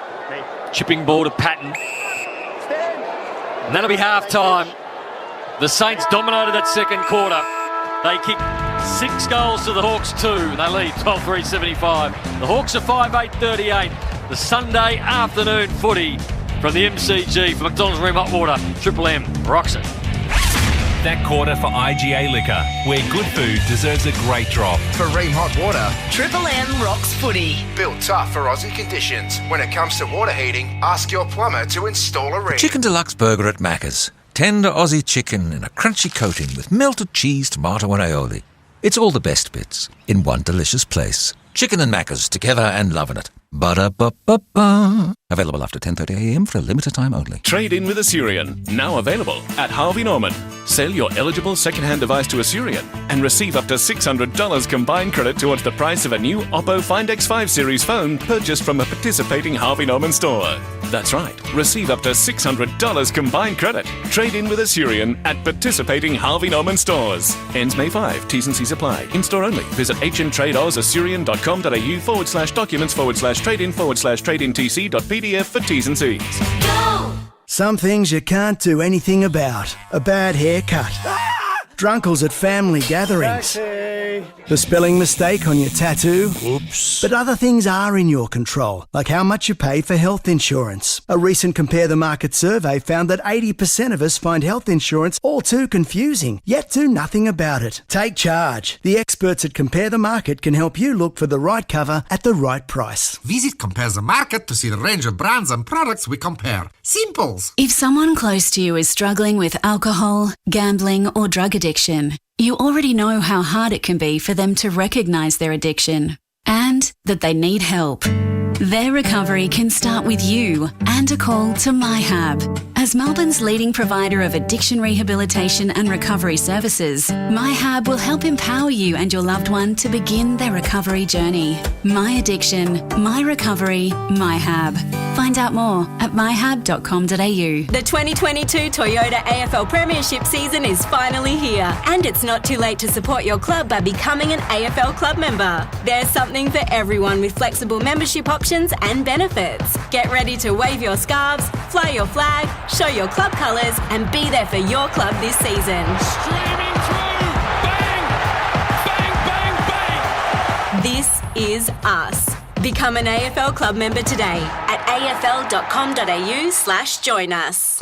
Code is the ultimate sports site for AFL lovers. Get in-depth stories from the game's best writers, plus podcasts and videos. Personalise your feed with my code and go deeper into the footy at codesports.com.au. Hello, Frank Walker from National Tiles. National Tiles have just landed an all-new hybrid range of classic oak flooring. This amazing fully waterproof Timberlook classic oak flooring comes in extra long planks, just like the real thing. DIY this fabulous all-new oak flooring for under $60 per metre, or we'll lay it for you for just $27 per metre more. So check out National Tiles' all-new classic oak flooring in-store or at nationaltiles.com.au now. 86% of people don't see anxiety as a personal weakness. Sorry, mate, that's bad. No, you're fine. 86% of people don't see anxiety as a personal...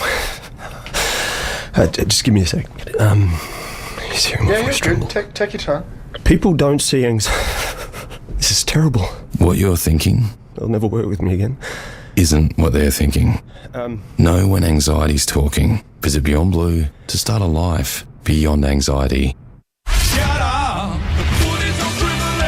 Triple M rocks footy. This halftime break for Bosch 18-volt bi-turbo brushless tools. One battery, corded power, backed by a 6-year warranty guarantee. The Saints look the goods in the first half of the MCG. 12-3-75. They lead Hawthorn 5-8-38. 2 goals to Gresham, Hill, Butler, Ryder and Membry. Singles to Steele and King. And for the Hawks, 2 goals to Dylan Moore. They were the first 2 of the game. Then singles to Lewis, Bruce and Reeves. This is the halftime break for Bosch Power Tools. Bosch 18-volt bi-turbo brushless tools. 1 battery, corded power, backed by a 6-year warranty guarantee. Ross Lyon, the Chew Man and Jack Heverin taking you through this halftime break. And Ross, the Saints, and you said it a lot during the call in the first half, have been able to take everything away from Hawks. Yeah, they've taken their game off, and there's no doubt about it. But we spoke about the midfield, and you know, Brownie put forward Hawthorn's midfield probably got a little bit more than St Kilda's, and we thought off form, St Kilda were going to be in good shape with Gresham, Steele and Crouch, and they've continued on that vein. But Seb Ross, who played more half-back or outside last week, they've put him on ball, and I think he's been super in the first half, leading possession winner, in fact. So, and Ryder's ruck works. I think Reeves held up, but I think Marshall and Ryder are sort of getting on top. So Hawthorn started that quarter well, first 5, but then the Saints dominated, I thought. So I reckon their midfield's on top. I think their backline matchups has worked. I think Dougal-Howard to Lewis. Lewis had 2 shots, both of them wide. And I think Wilkie going to Gunson. I think we've called Gunson, have we, bar early. So, and then their half-backs, Webster and Sinclair, are dominating, taking ground. So Hawthorn, just statistically, we don't like to bang on, but coming into the game, every time they get the ball in the D50, every 3 times, one of them they get to their forward 50 over the first 3 rounds. Against the Saints, it's 1 in 7, so 33%. But not only that, have they stopped it, they've turned it over. So they've kicked 6-1, and Chew will go through it, but basically 6 of their goals have come from turnovers in their forward 50 and attacking mid. So we don't want to defend deep, we don't want to be a collapse-back team. And watching it, they've taken off the switch. So Hawthorn soon off turnover, which is what we say, off turnover, go inside, go quick. Hawthorn's outlets are working hard earlier, but Saints have worked hard to close them down. And then Hawthorn have hesitated or tried to pull the trigger on some hard kicks like Hardwick did, and they've turned the ball over. So all credit to St Kilda and Brett Ratton in their planning. They've taken Hawthorn's game off them, and they've got the depth through the midfield, and Warple basically hasn't touched it. Mira's not plodding around, but he's not having a big impact, and Mitchell isn't, I wouldn't have thought. So, hopefully they get the love. There, it was on the scoreboard, love the game. They get the love going, the Hawks. So it's a love fest there. But, unless they pick up in the midfield and they can get their ball movement going. So we saw it, that they're used to flowing. They're used to getting out, and everything Mitchell said's working. Well, hang on, it's been taken off. So he's got to Also, we see that handball from Sicily, the kick from Hardwick. So I love what St Kilda have done. And not only that, they're marking it. They're marking it in forward 50, which no one else has been able to do. So Brett Ratton and his team, they're carrying it out. They're well on top. Chew, walk us through some of the major numbers from the first half. Pressure rating for the Saints, 189, Hawks at 176, so the AFL average is 180. And you break down those scores from turnovers, Saints have posted 9-2-56. The AFL average this year is 47 points. That's for an entire game. As Ross mentioned, it's in the front half where they're doing the damage in regards to scores from turnovers. 6-1-37 to St Kilda. Teams average 25 points per match. And the marks inside 50, Saints have racked up 9 already in a half. Hawks only concede 9 for an entire game. Just some leading ball winners quickly. 15 to Ross, 14 to Crouch, 14 to Webster, Gresham with 9 and 2 majors, Hill with 8 and 2 goals, and Butler, he's been busy with 9 touches and a couple of goals. And for the Hawks, 14 to Jeeth, but these are the low numbers. Warple, just the 4, and Gunston, 2 possessions, 1 behind. So it's the Saints who lead by 37 points at halftime here at the Triple MCG. Earlier today, Ash at Marvel Stadium, the Bombers and the Crows. Yeah, Bombers recorded their first win for the season, 15-13, 103 to Adelaide, 15-9, 99. Darcy Parish racked up 38 disposals. Heppel and McGrath had 25 each, and Peter Wright nailed 3 majors for the Bombers. And for the Crows, Rory Laird with 38. And Tex Walker, his first game for the season, 18 disposals, took 6 grabs, nailed 4 goals, and 3 to Rochelle for the Adelaide Crows. And just quickly, we've got one game going on at the moment, the Suns and the Blues. Yeah, we're deep into the first quarter. It's the Suns 3-5-23, leading the Blues by 3 points, 3-2-20, and it looks as though they've nailed another major, have the Gold Coast Suns, so they're now out to a 9-point lead over the Blues. So that's the good stuff. Let's get to the clangers from the first half. Who covers clangers on and off the field? Amy does. Not 1, but 2 from the first half. The old chestnut, when they know it's touched, and he knew it was touched, but tried to claim it was a mark, and then just coughed it up. He just, lucky compare his marks at Grimshaw on the Harvey Norman replay, feinted the handball, then just dropped it. Right, Ducks. We lost the duck live on air. You were good then, Ross. You just jumped in and picked it up for him. You knew our man was under the pump. Great player. Oh boy. Ross said that he coughed it up. He didn't realise it was duck coughing up a lung. And then there was this as well from the first half. Play about to start at Metricon Stadium, Ash. It is centre bounce as we speak between the Suns and the Blues. No changes to either side. Score up there, Ash. Surprisingly, 0 piece ground. Considering that was the first bounce.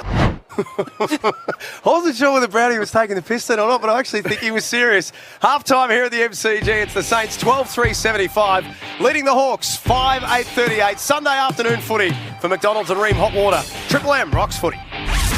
That halftime break for Bosch 18-volt bi-turbo brushless tools. 1 battery, corded power. Backed by a 6-year warranty guarantee. For Ream Hot Water and McDonald's. Triple M rocks footy. When making the double chicken deluxe at Macca's, we wanted to improve on the perfect combo of tender Aussie chicken with cheese, tomato and aioli. So We doubled it.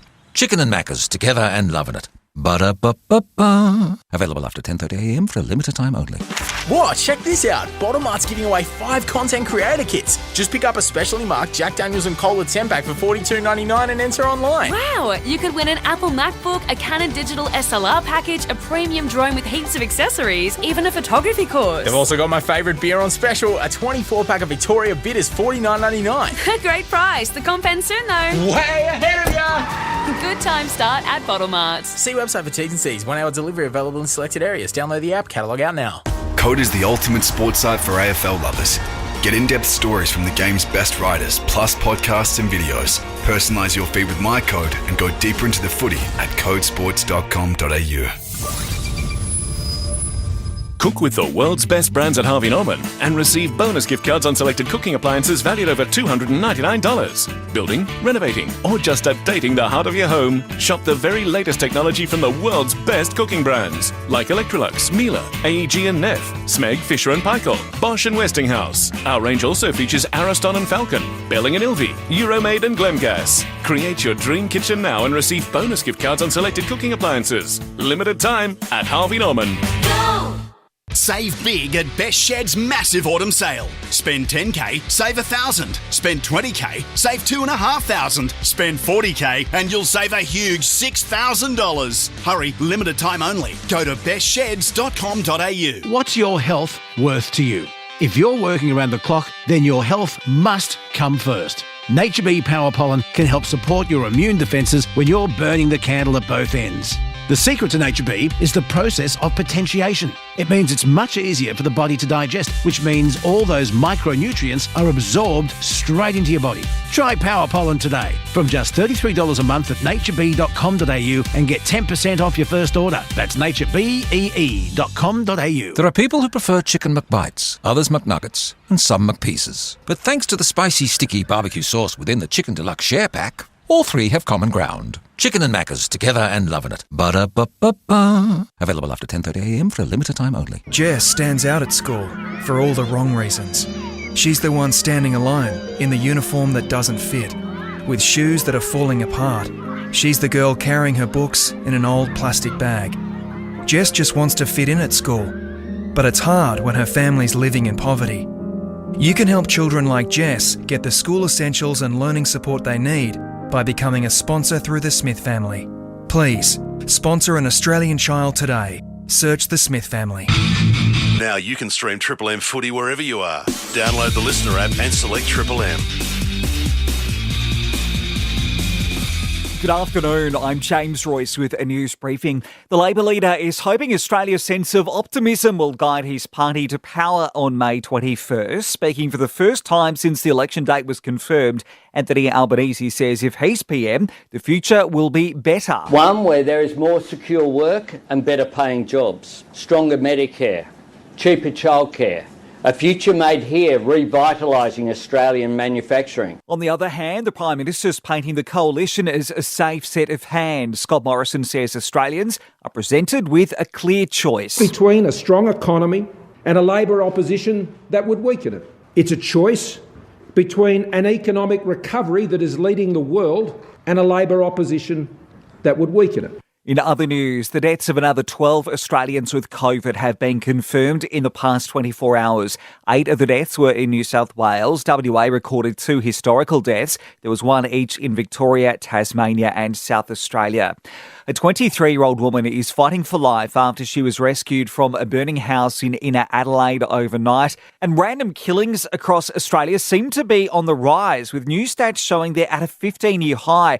According to the Institute of Criminology, the overall homicide rate is up 16%, with 261 recorded across the country between 2019 and 2020. It is the highest number of murders since 2005. Whether you're adventuring outdoors or staying in with your sweets, find everything for a cracking Easter at Big W, where every day's a big day while stocks last. Checking Triple M Melbourne weather, mostly sunny for the rest of our Sunday. 15 the low tonight, a couple of showers and 18 tomorrow, cloudy and 18 on Tuesday. Our Listener app is the new home of Triple M. Download now to listen live or on demand. Triple M Rocks Footy. This quarter for Beacon Trade, supporting tradies with over 120 stores, expert teams and a huge range of electrical products and services. Beacon makes every tradie's job easier. It's the Saints by 37 points at halftime. Both teams not too far away from making their way back out of the MCG. 12-3-75 to 5-8-38. Nathan Brown. The Ducks here. Ross Lyon. Sarah Ollie boundary side. The two-man's got all of the numbers that matter. Jack Heverin here at the MCG for Hawthorn and St Kilda. Duck, as we wait for both teams, what's been the result of the round so far? What's grabbed you so far? Oh, result of the round. I don't think there's been any greats, but we might be looking at one right now. Yeah? Actually, at the Gold Coast, it's quarter time and they lead by 15 points, 35-20 over Carlton. And I did think that this could be a dangerous game for Carlton because the Gold Coast haven't been playing that poorly. I think they've been going okay, and especially obviously at home. I thought, well, if you go up there, this competition proves week in, week out. If you slightly think that you're ahead of the curve, it bites you on the bum quicker than you can say Jack Rabbit. And that's what's happening at the moment for Carlton. Are they good enough to come back from here? Well, you would hope so. We'll keep our eyes on that one. Let's get down to Sarah Ollie for Bob Jane Team Arts. We've got a sub at halftime, Sarah. We do. Hawthorn have activated the sub, and it's another frustrating setback for the young defender, Will Day. He only made 5 appearances last year because of ankle injuries, while he's been subbed out with concussion. So Finn McGuinness, he has been activated. Ryan Burns, St Kilda stub, he is still in the vest. For Bob Jane Team Arts, buy 3 and get 1 free and instant cash back on Bridgestone, Yokohama, Goodyear, Dunlop and the legendary all-rounder bobjane.com.au. Is that, and we know that our system is based off not the action but the outcome, don't we? We do. So all of a sudden now that gets looked at. Which one? The Paddy Ryder. Paddy Ryder. Sorry, Ross. That gets looked at now, doesn't it? For that reason, because it's it's not action. It's not action based. It's outcome based. Well, so, Will Day's responsibility to look where he's going when you keep moving. Correct, but then Will got a couple of possessions, remember, and looked absolutely fine. What I've noticed, especially, even over this round, the doctors, you might be okay. We saw Paddy McCartan get a pretty heavy knock, and Sydney brought him off, even though he got straight up from that. We've seen a couple more. Baker last night, I mean, he copped an absolute huge knock and had, got stitches in his head, came back on and played finished off a really good game. But that's a classic case of, okay, if the Docs, they're just basing it off now. Not even, I'm not sure so the test and all that gets involved. But if it looks really bad on the screen, then they're saying, nah, we're not going to take the risk. Well, especially if you've got a history. Well, professional responsibility, gets passed on here, right? So, those making the decisions, the accountability that can loop back to them is huge. So, especially now, in this current environment. So you're going to take a conservative route. Route. Yeah. So what do we think with Paddy Ryder? Has he got something to worry about now? Well, I don't. Well, for one, he just stood his ground. He turned his body. Day ran into him. Wasn't the other way around. Could have Paddy got out of the way? Maybe if he jumped out of the boat. But is he expected to jump out of the boat? That's how you protect running yourself. At you? Like he turned his shoulder, like by our day, but in the modern day. Could he have just maybe turned, put his back there? The modern day player, the decisions they have to make in a split second. At the end of the day, it's a contact game. All he does is kick the ball and continue. The kid was watching his kick and continued to run, and Paddy just stood there. Yep, correct. It's Paddy's responsibility to jump out of the way, or Will's that kicked the ball and continued on with his momentum. So I say no, he's got nothing to worry about. But in and we say this year in, year out, round after round, who would know? But we're allowed to have incidents that are just unfortunate, aren't we? And that's just unfortunate. It's a football act, isn't it? Yeah, that's what I think. And if you look at the replay for Harvey Norman after it, as soon as Day hit the ground, Ryder tried to pick him up straight away. So he was, didn't it? He was trying to bail out. I'd like to know, what do you think he's subbed out with? Well, it'd be great when they're subbed out. Looks like jaw, Sarah's saying. That they tell us what it is. It'd be great to share that. And concussion issues, all with thanks to Beacon Trade, supporting tradies with over 120 stores nationwide, expert team trades. exclusive trade services. Beacon Trade, let's make light work. Here's Brownie. So McDonald's Ream Hot Water, 37-point lead to the Saints. A high ball to half forward. Scrimshaw had it, then he lost it. Mitchell went to the ground and got a free kick in the back. So Mitchell from half back and a couple of players wrapping around for the handball. Elect not to give it. The left foot chip instead. Hung up in the air for a while and Reeves took a really strong mark under the pump. Gives it off to Jath. Jath runs with the middle of the MCG and goes wide to the fat side looking for Lewis. Fisted away. Gunston was there, but the Saints with the numbers. Smothered off the boot. Going in was the first game of Windhager. Been okay so far. A couple of nice touches and the ball just bobbling around 50 metres at the moment. Warple had an opportunity to kick one in the second quarter, missed. A banana towards the goal square. Bouncing ball. Newcomb's there. Socket off the ground through for one behind. The Hawks get the first score, but only a minor one of the second half. 5-9-39. The Saints are 12-3, 75, and as much as they've dominated, very even shots at goal for both sides. Very important first 5 minutes for Hawthorn as Patton has a couple of bounces, now a third. He runs down the Shane Ward stand wing. He's kicked, not a good one though. Scrimshaw standing in the hole, takes an easy mark. Frost back inside defensive 50. Denver Granger Barras is getting better and better with every game that we see him. Works together with Sicily. Now the bite off kick into the middle. Morrison dropped the mark. Thought he had it for long enough. Umpire didn't agree and a push in the back. Newcomb's given away a free kick and Hill wheels around on the wing. Hill goes wide, that's out of bounds. On the full, just miscued there, Bradley Hill. It was a bad drop by Morrison. The kick was brilliant from Sicily. And Sicily's going to entrust him with another one, a shorter one this time, and Morrison marks it into the middle. The kick is good by Morrison. They open up. O'Meara, they've tried to take this kick on all game, Hawthorn. They go wide, bouncing ball out there. They move the ball forward, a chipping one, looking for Moore. Kick the first 2 goals of the game. So Moore on centre wing, held up on the mark. Then runs around the man on the mark and goes long to Gunston, but he's got 3 on 1 and over the top comes Battle. Might have taken out his own man there. Webster looks a bit sore. Play on, handball, you. Sinclair from the wing. Looks for King. Scrimshaw climbs all over him. Whacks it away. Didn't clear the area though. Crouch stood up in a tackle. Got his hands free. Kept it moving towards Steele. Outer side wing. Now Hill in board.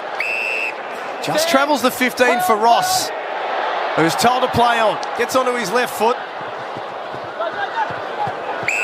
Here's Webster, who looks to be okay. Inside the centre square, a wobbly kick going forward, not a good one. And it's mopped up by Jaff. Normally one of their better kicks too, Webster. Opportunity, Jaff fends off one, goes wide. Brewster's made some space. He'll look up and he'll see Mitchell Lewis. He'll get it to him now. Gunston doubles back. Can he be the man in the goal square? Mitchell Lewis does it smart, goes to ground so he doesn't have to pass it off to anybody. He knew players were on everywhere, Duck. That's a sign of a smart forward. I think he got knocked over, to be honest. No, I think he went to ground on purpose, Duck. Once again, though, when Jeff gets on that run, something happens, doesn't it? He just creates something, creates movement. You've got to make space when he's on one of those. Well, he made him pallet for shallow entry, didn't he? Webster had it all in front of him, he had options, and just butchered the ball, and it's gone back the other end for goal. That's what Hawthorn do. Mitchell Lewis, 45 out. He's hooked it badly. Deserved better. And the ability of Luke Bruce to turn onto his left when his opponent was guarding his right just shows you if you can go on your left in this competition or your opposite, so much advantageous. So many players that can't use their opposite foot. It's disappointing in an era where we talk about their skill level, Brownie. Middle. They just can't. Saints go long up the middle. Great kick from Howard. Finds Ryder. Bolton showed us last night what you can kick on your left foot, you can do. Marshall on the wing, turns and a wobbly kick forward. Contest from Long. Still involved, got a handball free. Misses Crouch, Hill. Left forward pocket, just where Bolton kicked that goal last night. Goes with his left foot, top of the goal square. King had a couple of bites. Should have swallowed that one. Membry off the deck. Looks like it's touched. They're still warming up out of the rooms. They're all a bit fumbly and dropping marks and slaughtering kicks. Umpire's call is a goal. Please confirm. Yeah, it's touched. That's well done by Frost. Triple M Harvey Norman replay screen. Clearly touched. Looking at this angle, instead of ball is touched by the left hand of the Bonus gift card on selected cooking appliances now at Harvey Norman. Conditions apply. Well, great desperation by Frost, wasn't it? Like, threw himself onto the boot. Choice Hotels around the ground. Need a break, book direct with choicehotels.com, Ash. Suns by 22 points over the Blues early into the second. I believe Levi Casbold's kicked the goal from the goal line and shown the jumper to the Blues. Come on, Levi. Come on, Levi. So Sicily to the kicking in. Gee, it's a high ball. Really high. Get underneath that one and mark it if you can. Fist at the ground level. Newcomb paddles it towards the boundary, then paddles it back in. Webster picked it up. Malira Wanganeen goes forward. It's Wanganeen Malira. Carlton supporters, I think, yelled back. You used to miss those for us. So Mitchell goes back to Jath. Switches play. I just heard that in my speaker. Hardwick goes wide. Finds Granger Barras. Moving the ball okay until he butchered it. Straight back to Sinclair. What are Jack Sinclair's numbers, Stu? Red's Head Leonard. 16 disposals. Runner-up in last year's best and fairest. He kicked to a 1-on-3. Ball gets out the back at half-back for the Hawks. Scrimshaw handballing and finding the sub. Finn McGuinness is into the game for Will Day, as Sarah told us. Warple stands under it. He couldn't mark. Bodied off by Battle. This Sinclair again on hands and knees. Outer side wing. Battle overruns it. Sinclair gets it back again. Scrappy play from both teams. Now Steele. Time to think. Handballs to Crouch. Is against the boundary line. Underneath the Shane Warne stand. Drills it to half forward. Marshall couldn't mark. Long stayed down. 45 out from goal. Goes back to Marshall. Looks up. Has a couple to choose from. Great kick. Wanganeen Malira. 35 out directly in front. It's where the ball should go a lot more when you're on that side of the ground. Your forwards, but that's where the space generally is for your forwards. I know if it gets turned over, it can go down the other end very quickly. No, but I think it was great. He looked to the open side. So Malira's the winger. He's the blind side winger. He's just comes in. They're all getting to the line of the ball. Look off the line, and it was open. His father Terry played 30 games for the Saints. His uncle Gavin Wanganeen, a Brownlow medalist. For his first goal at the elite level, off to the left. 12-5-77 the Saints. The Hawks 5-10-40. Triple M Beacon Trade scoreboard. And just that last contest on the wing, Jack Steele's cleanless when everything else was flailing around him. Hardwick runs his 20 and then pumps it into the middle of the MCG. Webster couldn't mark it. It's going to come back in from Crouch. High ball. Hardwick's going to have to mark this one going back, and he did nicely. Safe hands, looks for Impey. It's a dangerous one for Impey coming in. What about this man? McKenzie, left foot for the Saints. He misses. He picked the pocket beautifully, just couldn't finish it, McKenzie. Down from half back, that would have been a lifter. Well, fierce attack on the ball, wasn't it, Brown? He kept his line. He's had good energy today, hasn't he? They're scrambling well, the Saints. I think they're really scrapping. Choice Hotels around the grounds, Stu. Suns by 22 points over the Blues, 13.5 to go before half-time. And earlier today, the Bombers too good for the Crows by 4 points. Dunstan flies on the wing.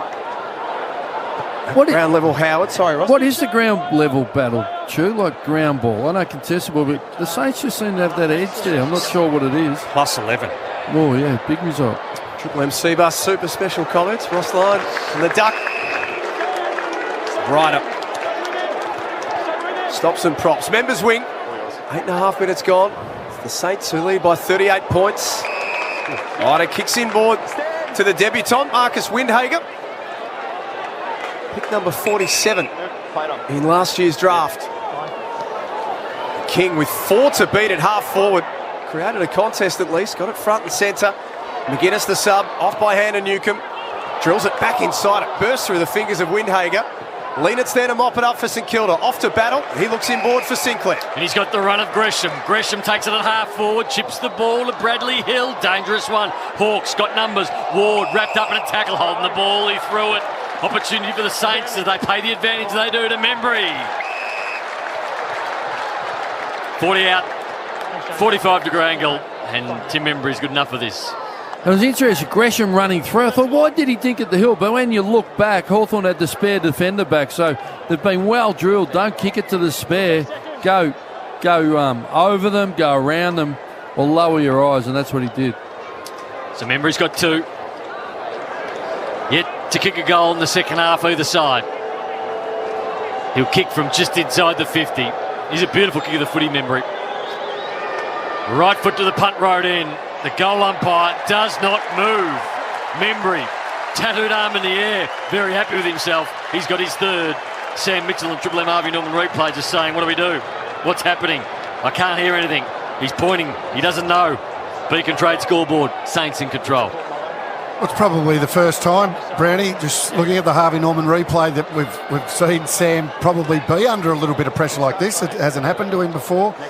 It's all gone smoothly. It's gone pretty smoothly to this point. He'd be disappointed with it's the ground level. The Saints are bringing the ground. Their front and square work's been strong all day, and they just, if the first one doesn't get it, the Saints tend to be out. It's an outnumbered game. Tend to outnumber them around the rest of the stoppage. Sarah Ollie for Bob Jane Teamarts. Will Day has re-emerged from the rooms. He's in the Hawthorn polo and not looking too happy after being subbed out with concussion. What that means is he'll miss next Easter Monday's game against the Cats. Yeah, he will too. Thank you, Sarah. From McDonald's and Ream Hot Water, Triple M Rocks footy. And the debate will start about the Paddy Ryder bump. Lean it. It's been good for the Saints. That kick, a really good one. Back inside, aggressive kick to the corridor. Gresham, not as much, just kicks it up and under ball. Made it hard work for Mason Wood. Sinclair arrives, toe pokes it out. Webb starts a pattern. Didn't have as long as what he thought. Good tackle, and now McGuinness comes up with it for the Hawks. From left half forward, he rolls it inside 50, and it gets out of bounds for a throw in left forward pocket. You can't blame Patton there. The handball's given to him. Not the old hospital handball, but certainly one that you're not capable of getting rid of the footy. Thank you. Haven't got eyes in the back of your head. The boundary umpire stands right against the point post for the throw in. The Hawks need one badly. Try by 44. Nash through the ruck work.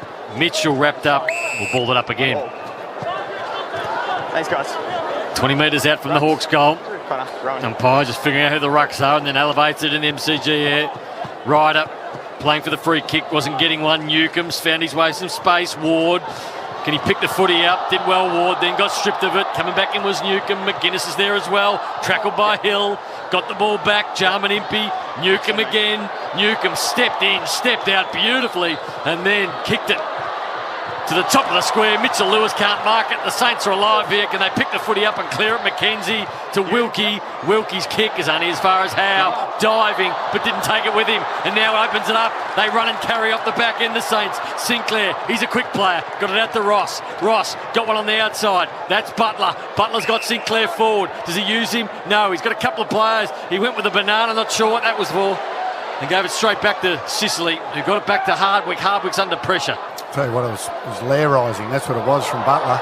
Impey's kick back inside, dangerous. We'll get around the grounds in a second. Shoot for Choice Hotels. Some injury news from a Carlton perspective as Mitchell plays it out wide. 50-50 ball. Wood slips over and McGuinness, the sub, kept his feet. Looks and finds O'Meara. Good kick. The captain marks 40 out directly in front. Firstly, Suns by 22 points over the Blues, halfway in the second, but Patrick Cripps, he's been subbed out, left hamstring. Ooh. That's a setback. Of Mosden. 15 gone. When it goes wrong, what can go wrong will go wrong. So you're interstate, the humidity up there, you're behind on the scoreboard, and all of a sudden your best player does a string. O'Meara on the way in. Got right underneath that. It's not going to make the distance. Gunston couldn't mark. Ball still available inside the goal square. Bruce trying to burrow through. Has picked up a free kick for a high tackle. Well, they get this shot on the goal and I go right back to Butler doing that 100%. little dinky kick that you just didn't need to do that. First time he was out. He did one early in the game. Just give it first time, mate. Bruce kicks his second. He did a banana, right foot banana, to centre wing, trying to hook it over Sicily. It was just... It was out of context of the game, weren't they? Really was. They were flowing on a rebound. If he had taken first option, they continue to flow. He's not a great decision maker with the ball, I don't think, Butler. His pressure's been outstanding, though. But and it just invites him in the game that little bit. They didn't look like scoring, Hawthorn. Triple M Beacon Trade scoreboard supporting tradies with over 120 stores, expert teams, and a huge range of electrical products and services. Beacon makes every tradie's job easier.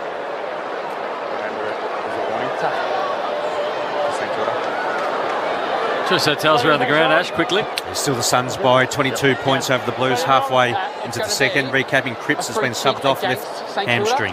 Some of the bigger numbers there, specifically Doherty. Yeah, Sam Doherty, what a great story, Brownie, for Triple M. Red said he's the leading ball winner for the Blues with 13 touches. And Anderson and Miller, 16 apiece for the Suns. They've already had a warning to the Saints, so they get a free kick, the 6-6-6 rule, and Jarman Impey barrels one towards half forward. It didn't spin at all.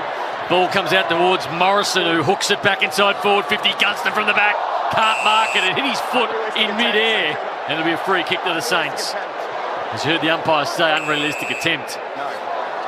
Well, he's only had 2 touches for the game, Gunston. I think it was the size of his frustration or desperation to get himself into the game. Wilkie's done a good job. Spoke about before the game, Ross, about this man that he doesn't let you have an easy touch, does he? He's the new glove, eh? He's the new Duncan Callaway. Used to be the glove, Mickey Gaffer.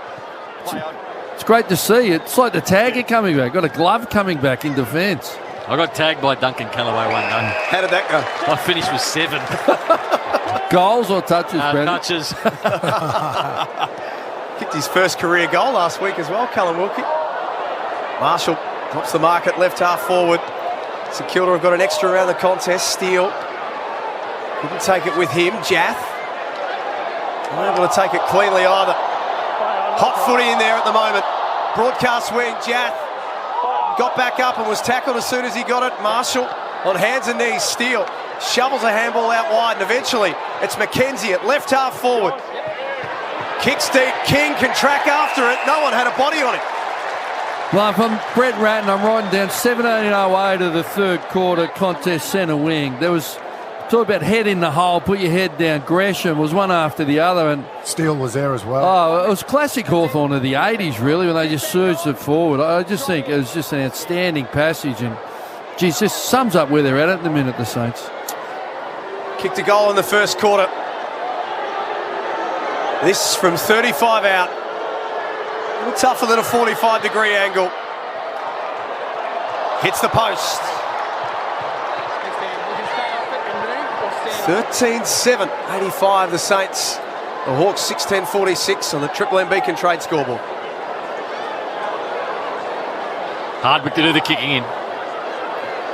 They've been the number 1 kick-in team all year, Hawthorn, with the score. They like to get it up the middle. Oh, they've turned it over again, Ross. Short ball, and Hardwick has muffed it again. Steele comes in and takes the mark. Well, it's sort of high risk, high reward on the kick-ins. It shows you how alert the Saints are, doesn't it? You talked about their head over the footy, but that's just being alert by the skipper. And they're getting rewarded for their energy in their contest. So they're just... This will be their, 7th or 8th goal we'll achieve from centre forward intercepts. Jack Steele already kicked one today. The punt rode in, 30 out directly in front. Missed it, bad miss too.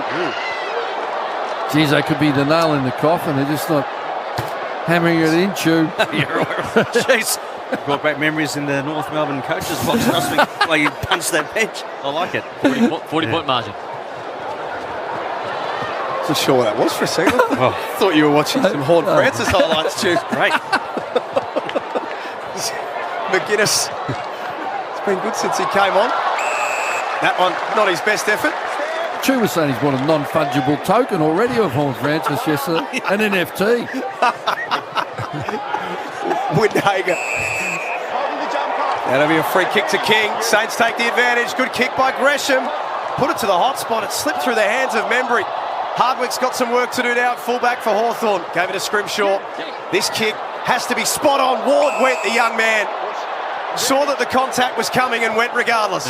He knew it was coming. That was the impressive thing. He knew it was there. He still went. And he did really well. Morrison goes hard as well. Patton got the ball out. Sinclair's been in everything. Crouch got the handball. Toughed it up though. Mitchell came in. This is better from the Hawks. Mitchell goes forward. Morrison, 70 from out. Left foot inside forward, 50 to the lead of Lewis, and he's got him. 10 metres in from the boundary. 40-metre kick, so it'll be a tough one. But a good passage of play. It started with the young man Ward. That's your one, thanks. Well, Lewis, he's got his hands on it enough times. He's had enough shots today. 1 goal, 4 for the day. Prior to that, he was 9-1 from set shots. They have forced him. They have forced him been wide. wider. They have been wide. From down here too, didn't he? Yeah. Lewis, 48, kick on the way. Not going to be a goal. That's 1 goal, 5 for Lewis. 39-point margin, 47 plays, 86. I don't think one of them would have been in the corridor. Beacon trade scoreboard. Choice Hotels around the ground, Ash. It's the Suns by 10 points over the Blues, 6.5 remaining before half-time. The Blues got the last 2 goals up there. Got to find a way, the Blues, without Paddy Cripps. It's all thanks to Macca's. Kick-off game day with Macca's Chicken Deluxe range, order via McDelivery. If you have just joined us, Paddy Cripps subbed out in the Gold Coast Carlton game with a hamstring injury. Shit might come back up with the Gold Coast. Might be touched off the boot. Here's Ross. A bounce. And then a kick long into the left forward pocket over the head of King, and out of bounds for a throw in. The next best result, Stu. Just back on what Ross was saying about Lewis. 6 scoring shots today, only 1 though from the corridor. Thank you, Connor. Paddy. It has come off, Brownie. 42-27 up on the Gold Coast. 6:36 to go in the second. Duck and Ross with all the Triple MC Bus super special comments. Crouch, good handball to Gresham. He knows how to finish. His third. The Saints are running away with this one now. 14-8-92 to Hawthorn. 6-11-47. 22 minutes gone. Triple M Beacon trade scoreboard. Well, it's his second goal from a attacking middle forward 50 stoppage. He's so quick. He pivots so quick and he finds space. And they just haven't put enough work in around that stoppage. I'm not sure if we get the Harvey Norman replay here, Duck. But they're very good from goals from stoppages. Two-man? Yeah, in the forward 50. Yeah, spot on, number 2 in the competition. They've nailed 3 straight from scores from stoppages inside the forward 50 today. He was on the Harvey Norman. It was a block and release. So Butler put the block. Oh, no, it was Crouch, actually. And O'Meara just didn't really join in there. He put the block on O'Meara. Great work in the great teamsmanship. You just love to see that. And then the quick hand. So the blocker often gets rewarded. You put the block, often then you get involved with the next one. Should I be right in saying there's 6 St Kilda players with multiple goals now? Tell you what, Triple M Red Z, Brownie, you he knows not quite over it. 5. That's disappointing. McDonald's Rim Hot Water, Triple M Rocks footy. Line it at half back, gives it to Sinclair. What are his numbers in this third quarter? Jeez, Jack Sinclair getting very busy, Brownie. He's racked up 7 touches. So Bradley Hill stepped that out of bounds of a boundary throw in on the Shane Warne stand side. Pretty much centre wing out there. Saints 2 goals to 1 in this third term. They lead by 45. Boundary throw in. Holding. Hawthorn. Not sure how the umpire picked that out, but free kick will go to the Hawks to Reeves. Been all right, Duck, hasn't he? I reckon he's taken a couple of really nice marks. I've been impressed with that part of his game for sure. Only a 9-gamer, isn't he? Like, he's bona fide height, so he's worth putting time into, isn't he? Kicked a really nice goal, Brownie, from that 30 out directly in front, split the middle. He did. He's pumped them inside forward 50 and the ball goes out of bounds in the pocket of a boundary throw in. What is he, Chew? 2-0 what? 7 Reeves, 209. Yeah, so he's bona fide height, isn't he? They think enough of him that Jonathan Segler, they were happy to let him explore his options and go to Geelong in the end. Here's O'Meara. Runs it into an open goal. A rare breakdown at the stoppage from St Kilda, and O'Meara makes them pay.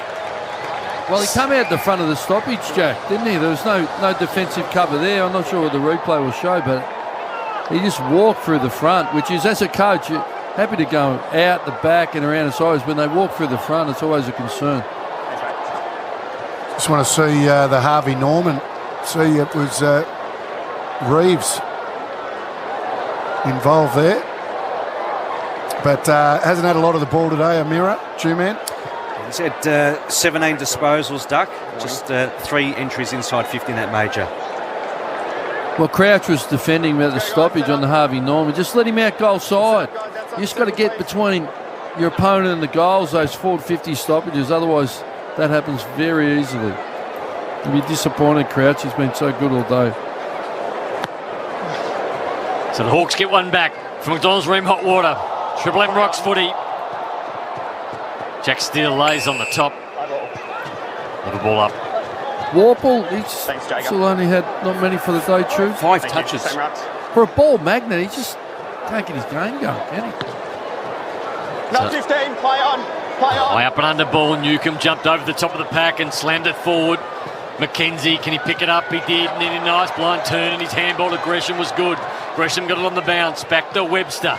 Webster hooks one forward, down to 50 metres, and fumbled over the boundary line, out of bounds. The boundary throw in at half forward for the Saints. Ned, Rowan, thank you. So Marshall up against Reeves. Reeves takes the front position. Marshall won it down, but only as far as Mitchell. Standing start goes McGuinness. To that man Warple, who gets the footy but doesn't get a stat. He's tackled over the boundary line and will have a boundary throw in. Thanks, Rowan, Ned. Good tackle on the Harvey Norman replay. Well, the Saints have sent Membry behind the ball just for these red time minutes, just try and hold up and protect their lead. Gresham with 3 goals. Over to the debutant Windhager, who's done some nice things. Left foot kick up the line. Impey looks a little sore as he's landed from that marking contest. Butler rolls up Jath and takes him over the boundary line. Choice Hotels around the grounds. Chew at Metricon Stadium. Yeah, it's the Suns by 8 points over the Blues. 3.5 to go before half time. Need a break? Book, direct and save with choicehotels.com. Ned Reeves, straight to him. Stand. A free kick to Reeves. Dangerous kick inboard. Hill saw it coming. Got a hand on it. Now just needs to pick it up cleanly and can't. And Frost can clean things up for the Hawks. So Scrimshaw from half-back. His handball was unaffected.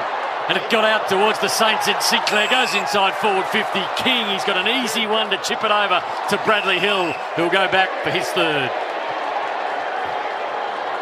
So some big mistakes from both sides.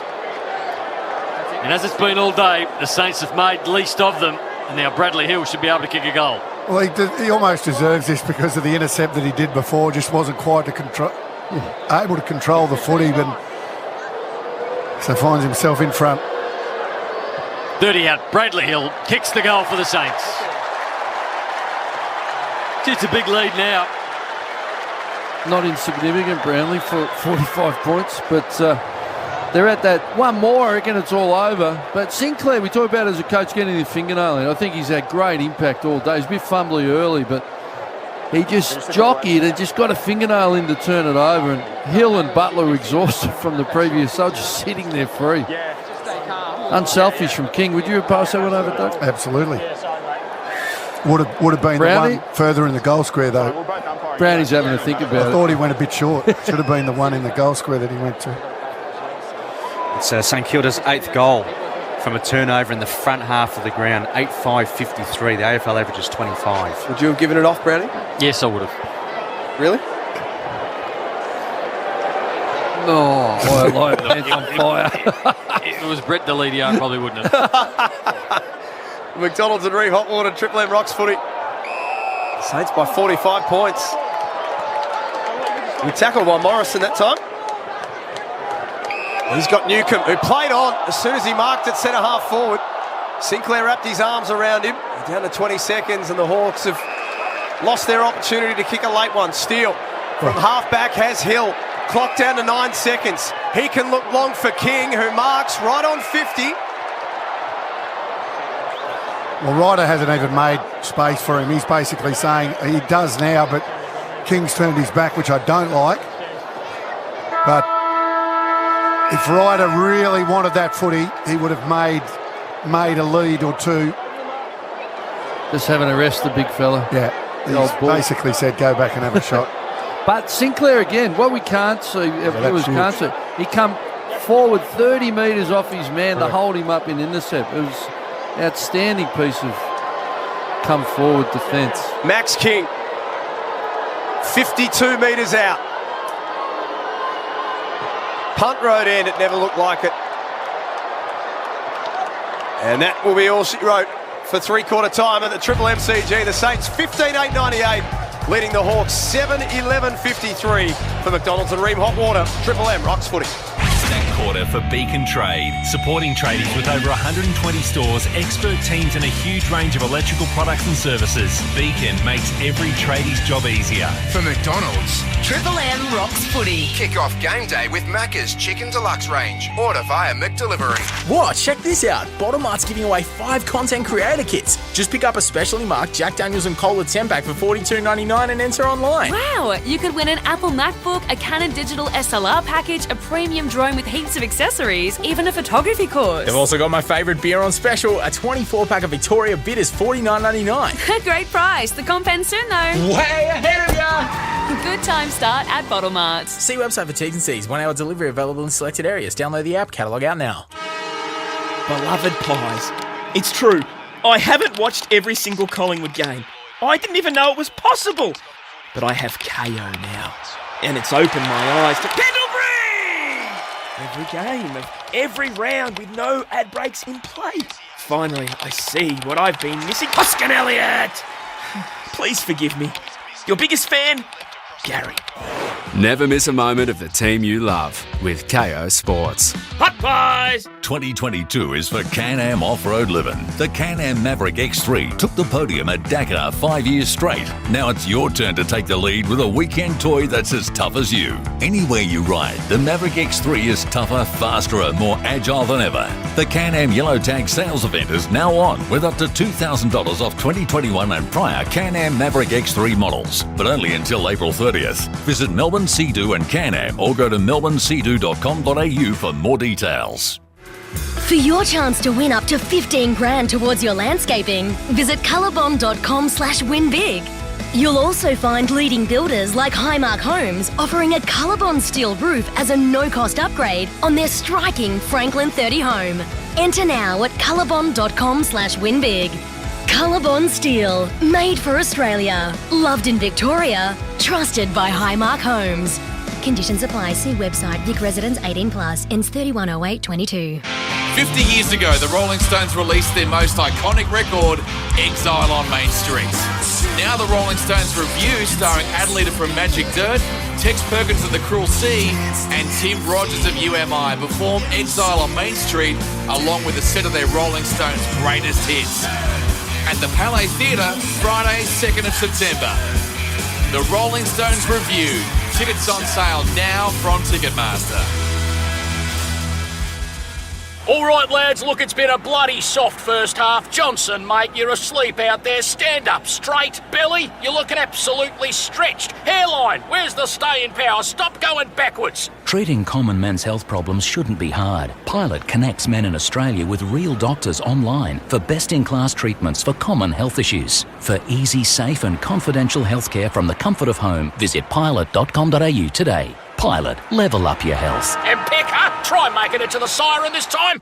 People think anxiety is a sign of personal weakness. Anxiety is something you can just snap out of. Anxiety isn't a real medical illness. If you think these statements are true, think again. Over 85% of Australians believe that anxiety is not a sign of personal weakness, is not something you can just snap out of, and is a real medical condition. What you're thinking isn't what they're thinking. Know when anxiety's talking. Learn more at beyondblue.org.au. Triple M rocks footy. This quarter for IGA Liquor, where good food deserves a great drop. The Saints are comfortable leaders at three-quarter time, 45 points, 15-8-98 to the Hawks, 7-11-53. Multiple goal scorers everywhere for the Saints. Memory has 3, Gresham has 3, Hill has 3, Butler and Ryder 2 apiece. As we head to the back row, and Ash for Triple M Red Z leading stats. Tell us how the Saints broke it down in that third term. Well, it's their mids. Steele, he's had 26 touches for the entire game. Sinclair with 24, Crouch 23. In fact, Steele and Sinclair, they were the top 2 ranked players in that third term. Steele with 13, Sinclair 10. But Warple, for the game, just 5, and Gunston, 2 possessions, 1 behind. Triple M Seabus Super Special Combos deliver consistent long-term returns for members. Seabus for all of us. Here's Duck and Ross. Just having another look, Ross, at the Harvey Norman brownie in that break of the Ryder incident on day. The more you look at it, the more you think, what else could have Ryder done? I just don't think he could have, unless he completely tried to jump out of the way, therefore maybe injuring Well, I himself. think he'll be fine then, won't he? Yeah, and you even would Day, think it sounded like he wanted to come back on. It's been a conservative tap out from up here, it seems. But look, I haven't seen a committed St Kilda team like this for a long time. Like desperation, head over the ball, 50-50s, and to a man, just really high work rate. I think they've outworked Hawthorn. Yep. I think they've been harder.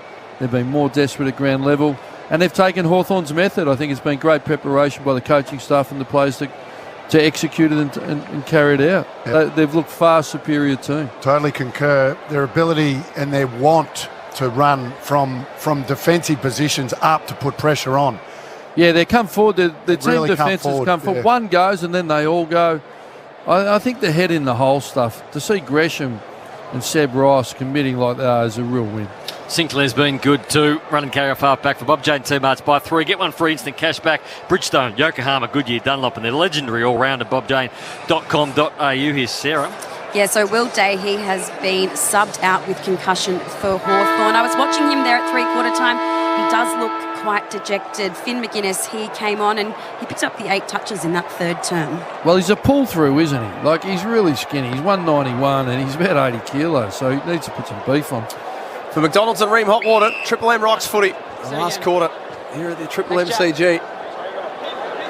The Saints looking to make it 3-1 to start the season. Think back to the round 1 game. They lost and everyone was starting to get concerned. That's why you need 6 or 7 weeks, as you say, Duck. Yep. Yeah, no, I think 3 weeks, 4 weeks is a bit too soon to know exactly the form lines. This to make it 3 wins in a row. Kick to half forward. Frost bumped off the ball. Nice body work from Mason Wood. The tap on from King was clever. Now Butler in the right forward pocket. Works back by hand to Long. It was smothered. Mason Wood picks it up. Handball's back into space. Lead it. Left half forward. Now Sinclair stops and props. Perfect kick for King. The fourth quarter specialist. Hey, what a beautiful kick by Sinclair, though. Just waited. He had players on the inside screen. He just backed himself to lob it to the space and draw King up at the ball. Amazing. 4 goals in the last quarter last week. And a big say the week before in their win over Fremantle. Directly in front. 48 metres out to the city end. Here he comes. 1 of 6 for the quarter. That's 2. And it's a big lead now for St Kilda. It's over 50 points. 16-8-104 to the Hawks, 7-11-53. Triple M IGA Liquor scoreboard. Sarah Ollie, Bob Jane teammates. Yeah, Sam Mitchell, he's coaching from the boundary for this final term. He's just having an exchange of words here with Jack Gunston. He just ran in after that Max King goal, so he's getting his messages directly to the players. Haven't seen him coach from the boundary line yet, Ross. No, it just... Look, I don't mind the move. They're a young group. They haven't been challenged like this before. I think he'd just be down there supporting them emotionally and trying to keep them, whacking away to the end. There's always something to get out of it. But that's St Kilda's 17th mark inside 50. That's double the amount that Hawthorn. So they've pulled them apart, the Saints. It's a 51-point lead at the MCG. For McDonald's Ream Hot Water, Triple M Rocks footy. Ryder wins it, but only as far as his counterpart in Reeves, who kicked one off the side of his boot. McGuinness was in there, the sub. The ball comes back out to McDonald. Sweeping handball. Morrison, here's Jaff. In the middle of the MCG, goes wide. Mitchell Lewis on the bounce. He's kicked 1 goal 5 today, Mitchell Lewis, and on this occasion, Dougal Howard beats him for it, and Sinclair, just about the best man on the ground. Sinclair's been everywhere. Steele, right foot to half forward, sets a task for his teammates, but they get the free kick and the advantage, and Butler's away. Butler, on this occasion, elects not to go with the banana, but gives it to the 4th man specialist. Last quarter specialist, kicking, he's got it again, Duck. Well, the difference is this week, the game's over when he's doing it, but Oh, that's just brilliant. Started with Steele off half-back, just clean with the foot. He's been clean all day, Steele, when others have fumbled. Yep, you're right. And Dougal Howard's one-on-one just pushed Lewis out of the way to start that chain. King for his third and to make it a 10-goal ball game. And he sneaks it in. He starts last week's last quarter the same way this week. Back-to-back goals, and it's a big margin now for the Saints. 110 plays, 53, triple the Gallagher scoreboard. I know he's a contested mark, but he actually times his lead to the space in the leg pretty well once it opens up, Duck, you think? No, he does. He does. He times it really well. So he's forward crafty, and he's still learning it at this level. I reckon in that third term, there was 2 or 3 times where he nearly marked it. He was in a contested situation, didn't quite. When he starts holding those, that's when he, and a little bit stronger. So when he gets his strength, because as his hands hit him, they hit him, his body just can't steel itself. Yep. So when he starts doing that, then what's it got? You think awesome. Probably 10 Ks to get on, maybe 5. I don't know over time. You'd think you'd put on another 5 on that frame, but you want to keep your speed, athleticism, don't you? Yeah. Just with King, 7 out of his 12 majors now have been kicked in 4th quarters. McDonald's and Ream hot water, Triple M rocks footy. It's going forward again for St Kilda. It might be a chance. It bounces on its point. Marshall, let the tap down. Mason Wood. Who snapped that around the corner? Mason Wood torched the runner in his vision. He saw him. Bad sign. Who do you have running? Anyone see that? Sorry about cutting across you there, Jack, but I couldn't believe that. Blokes in hospital with 3rd-degree burn. Triple M Seaver super special comments. Throw in left forward pocket. Butler trying to force his way through. He's tackled. Jack didn't have it. And eventually Sicily rolls it out into the path of a teammate. So Morrison's your man. Right foot inside forward 50. Mitchell Lewis will need to come back up at the footy. He did a really good job and he'll get a free kick in the end. No. Free kick's going to go the other way. I completely read that wrong. That was well picked up because it certainly wasn't against Dougal Howard. Mitchell Lewis can't believe it. He just copped one high. It was accidental. So battle to half forward. Jat from the side. Sicily read it well. Sicily squeezes one into the middle. Bouncing ball. Newcomb needs to handball, and he does now. Get out to Jarman Impey. Long ball inside forward 50. Lewis with an upward opportunity. Dougal Howard reached over the top and banged it back 15 metres, but only as far as Bruce. Opportunity for Nash. Another one to McGuinness. McGuinness can't bring it back enough. That's a bad miss at this standard. I've seen a lot of players in I don't know whether it's just this round or the last round that hit the belly of the ball when they're kicking the ball like that. Just rushing themselves a little bit. Take that extra half a step. Can we talk about Dougal Howard? When you think about Port Adelaide, right, they got Jonas, Cleary, McKenzie's. You got Dougal Howard was there playing key defender, yet they let him go or traded him out. Good player, isn't he? Really good player. The Saints paid a bit extra for him too, Ross, but they obviously saw... Oh, he had a good year the year before. I remember from the outside thinking, gee, that's a good pickup, St Kilda. They'd like him there now. So the Coleman medal is you have Hawkins on 13, King on 12. Where's Suva? Well, the way he's going in 4th quarters, he'll finish the round on top, won't he? One behind at the moment. He's King on the wing. Yeah, Larky, 10 majors. That handball didn't do Hill any favours. And he's caught holding the ball. Good tackle by Morrison. Aggressive kick in ball. They're trying to take the game on the Hawks. Impey does that, arches the back, runs away, was tripped as he got rid of it. Now Frost. Holding the ball. That's peak Frosty right there. Saints free kick in the middle. It was very enjoyable. Mason Wood to half forward. Ben Long. There's a bit of a fakey. Did it really well too in front of Howe. So he'll pump it in Long. King's there. One-on-one Membry at the back. Membry stays down and kicks the goal. 4 for Membry. And the Saints are doing a number on the Hawks. 116 plays 54. Triple M Gallagher scoreboard. Well, it's become just a training drill almost for them now at the minute, St Kilda. And I know it's early in the year, but percentage is going to play a huge part. And it has, always does, whether it's top 4, whether it's top 8, where you finish. Like counts. This last quarter counts. So I like it. Honeymoon's over for a few coaches, isn't it, Duck? What's that? The honeymoon's over for a few coaches. The honeymoon is, and that's why we talk about, I mean, round one we were saying the Saints are done. Collingwood's going to win the flag. This is what some people were saying. It's a great leveler, AFL footy for coaches, isn't it? And when you think St Kilda now, that first round, because Collingwood were on, it's the form line is okay. Now all of a sudden Collingwood come back to the pack. Well, if you're flying McRae, right, you're 45 points up, you got your head wobble going, then you walk out gone, and then next week you're playing a decimated West Coast. At that point you're thinking, I might sign a contract extension here. Yep, Clarko's coaching St Kilda. That's what everyone was saying. Richmond were cooked 2 weeks ago, weren't they? The dynasty was over. The McDonald's and Ream Hot Water, Triple M Rocks footy. This is fill your boots time. This is great. Brad Hill is racking them up to start this last quarter. There's 3 possessions. And Crouch punches a kick low. Membry on the lead, marks 50 out. Right on his distance. It'll take his best to... King's got to punch a lead out of your duck. Try and get to the end of it. You've got Big Reeve standing right in the hole. 15 gone. So just got to use a bit of angle here. If you go to the fat side and let King run and jump at it. Run and jump at it rather than right to the top of the square. He's a big kick, Membry. Has 4 there it already. is. Pokes it into the path of King. Almost.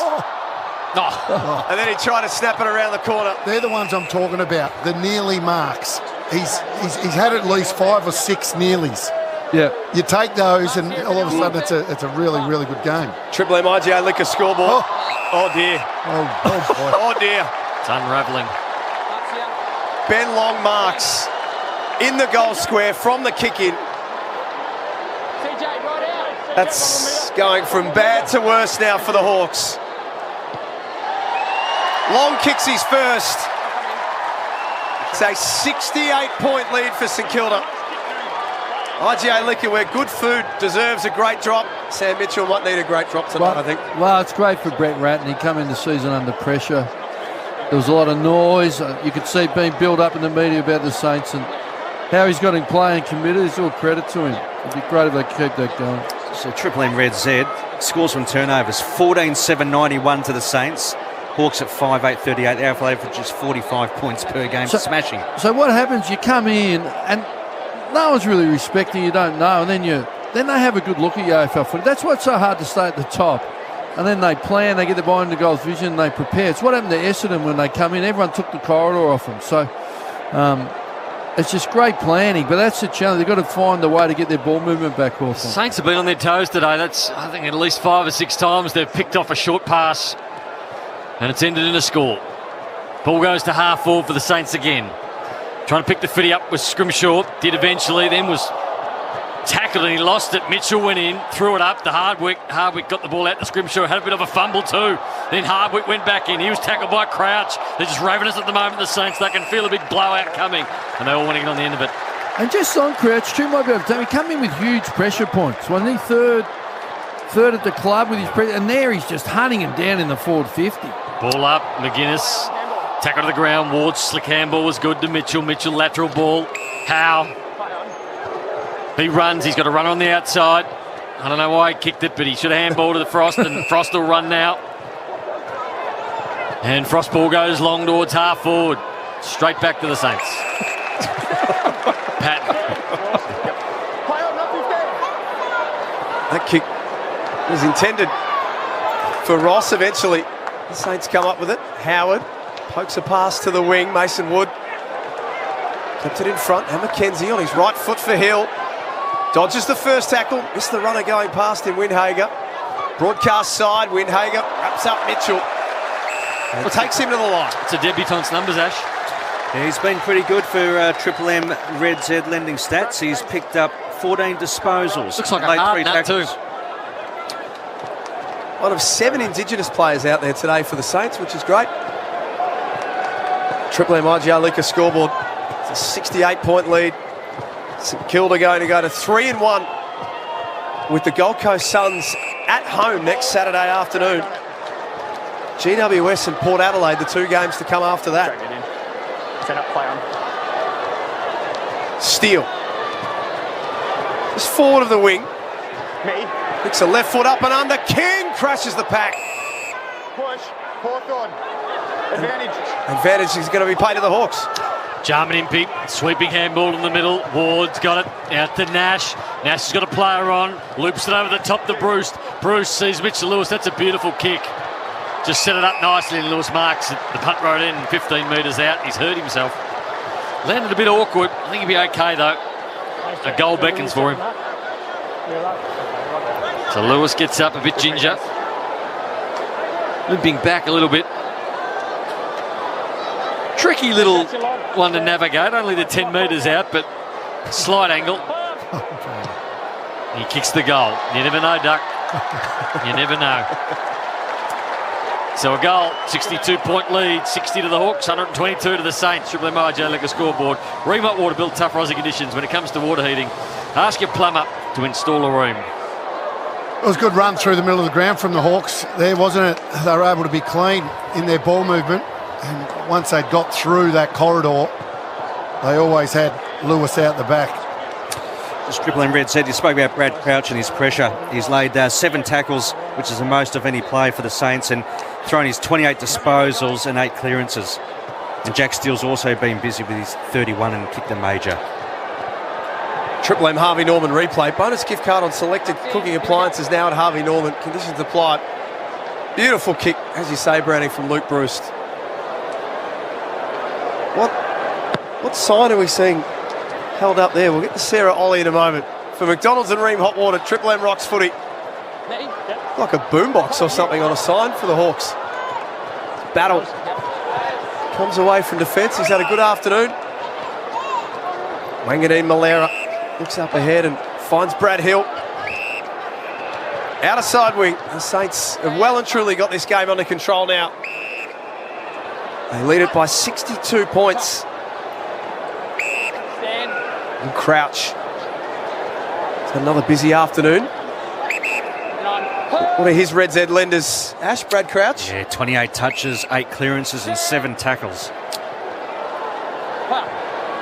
Been pretty even, haven't they? Look at this bloke here. Hill. What's he had? This is his 18th, I think. Kicked 3 goals. Spot on, Duck.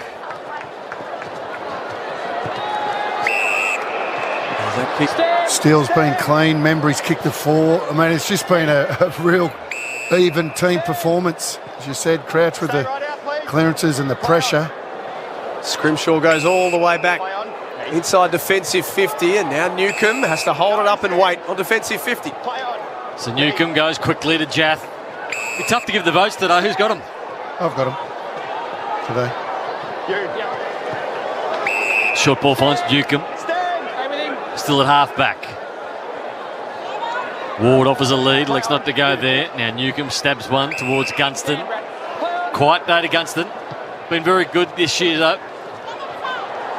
Towards centre half forward. Umpire picks out a free kick. Not sure it was there, but it goes inside forward, 50 down. Jarman Impey should take the mark. Or a free kick. Get the free kick. Front on contact again. Jack Steele can't believe it. Can we cover the front on contact? If you just keep your eyes on the ball the whole way, like I think Jack Steele did, you can make contact. Correct. It was a hard score. Although, Jarman, that's your line. Yeah, impeded him. I'd pay that as. Well, I thought he had eyes on the ball the whole way. But it's hard once you make front on contact.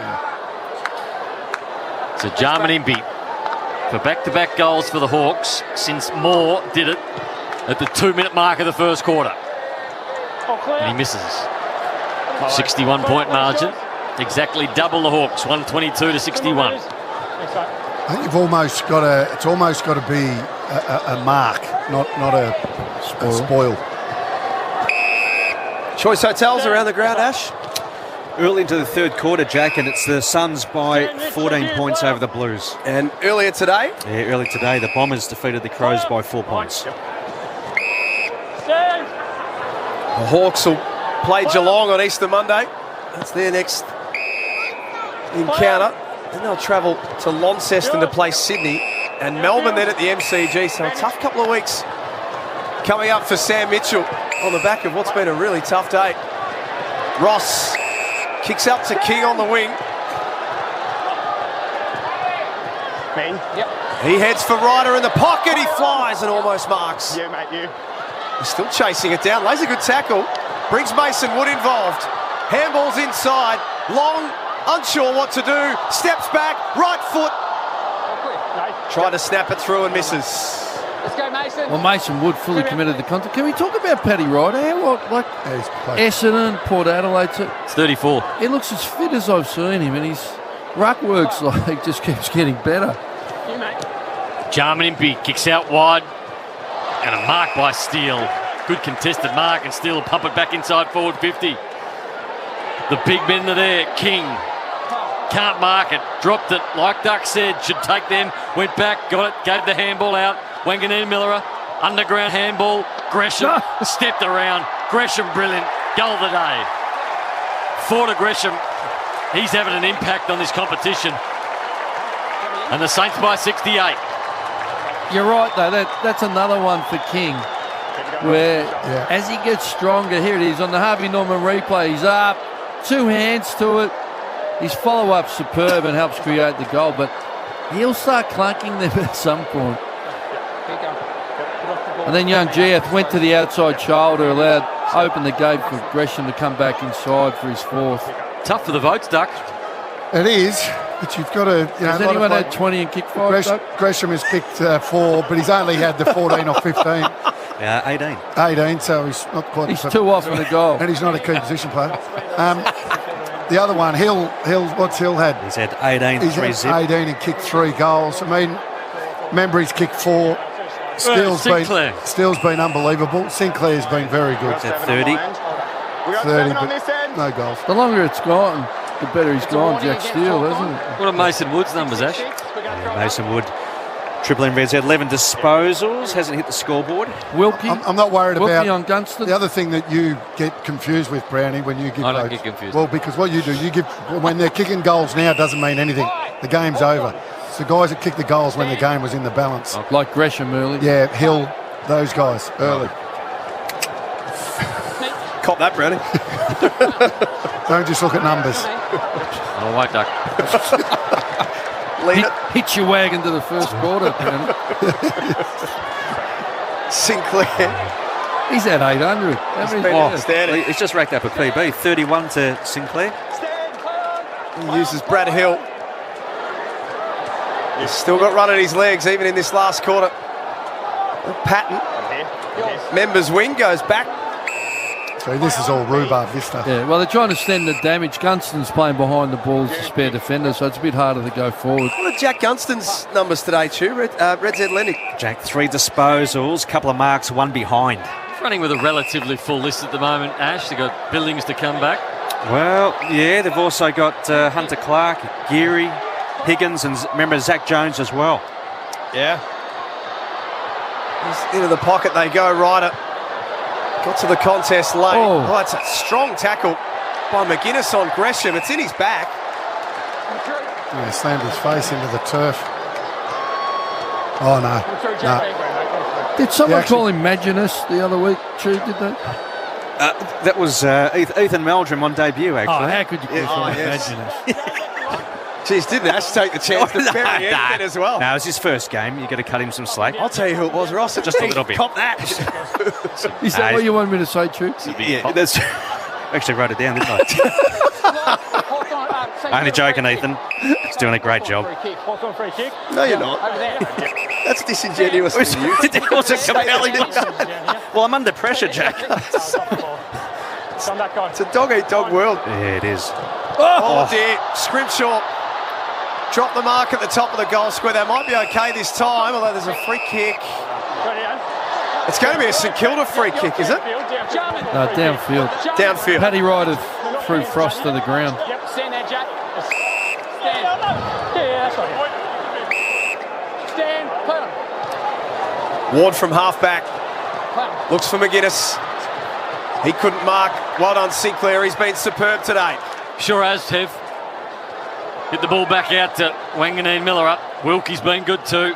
It's been a team effort. Lynott, the former Port Adelaide player, did some fancy stuff. He's the best man on the ground. Sinclair will be surprised if he didn't get the 3.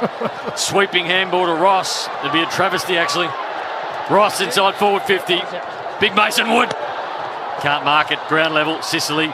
Handball out to Jath. Jath's going to be run down. Tackle. Went for the boundary. That's got to be deliberate. It is. And Butler, he'll pick it up. He'll have a shot from East Melbourne if he could. But this time, he passes it inboard to Ben Long. So Long kicked his first goal in this last quarter. And this one should be no problems. 20 goals, 9 the Saints. That's efficient. 15 gone. 15 seconds. So Long, we're up behind this one. 30,926 people at the MCG.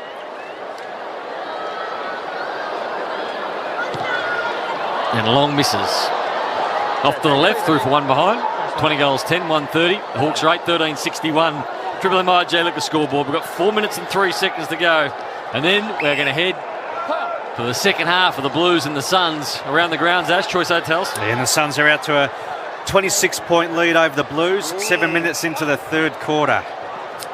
Patrick Cripps subbed out earlier as well. If you have just joined us, Jath taken down from behind. They're still hunting the Saints. Advantage paid. It's with Gresham. King all on his own. Marks and can go back for his third of the quarter. He's fourth of the game. Gee whiz, this is almost a 100-point loss, isn't it? This is a real blowout. A real blowout. 69 at the moment. Yeah. It's nasty. Well, it could have easily, stuffed some chances. But how's the chase down by Butler? I know we criticise his right foot banana, but his pressure points coming in, it's, he's top 3 AFL, and he's certainly delivered on his role today. Another one. 21-10, 136 the Saints. We don't see too many scores of this size in this modern day. Hawthorn 8-13-61 on the Triple MIGA Liquor scoreboard. Isn't it good though? Yeah. You can have a shellacking and we still enjoy it because there's goals being kicked. And that's what this game's about. And some young players. Marks, goals, Sinclair, New. Play on, move the ball, get it in quickly. It's exciting footy, whether you're getting smacked or not. Gee whiz, you mentioned percentage earlier, Duck, and the Saints have jumped 20 points, 20 percentage points from 110 to 133. Sitting third on the ladder. Start preparing your votes, Duck, because as soon as this game finishes, we're going to Metricon. So the 3 minutes, I'm going to come back to you at the minute and a half mark. Okay. So for McDonald's and Hot Water, Triple M Rocks footy. Kings got 4, 3 of those in the last quarter. Umpire picked out a free kick and it's going to go to the Saints. So Paddy Ryder in the middle. Goes long. Membry from the back. King from the front. Can't mark it. Bradley Hill been brilliant. Got the ball out. Gresham wants to step in and give it to Bradley Hill. 48 metres out. Closing on the goal. Bradley Hill finish it off. Outstanding football by the Saints, and he's got 4 as well. It's a procession. Can we have the Bradley Hill rule? Yeah. Never put into halfback. Wing forward. 22 goals, 10, 142.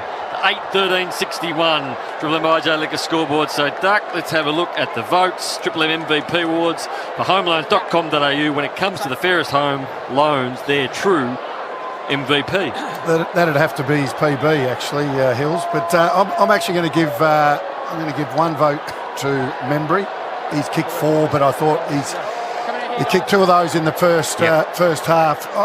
Just at important times. Like, this game's over. This is all cream now. You can't rate what they've done in the last quarter and a half, almost last half, to be honest with you. So, Membry, I'm giving 2 votes to that man that just finished off 4 goals. 2 votes to Hill. He was there when the whips were cracking early. Thought his cleanness, the way he delivered the footy.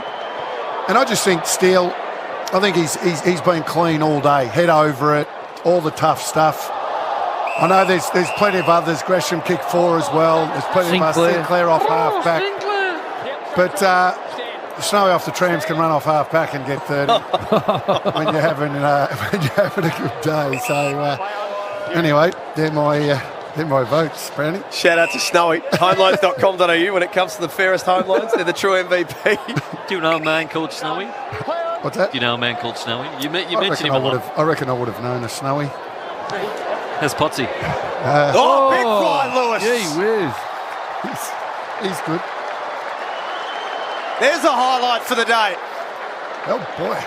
So he's kicked 1-5, or no, 2-5.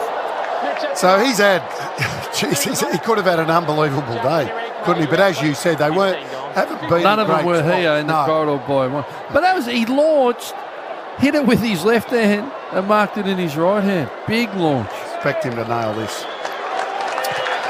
2 goals, 5 for the day. Big mark and a good goal. I think what struck me there about Hawthorn, lack of leg speed. I wouldn't think St Kilda, that sometimes you're just a bit off with your run, but St Kilda just seemed to close their space and they just look quicker all over the field. I don't know what you think, Duck or Brownie. No, I think that's the way the Saints have played. You know, they've had that inside. Guys like Steele, Crouch, these guys on the inside, and they're feeding it out to the like. Yeah, they got some more outside run than they had. Yeah. Just this scoreline for the Saints. It's currently their third highest score of all time against the Hawks at 22-10, 142. Their highest score was 156 back in 1965. Gee whiz.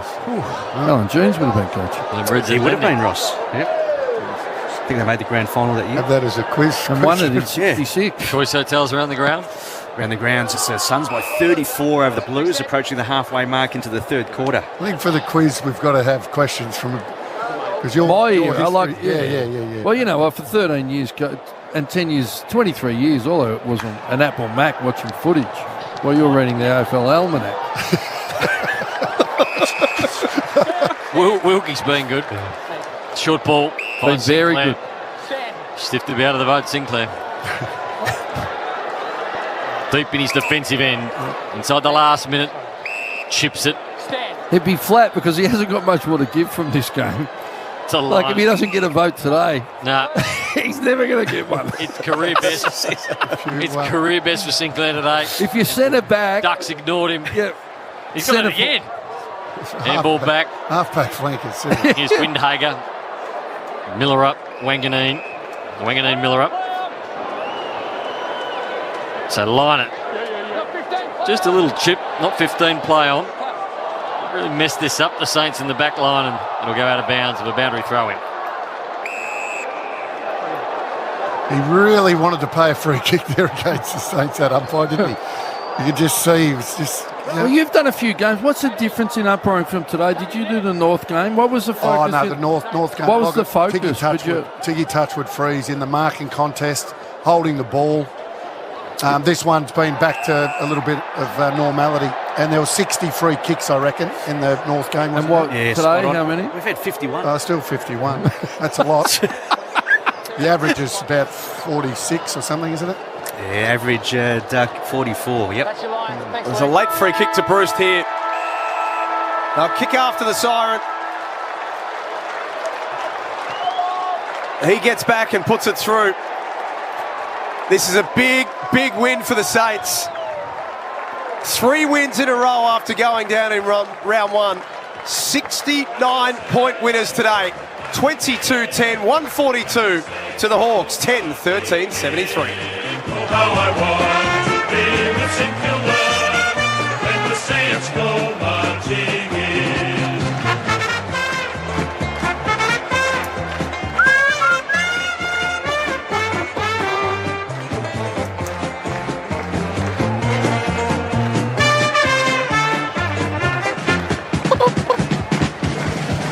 Oh, when the Saints go marching in. Oh, when the Saints go marching in. Oh, how I want to be with St Kilda when the Saints go marching in. 69-point win to the Saints over the Hawks. 22-10, 142 to 10-13, 73. Gresham, Hill, King and Membry all kick 4. And we are about to head to Metricon Stadium to get the rest of the Carlton Gold Coast clash up there. Thank you, everybody that's been involved today. It's been a big win to the Saints. For Ream and Hot Water, McDonald's, Triple M.